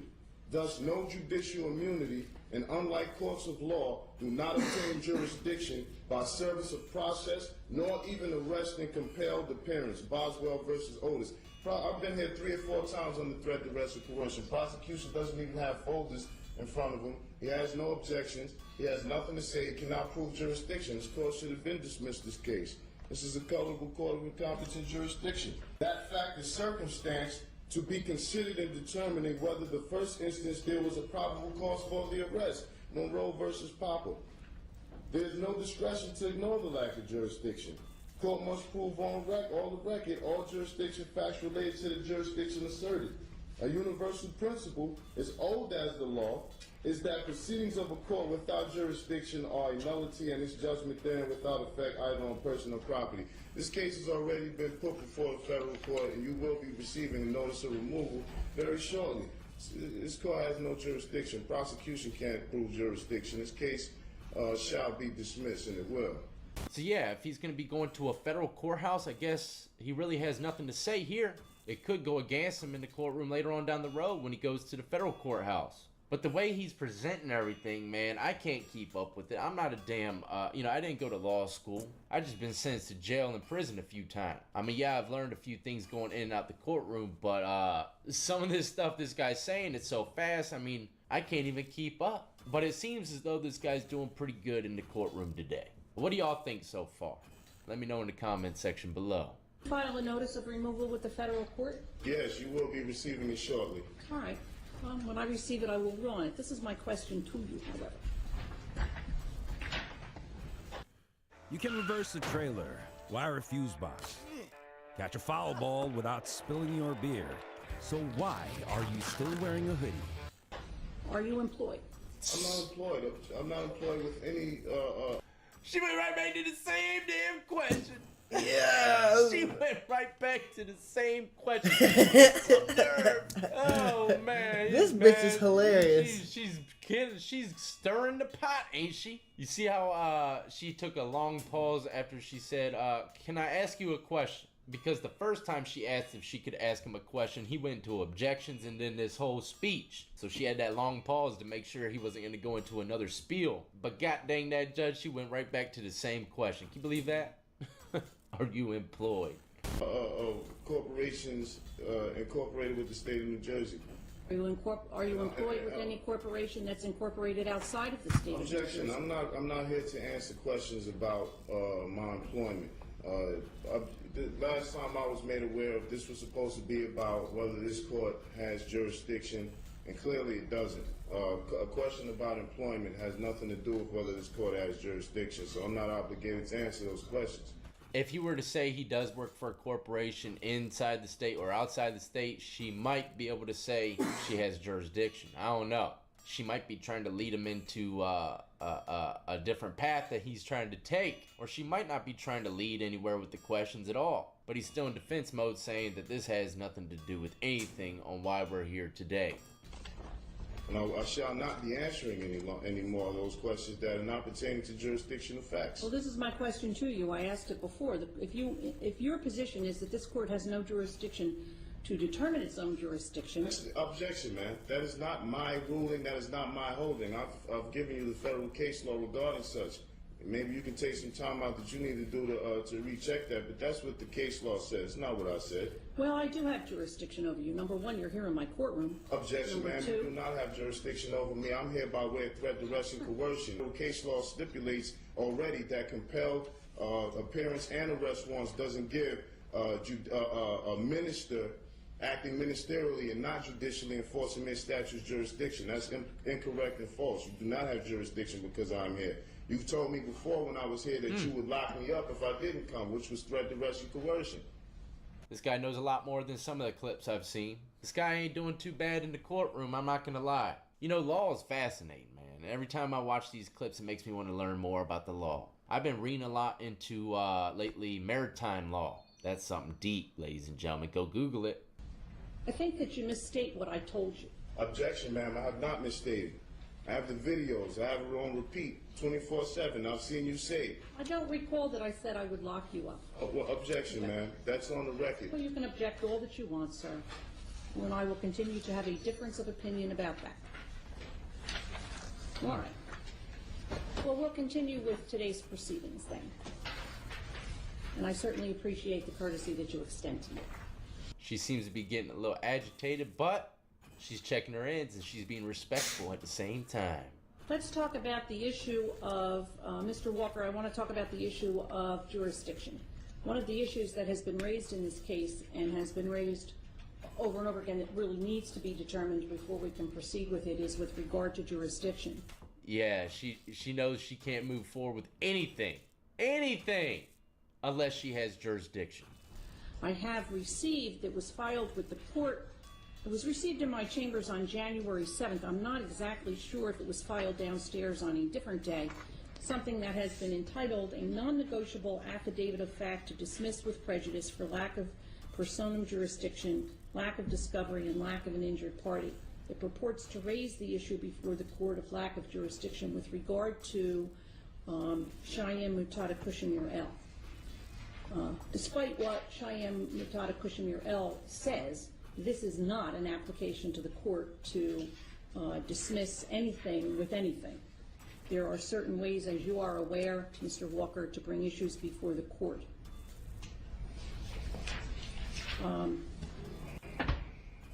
What we need to do is have the issue brought before the court properly by way of a notice of motion. I don't even know if Mr. Luciano got a copy of this, but certainly you know that any motion filed has to be served on the prosecutor. How much time does your office need in order to do that?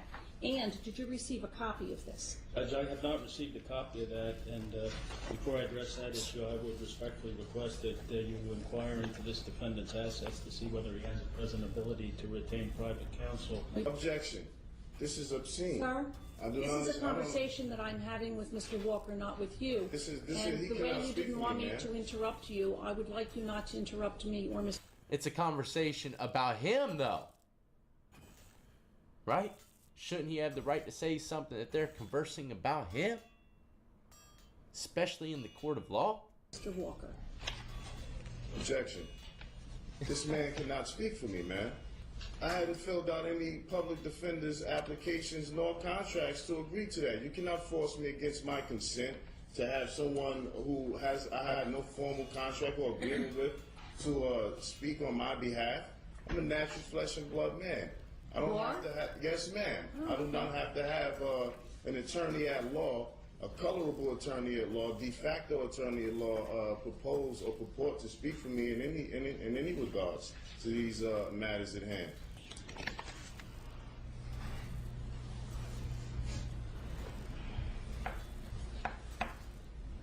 March 23rd, sufficient time, Mr. Walker? I think so, Judge. All right.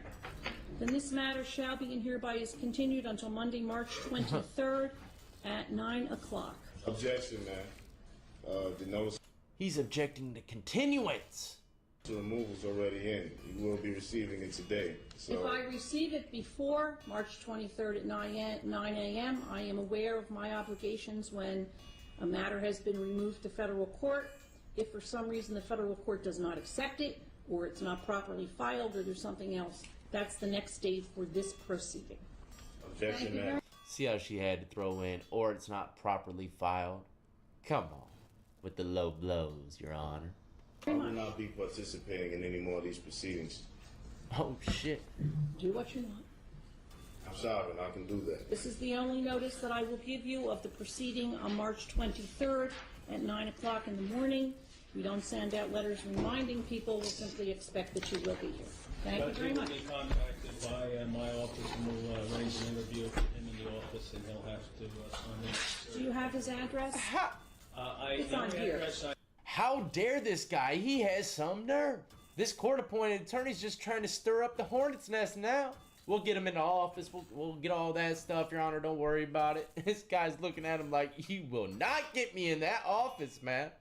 It's on here. Address I have is the P.O. box is right here. Objection. If you attempt to contact me and negotiate any contracts with me, you will be getting sued in federal court too as well, sir. All right. Thank you very much. Honestly, let me know in the comment section below how you think this guy did in there. Did he give him a run for their money? I mean, if he knows for a fact it's going to a federal courthouse, then there really ain't no need to say anything in that damn courtroom. Paper's looking mighty big for its britches there, Poppy. What's up, everybody, and welcome back to another episode of Lockdown 23-1. And today, ladies and gentlemen, we're entering the courtroom for a two-part series. 2 clips, but they're about the same individual. This case is wild as hell. I can't wait to break it down with y'all. But for anybody that's new to this channel, we talk about all things prison and crime related. So if that sounds like the kind of content that you're into and you enjoy this video, please do not forget to hit that like, subscribe, notification bell before you leave. In the first clip, you're going to see a man get his mouth duct taped because he won't be quiet while the judge is talking, which is pretty damn crazy. I never knew a judge could even do that. And not only does he get his mouth duct taped, but he gets sentenced at the same time. But there's a crazy turn of events, and you're going to understand exactly what I'm talking about during the second clip. A lot of people haven't seen the update. So here we have Mr. Williams. He's about to be sentenced for a string of robberies, and like I said, he won't keep quiet. The other day. That's fine. So, So here, yeah. So okay, I came and took my cell phones yesterday, and they came and took all my property out my cell today. Mr. Williams, I'm the judge in the matter. Shut your mouth, and I'll tell you when you can talk. You got it? Zippity-doo-doo. It's the same rules we played by while we were here in trial. Every time we were here for a pretrial. So just follow the same rules. You know, my brother had one of those lamps when I was growing up. We were poor as shit, but he had a fancy ass lamp. Bruh. I need to get one of them. 200K left. I'd slap it right here on my desk. Look at that gamble, though. I bet it takes about 9 trustees to buff that jank. So at this point, I'm going to hear from your lawyers, and that means zip it.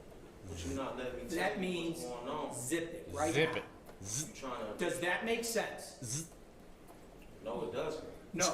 Does the comment quit talking? Do you understand that? Because you're trying to take my life. No. And you're not letting me. Hey, you know, this in all seriousness, this ain't really a laughing matter, because like you said, you're trying to take my life, Judge. I'm trying to speak. And if I was the judge and the guy kept rambling, I'd be like, just say what you gotta say, just like I do with my kids. What? Just say it. What? I'll let him talk till his face turned blue. I don't care. I got time today. And then I'll go on with what I was planning on doing any damn way. But that's just me. I'm not the judge. But like I said, even though it's a serious situation, the judge is kind of funny, ain't he?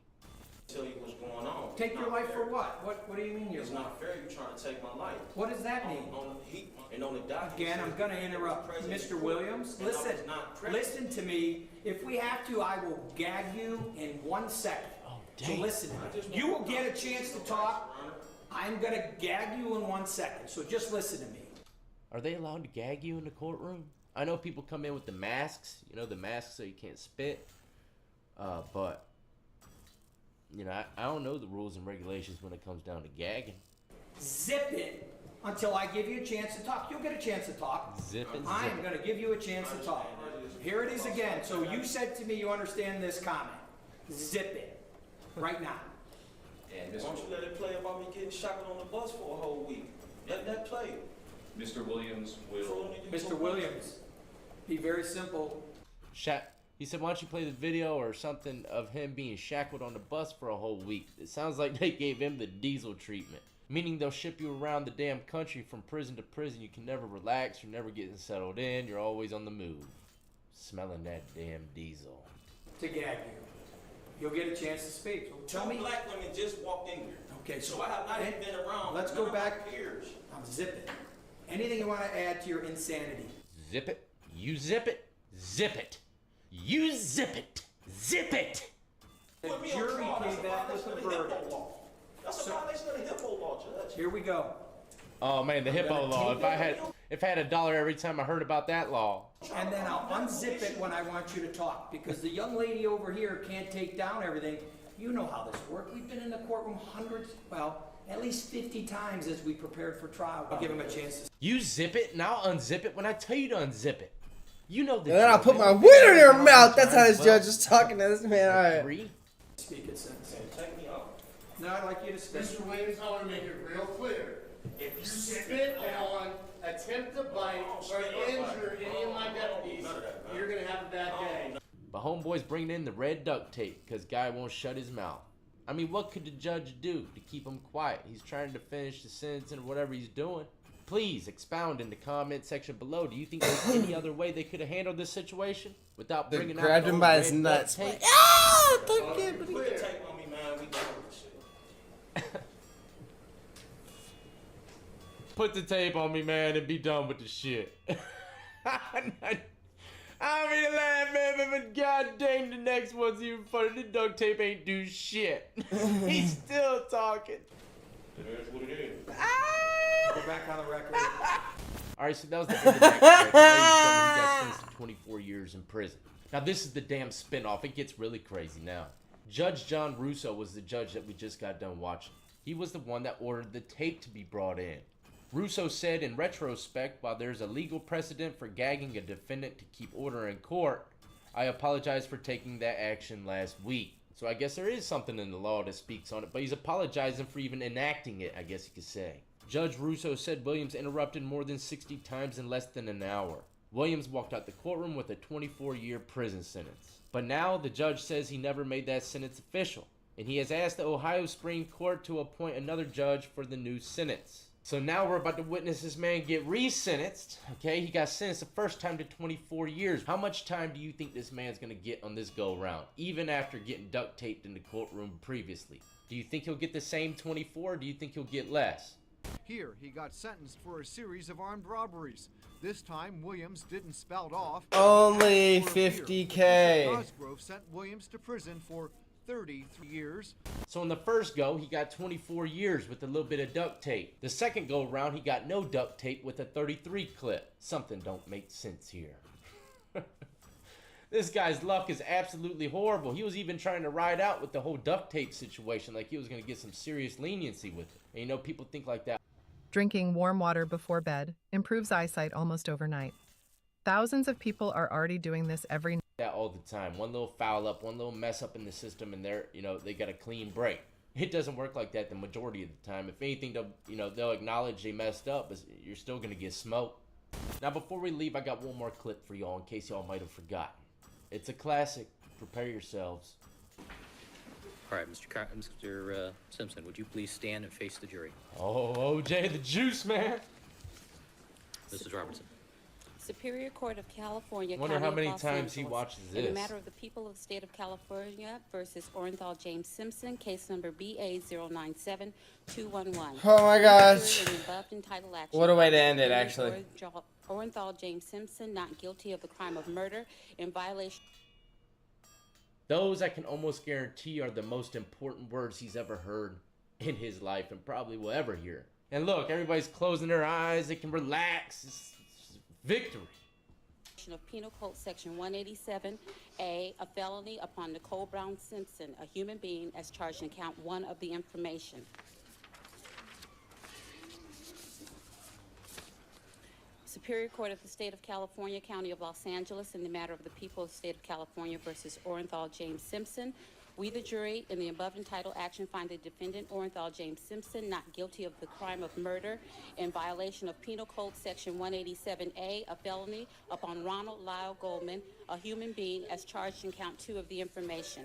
Well, there you have it, ladies and gentlemen. OJ the Juice Man. If you don't know nothing about him, go ahead and Google it. But we're going to wrap it up right there. Do not forget to hit that like, What a way to subscribe, end it. notification bell if you enjoyed.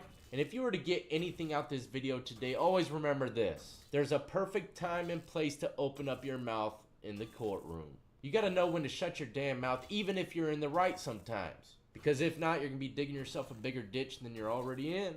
Until next time, ladies and gentlemen, I salute to every last one. You've been supporting me since the beginning. And 10K left, baby girls. Compound. Y'all be safe. Stream is over.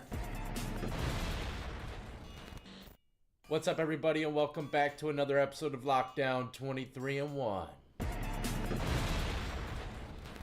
Today we have another montage of clips to react to pertaining to lockup. If you're new to this channel, we talk about all things prison and crime related, including clips from all across the social media. Oh my god, let's go! If that sounds like something you might be interested in, hit that like, subscribe, notification. Do it, close up zoom.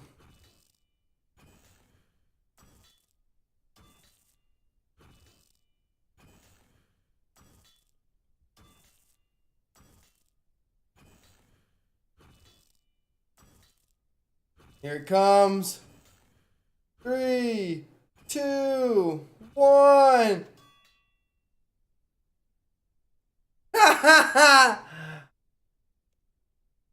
No shot.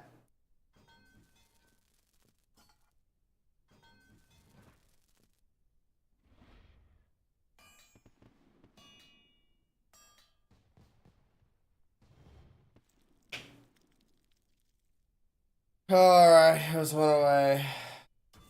Enough of that. Alright, I have 3 million to go.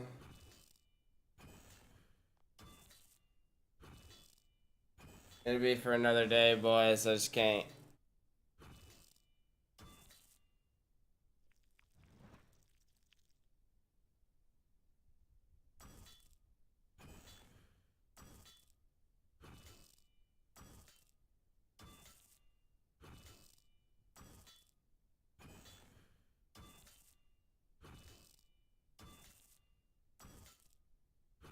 Yeah, that shit's over with. Thanks for being here. Whatever the fuck.